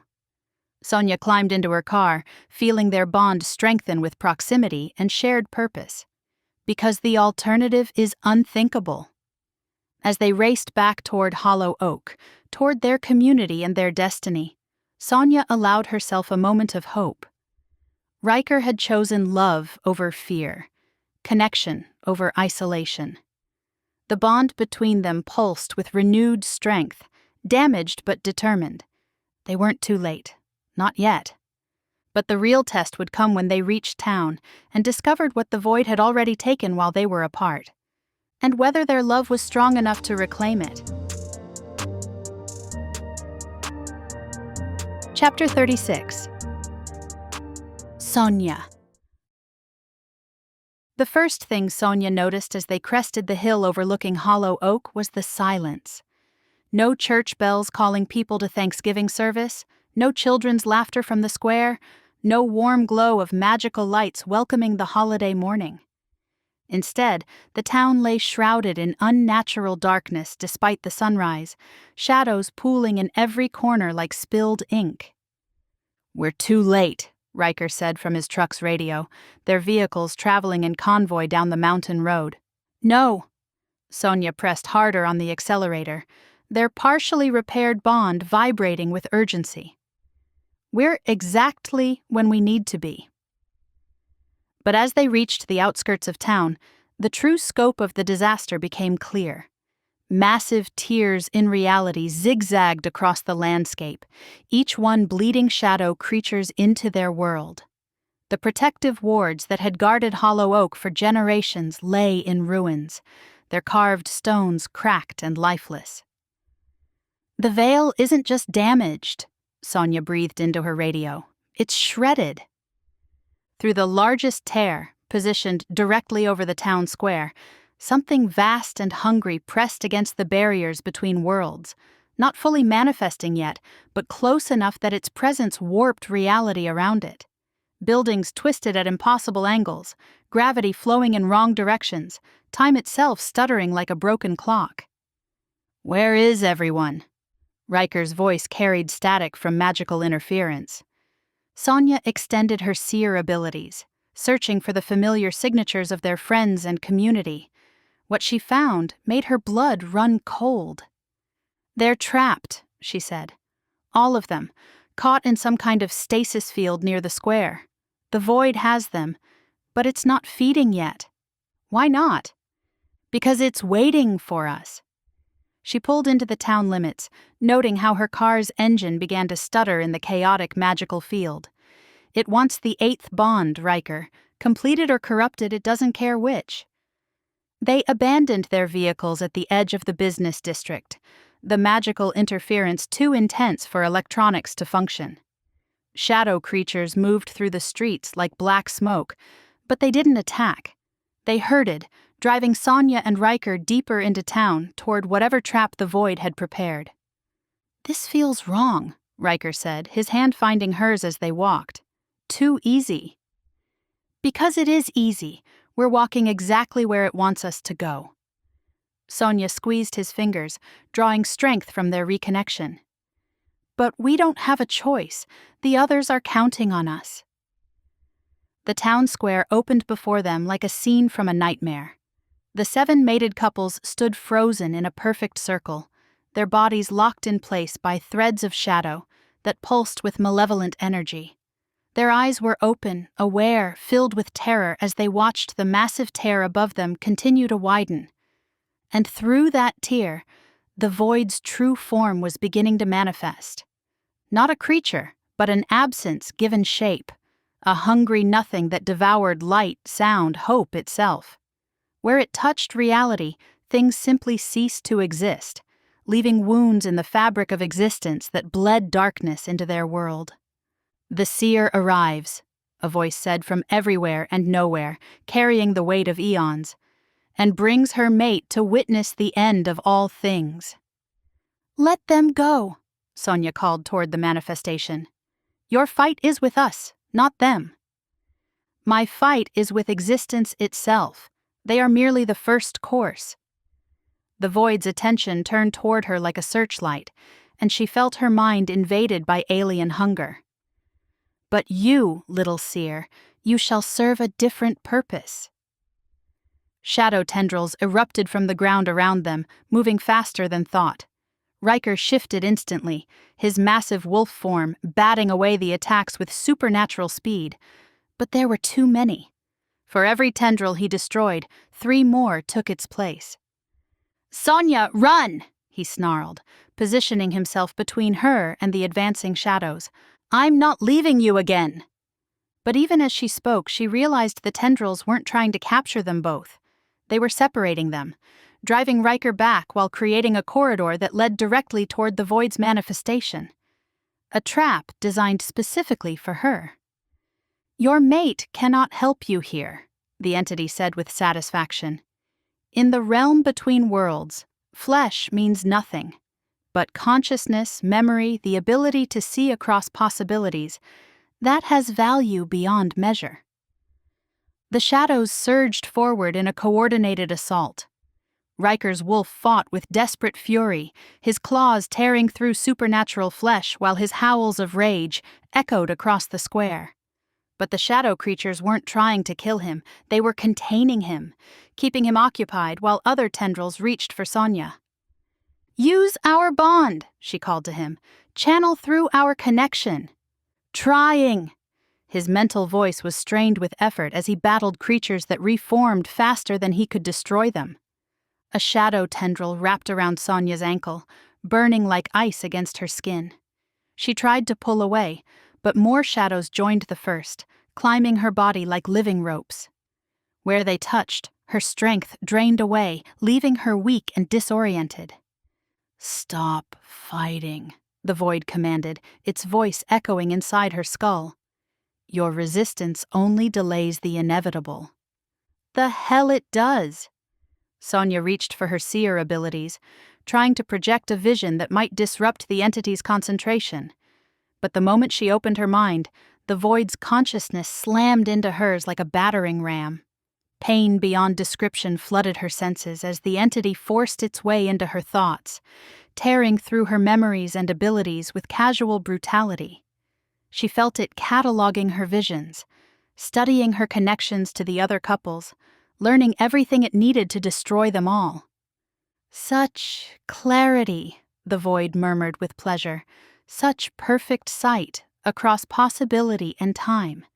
You will show me the location of every supernatural sanctuary, every hidden community, every place where light dares to shine in the darkness." "Never." The word came out as a gasp, as shadows lifted her from the ground, carrying her toward the massive tear in reality. "You will," the entity said with certainty. "When I am finished breaking your mind, you will beg to serve my purposes." Ryker's howl of fury split the air as he saw her being carried away.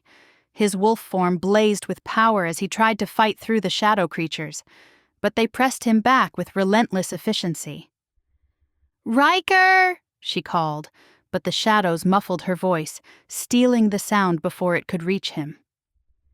The last thing she saw before the darkness claimed her was his green eyes, wild with desperation and love, as the void dragged her consciousness into the space between worlds, where no one could follow and no one could save her, where the entity would have all the time it needed to break her mind and use her gift to destroy everything she'd ever cared about. But as the void's realm closed around her, she held tight to one truth. Ryker would come for her. Somehow, some way, he would find a way to reach her. He had to, because the alternative was the end of everything. Chapter 37. Ryker. The moment the void dragged Sonya into its realm, something primal and absolute awakened inside Ryker. Not just his wolf, but something deeper, the bloodmoon heritage that had marked him since birth, the power that prophecy had warned about for generations. His howl split the air like thunder, carrying frequencies that made reality itself shiver. Around the square, the shadow creatures holding the other couples in stasis recoiled, their forms wavering as his voice tore through their supernatural bonds. "Enough," he snarled, his human words carrying his wolf's absolute authority. "You took my mate. Now you face what you've awakened." The transformation that followed wasn't his usual shift. This was something more, deeper, touched by destiny and desperate love. His body expanded beyond normal limits, auburn fur blazing like fire, as his frame grew to accommodate power that had been sleeping for 30 years. When the change completed, he stood nearly 9 feet tall, his wolf form magnificent and terrifying in equal measure. His eyes burned with silver fire, and when he moved, reality bent around him like he was the fixed point around which everything else revolved. "The bloodmoon wolf," whispered voices from among the frozen couples. Varric's ancient recognition, even through the stasis field. The shadow creatures pressed toward him in waves, but Ryker was no longer the defensive fighter they'd contained before. He was apex predator unleashed, cosmic force given flesh. the living embodiment of every fear that had driven his pack's killers to genocide. His first leap carried him 30 feet, claws extended like silver lightning. Where he struck, shadow creatures didn't just dissolve. They ceased, ripped from existence by power that refused to accept their reality. "Free them!" he commanded the remaining shadows, his voice carrying harmonics that made the air itself obey. "All of them, now!" But the void's manifestation above laughed, its alien amusement echoing across dimensions. "You cannot reach her, little wolf. She exists now in the space between heartbeats, where your flesh cannot follow. Watch me!" Ryker bounded toward the massive tear, but shadow creatures swarmed to block his path. Hundreds of them, pouring through smaller rifts to protect their master's prize. For a moment, even his enhanced power seemed insufficient against their numbers. Then he heard it. Voices, weak but determined, cutting through the chaos. "Ryker!" Callum's lion roar, muffled by the stasis field but audible. "The bonds! Use our bonds!" The realization hit like lightning. He wasn't fighting alone. 7 mated pairs, their connections proven and strong, trapped but not broken. All he had to do was reach them, free them, and let their combined power amplify his own. His next howl was different, deeper, calling not to his pack, but to his family. The sound carried frequencies that resonated with mate bonds, with love itself, until the magical signatures of the 7 couples began to pulse in response. Cora's silver fire blazed through her stasis field, the fey magic too strong for shadows to contain. Her power broke Callum free, and his lion's roar shattered the bonds holding 3 more couples. Like dominoes falling, each freed pair broke the bonds of the next until all 7 stood ready to fight. "Formation!" Emmett barked, his tactical instincts taking over. "Defensive circle, but inverted. Protect Ryker while he goes after Sonya." They moved with perfect coordination, 7 couples creating a corridor of combined magical energy that led straight to the tear in reality.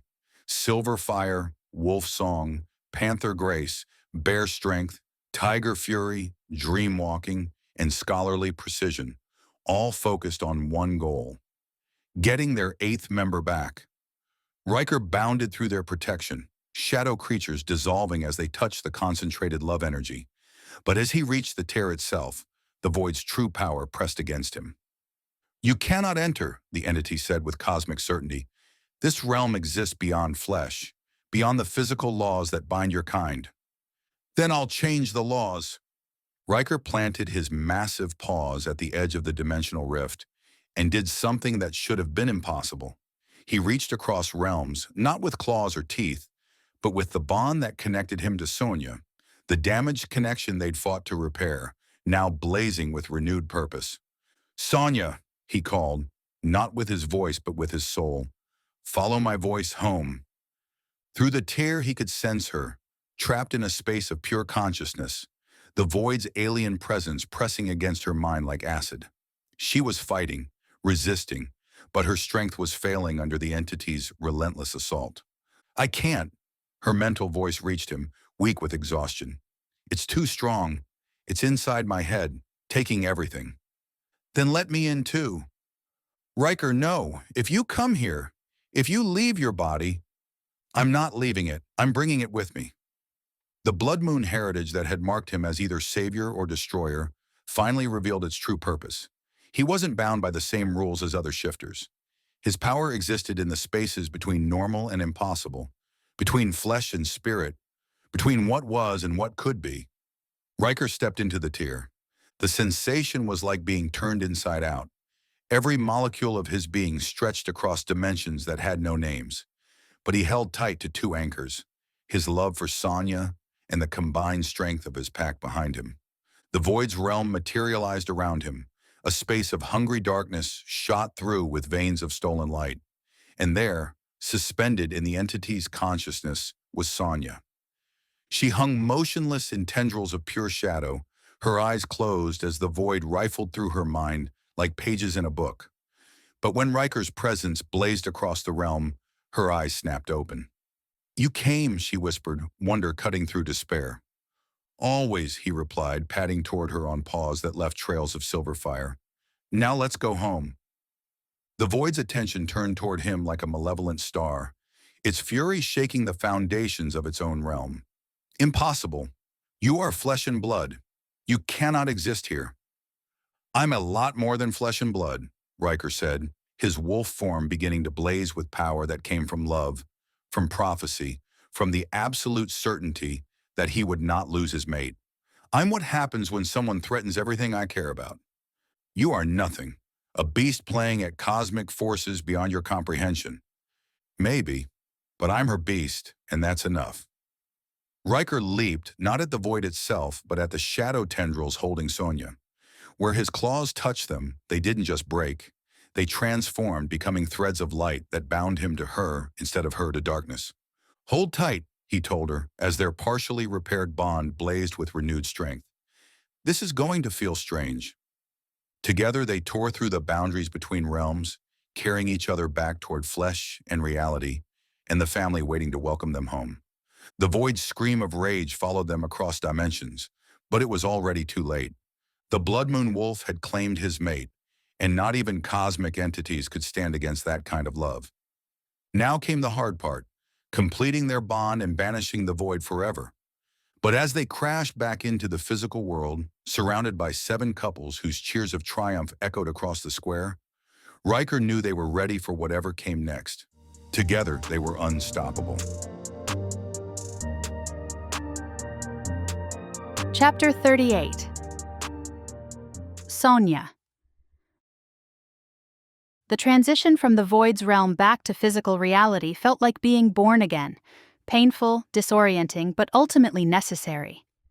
Sonya gasped as solid ground materialized beneath her feet, Ryker's massive wolf form solid and warm beside her, as they crashed back into Hollow Oak's town square. "You're real," she breathed, her hands finding his fur, needing the tactile confirmation that he'd actually followed her into that nightmare space.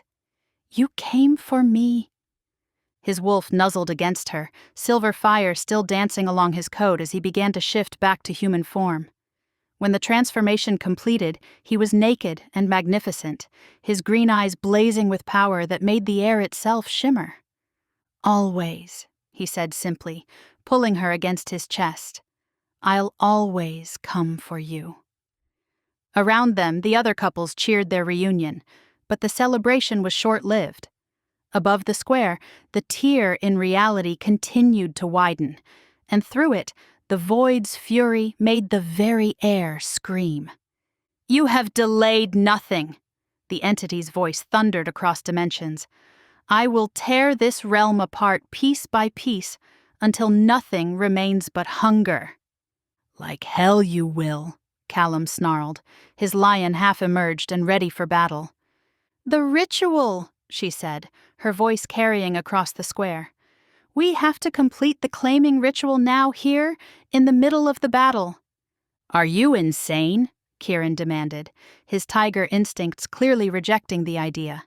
"You can't concentrate on something that intimate while fighting for your lives." "We can't wait for safety," Sonya replied, her visions showing her the rapidly narrowing window of possibility. "Every second we delay, the void grows stronger. By the time we drive it back enough to perform the ritual safely, it'll be too powerful to banish." "She's right," Freya said, her nature magic allowing her to sense the escalating damage to reality itself. "The tears are spreading faster than we can seal them. We need the 8th bond now." Ryker's hands framed Sonya's face, his eyes searching hers. "Are you sure? Once we start the claiming, we'll be vulnerable, completely focused on each other." "That's why we need the others to protect us." She looked around at the 7 couples, seeing determination replace fear in their expressions. "Circle formation, like we planned, but tighter, more concentrated." "Can you handle the magical coordination while we're—" He gestured vaguely, heat rising in his cheeks despite the apocalyptic circumstances. "I'll have to." Her own face flushed, but her voice remained steady. "The bond completion has to be perfectly timed with the energy release. When you mark me, when our connection blazes at full strength, I'll channel it through all 7 existing bonds and use the combined power to seal the rifts. And if the timing's off? Emmett asked grimly. Then it will break through completely. Sonya met each person's eyes, seeing her own fear reflected there. But if we don't try, it breaks through anyway. This is our only shot. Shadow creatures began pouring through the smaller tiers around the square, drawn by the concentrated supernatural energy of 8 potential mates in one location. The void was done waiting, done playing with them. "Defensive positions," Callum roared, his lion authority cutting through the chaos. "Protect the center at all costs." The 7 couples moved with practiced precision, forming a tight circle around Sonya and Ryker. Silver fire blazed from Cora's hands, while Callum's roar shattered advancing shadows. Emmett and Katniss worked in perfect synchronization, his wolf strength guiding her enhanced reflexes. Each couple contributed their unique abilities to a barrier of love and magic that held the darkness at bay. But barely. "We need to start now," Freya called, her green magic flickering under the assault. "I can't hold the nature barriers much longer." Riker's hands were already on Sonya's clothes, his movements urgent but careful as he stripped away the barriers between them. She helped him, her fingers shaking with adrenaline and anticipation as she revealed skin that would soon bear his permanent mark. "Trust me," she whispered, as they sank to their knees in the midst of the protective circle. "With everything," he replied, his lips finding hers in a kiss that tasted of love and desperation, and the promise of forever. Around them, the battle raged. Shadow creatures threw themselves against the barrier, while the void's presence pressed down like a physical weight. But in the center of the storm, Sonya and Ryker found the eye of calm they needed. Chapter 39. Ryker. The world narrowed to just her as the battle raged around them. Sonya's skin was warm silk beneath his hands, her brown eyes dark with desire despite the chaos. Ryker had never needed anything more than this moment, this claiming, this chance to finally make her his in every way that mattered.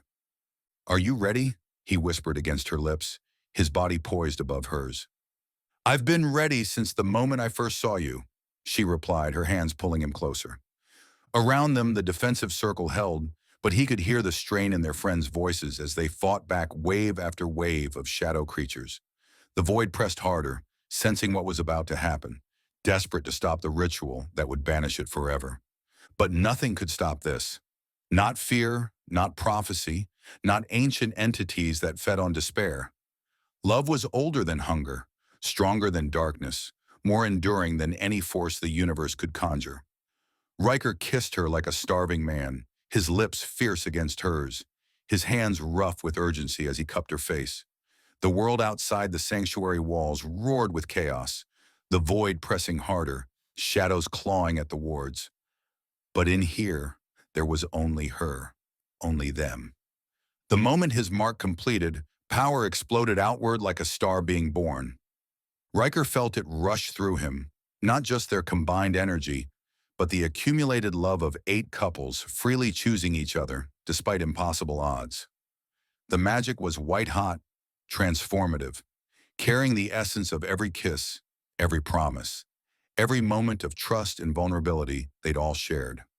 Sonya caught that power with her seer abilities, shaped it with will and desperation, directed it through the network of 7 existing bonds until all 8 couples blazed with harmonized energy. The combined magic of true love, freely given and joyfully received, wove itself into a web that touched every corner of Hollow Oak. "Seal the tears," she commanded, and the universe obeyed. "Well, it looks like the screen is fogging up from all this heat. Unfortunately, that means it's too steamy for this platform to handle. To abide by this platform's guidelines and keep bringing you free content, we have to remove the spicy scenes. Luckily for you, you can always find them at millytadenbooks.com. To make up for interrupting you, get a 30% discount on us when you use code RODEO30. Ryker watched in wonder as the rush to put their clothes back on and join the others. Reality bent to her will, their bond serving as the focal point for cosmic transformation. The massive rift above the square slammed shut with a sound like thunder, trapping the void's manifestation on the wrong side of existence. Smaller tears sealed themselves in rapid succession, cutting off the entity's access to their realm completely. The void's scream of rage echoed across dimensions as it was banished back to the emptiness between worlds, its hunger denied, its ancient plan thwarted by the very bonds it had tried to corrupt and consume. And in the sudden silence that followed, 8 couples stood triumphant in a town square that had never looked more beautiful, more whole, more protected by the magic of love freely shared. "Is it over?" Kaya asked quietly, her dreamwalker senses still reaching for threats. "It's over," Sonya confirmed, her voice strong despite her exhaustion. "The void is banished, the veil is stronger than ever, and Hollow Oak is safe." Chapter 40. Sonya.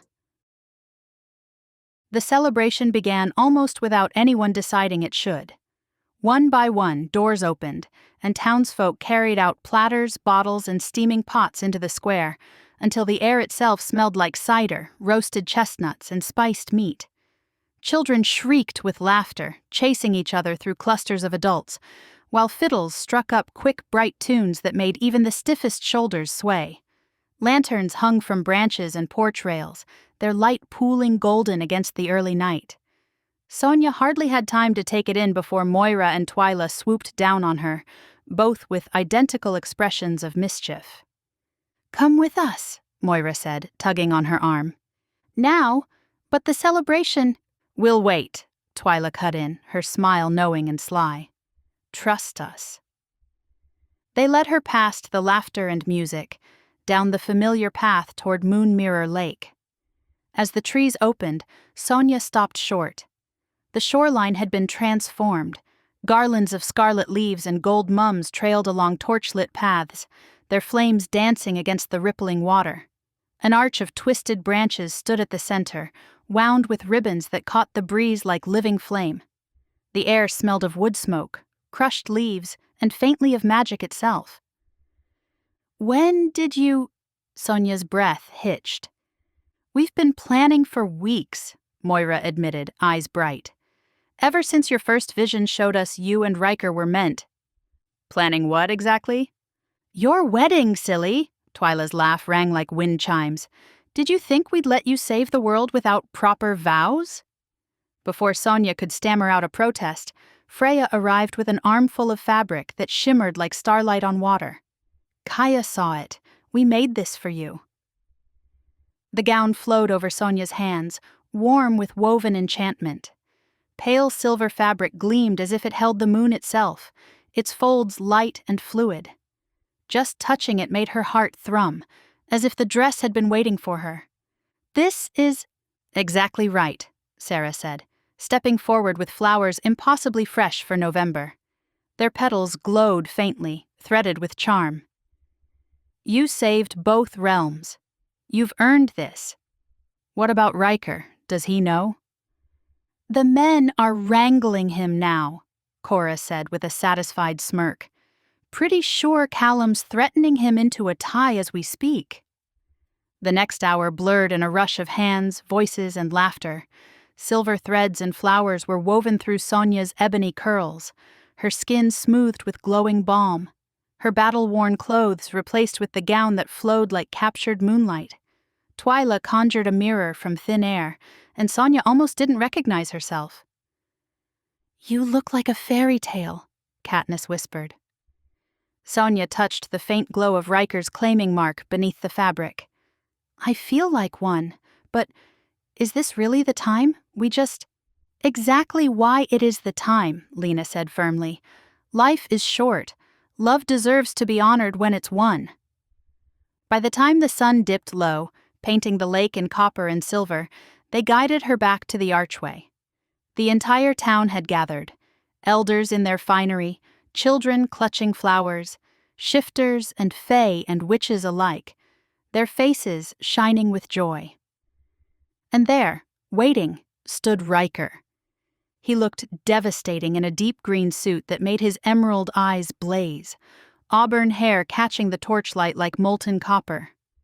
For a man who often tried to disappear into shadows, he looked every inch the mate she had always seen in her visions. Proud, steady, radiant. Sonya nearly stumbled, and Varric appeared at her elbow. "Careful, can't have the bride faceplant before vows?" "You're officiating?" "Of course. Legal in both realms." His eyes twinkled. Been waiting 3 decades to see this prophecy end properly. The 7 couples arranged themselves at the arch. Callum and Cora, Emmett and Katniss, Lucian and Moira, Luca and Lena, Elias and Kaya, Kieran and Freya, Maddox and Sarah. Each pair shone with bond magic, forming a living circle of light that hummed around Sonya as she walked the flower-strewn path. The veil itself shimmered overhead, not strained now but pulsing with strength, as if it too leaned in to watch.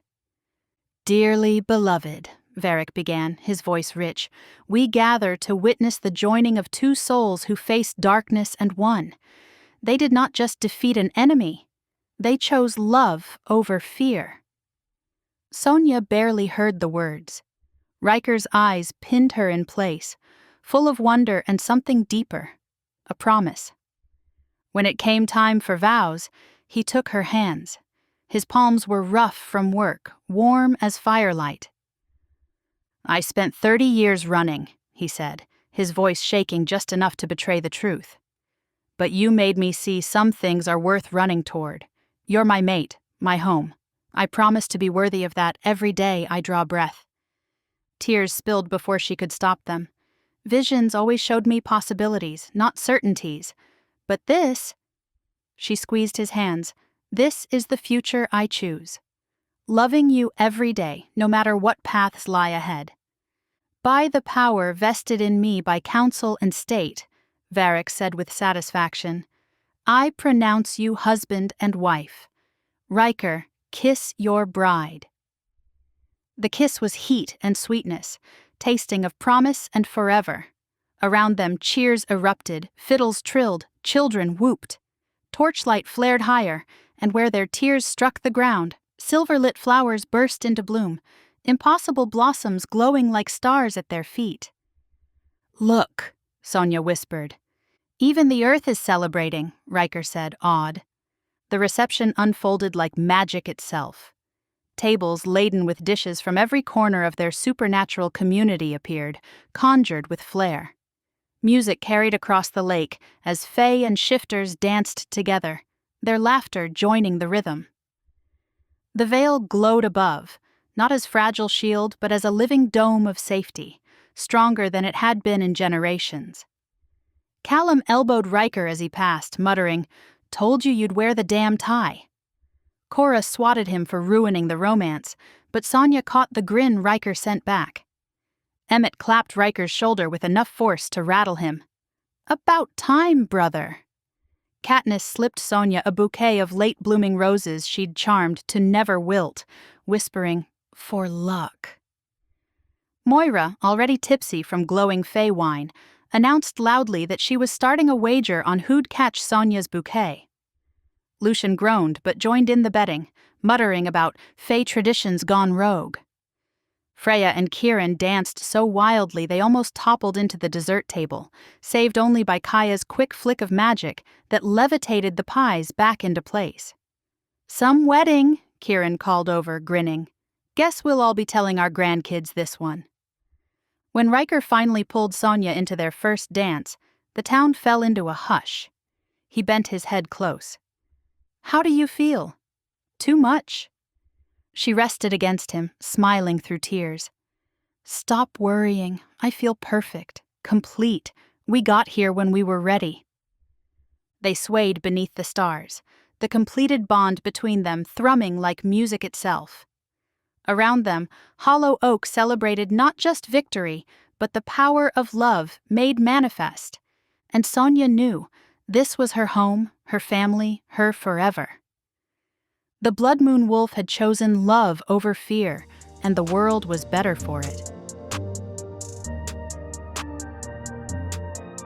Chapter 41. Sonya.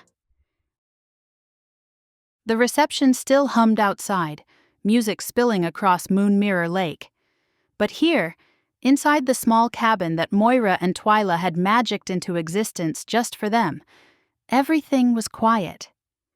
Candlelight flickered over the wooden walls, soft golden glow warming the autumn chill seeping in from the lake. It smelled faintly of cedar, pine, and smoke, layered beneath the scent that was Ryker. Musk, wolf, and something uniquely his that had haunted her every vision since the moment they met. Her heart thudded as she closed the door, shutting out the world. It was just the two of them now, husband and wife, mate and seer, wolf and woman. Ryker stood at the center of the room, his green eyes glowing like emerald fire in the lamplight. The suit he'd been wrangled into was half undone, the tie already discarded, the first buttons of his white shirt loose enough to reveal the taut planes of his chest. His auburn hair was a mess from the wind and dancing, but the way it caught the flicker of firelight made him look untamed, dangerous, and utterly hers. "You're staring," he said, his mouth curving in that boyish, crooked smile that always managed to undo her. "I'm memorizing," she whispered back, "every inch, in case I wake up and find out this is another vision." He crossed the room in 2 strides and caught her face in his hands, tilting her head back so his eyes pinned her in place. "This is real, Sonya. You're mine, my wife, my mate. No more running, no more waiting." His thumb stroked along her cheekbone. "You feel it too, don't you?" She nodded, her throat too tight for words. The bond pulsed between them, steady and alive, making her feel both grounded and weightless. Then his mouth covered hers. The kiss wasn't the hungry clash of battle or the desperate claiming of prophecy. It was slow, deep, a declaration. His lips moved with aching tenderness, but the strength in his hands betrayed the tension coiled beneath his control. She tasted the wine on his tongue, the heat of his breath, the promise of everything they'd yet to give each other. "Well, it looks like the screen is fogging up from all this heat. Unfortunately, that means it's too steamy for this platform to handle. To abide by this platform's guidelines and keep bringing you free content, we have to remove the spicy scenes. Luckily for you, you can always find them at millytadenbooks.com. To make up for interrupting you, get a 30% discount on us when you use code RODEO30. For a long moment, there was nothing but heat, magic, and the bond knitting them so tightly together she could no longer tell where she ended and he began. When the tremors finally eased, he collapsed against her, burying his face in her curls, his body still sheathed within hers. "I love you," he murmured, voice rough, reverent. "Forever. No fear, no prophecy. Just us." Tears slipped down her cheeks as she held him close. "Forever," she echoed, her body still trembling with aftershocks. Outside the music played on, but inside their world had narrowed to this bed, this love, this moment. And Sonya knew with absolute certainty that nothing, not fate, not fear, not darkness, could ever take this from them. Chapter 42. Sonya. 3 days after the wedding, Sonya stood on the sanctuary's front porch with a steaming mug of coffee, watching her husband tend to the animals that had become their extended family. The morning sun caught the auburn highlights in his hair, and every so often he'd look up and smile at her with an expression of contentment that made her heart skip. "Hard to believe it's really over," she said as he approached, noting how Maple the Dryad's grove practically glowed with health in the background. "The crisis, maybe, but everything else is just beginning." Ryker settled beside her on the porch swing, his arm coming around her shoulders with natural ease. "Have I mentioned lately that I love waking up next to you?" "Only about a dozen times since yesterday." She leaned into his warmth, marveling at how right this felt. A month ago, she'd been a lonely seer in Asheville, following cryptic visions across state lines. Now she was a wife, a community member, and apparently a permanent resident of the most magical town in existence. "Any regrets about leaving your old life behind?" he asked, reading her thoughts with the accuracy that came from their completed bond. "What old life?" She gestured toward the view of hollow oak spread below them, where wisps of protective magic danced visibly through the air. "I had an apartment and a job. Here I have a home and a family." It was true. Over the past few days, she'd settled into the rhythm of sanctuary life with surprising ease. Her seer abilities proved invaluable for diagnosing magical ailments in the creatures Ryker treated, while her experience with herbal preparations made her a natural assistant for the more complex healing potions. More importantly, she'd found her place in the intricate web of relationships that held Hollow Oak together. Morning coffee with Freya, research sessions with Moira and Lucian, tactical discussions with the other women about defensive improvements. She belonged here in ways she'd never belonged anywhere else. "Twyla stopped by earlier while you were with the injured fox," Ryker said. "She wanted to know if we'd be interested in expanding the sanctuary to include a magical creature nursery." "A nursery?" "For young shifters who need safe space to learn control. Apparently, our success with the void situation has made Hollow Oak's reputation spread in supernatural circles." His green eyes sparkled with excitement. "She thinks we could become a training center for the next generation." Sonya felt her seer abilities stir, showing her flashes of possibility. Young wolves learning to shift under Ryker's patient guidance. Teenage witches practicing spells in Freya's garden. Children of all supernatural backgrounds growing up together, protected by the strongest magical barriers ever created. "I love that idea," she said. "This place should be filled with hope for the future." "Speaking of the future," Ryker's tone turned careful, "have you had any visions lately about what comes next?" "A few." She'd been reluctant to mention them, not wanting to worry him with glimpses of distant possibilities. "But they're different now, gentler, more like dreams than warnings." "Show me?" Sonya closed her eyes and let the visions flow, sharing them through their bond. Images of Hollow Oak 10 years from now, 20, 50. The town growing but never losing its essential character. New couples finding love, new families putting down roots, new generations carrying forward the legacy of protection and community. "It's beautiful," Ryker said softly. "But I noticed something missing from those visions." "What?" "Children. Specifically, our children." A blush crept into Sonya's cheeks. They'd talked about the future in abstract terms, but the idea of actually building a family together still felt almost too wonderful to voice. "I haven't seen those visions yet," she admitted. "Maybe because they're too personal, too close to my heart. Or maybe because you're not ready to see them yet." Before she could respond, another vision hit, this one so clear and immediate that it took her breath away. A little girl with auburn curls and green eyes, maybe 5 years old, chasing fireflies through the sanctuary grounds while her laughter echoed across the evening air. A boy with dark hair and brown eyes, older, more serious, helping his father tend to an injured deer with gentle hands.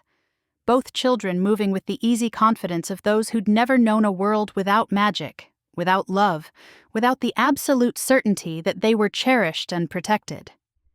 "Did you see that?" Ryker asked, his voice tight with wonder. "Our children," she whispered. "They're going to be beautiful." "When?" "Not yet. But someday. When we're ready, when the sanctuary is established, when we've had time to just be us for a while." She opened her eyes and found him watching her with an expression of such love it made her dizzy. "Is that what you want? A family?" "With you, everything. I want everything with you." The vision expanded, showing her more. Not just their children, but all the children of Hollow Oak. A new generation growing up in a world where love had conquered ancient evil, where different supernatural species lived in harmony, where the greatest dangers came from scraped knees and hurt feelings rather than cosmic entities. She saw teenagers from their nursery program becoming leaders in their own communities, carrying Hollow Oak's lessons of cooperation and acceptance back to their home territories. She saw marriages between species that had once been enemies, bonds that strengthened the entire supernatural world. Most importantly, she saw the veil, not just holding strong, but growing stronger with each passing year. Fed by love instead of drained by fear, it became a bridge rather than a barrier. A connection between realms that allowed for understanding instead of just protection. "The prophecy," she said suddenly, "binding the realms in harmony's light. It wasn't just about stopping the void. No, it was about creating something new. A permanent bridge between the magical and mundane worlds. Not to expose supernatural communities, but to strengthen the connections that protect both realms." She gestured toward the town below, where she could see the other couples going about their morning routines.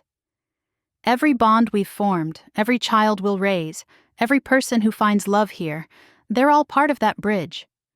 A legacy that lasts for generations. Forever if we're lucky." They sat in comfortable silence, watching Hollow Oak wake up around them. Smoke rose from chimneys, children played in courtyards, and the gentle hum of protective magic provided a soundtrack of safety and peace. "No regrets?"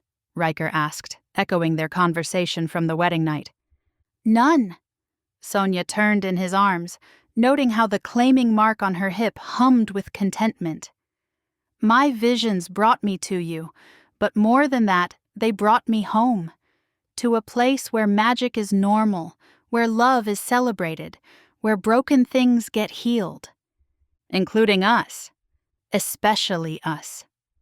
She kissed him softly, tasting coffee and morning air, and the promise of countless days like this one. The scared boy who ran from prophecy, and the lonely seer who followed visions into the unknown. "Look what we became when we stopped being afraid." "A family," he said simply, "part of something bigger than ourselves. The beginning of something that will outlast us both." Above them, the veil shimmered with approval, its magic stronger and more beautiful than it had been in centuries. Protected by 8 bonds freely chosen, strengthened by a community that had learned to see differences as assets rather than threats, it would stand guard over Hollow Oak for generations to come. And in that protected space, love would continue to grow, flourish, and triumph over whatever darkness the universe might conjure. Because some things, hope, community, the bond between true mates, were too strong to break and too precious to abandon. But more than that, Sonya had found her home, her purpose, and her forever love in a mountain town where fairy tales came true and prophecies existed not to limit possibility, but to expand it. The future spread before them like an open book, ready to be written one choice, one day, one act of love at a time, and every page would be a new chapter in the story of Hollow Oak, a place where magic lived, love thrived, and happy endings were just the beginning of even better adventures.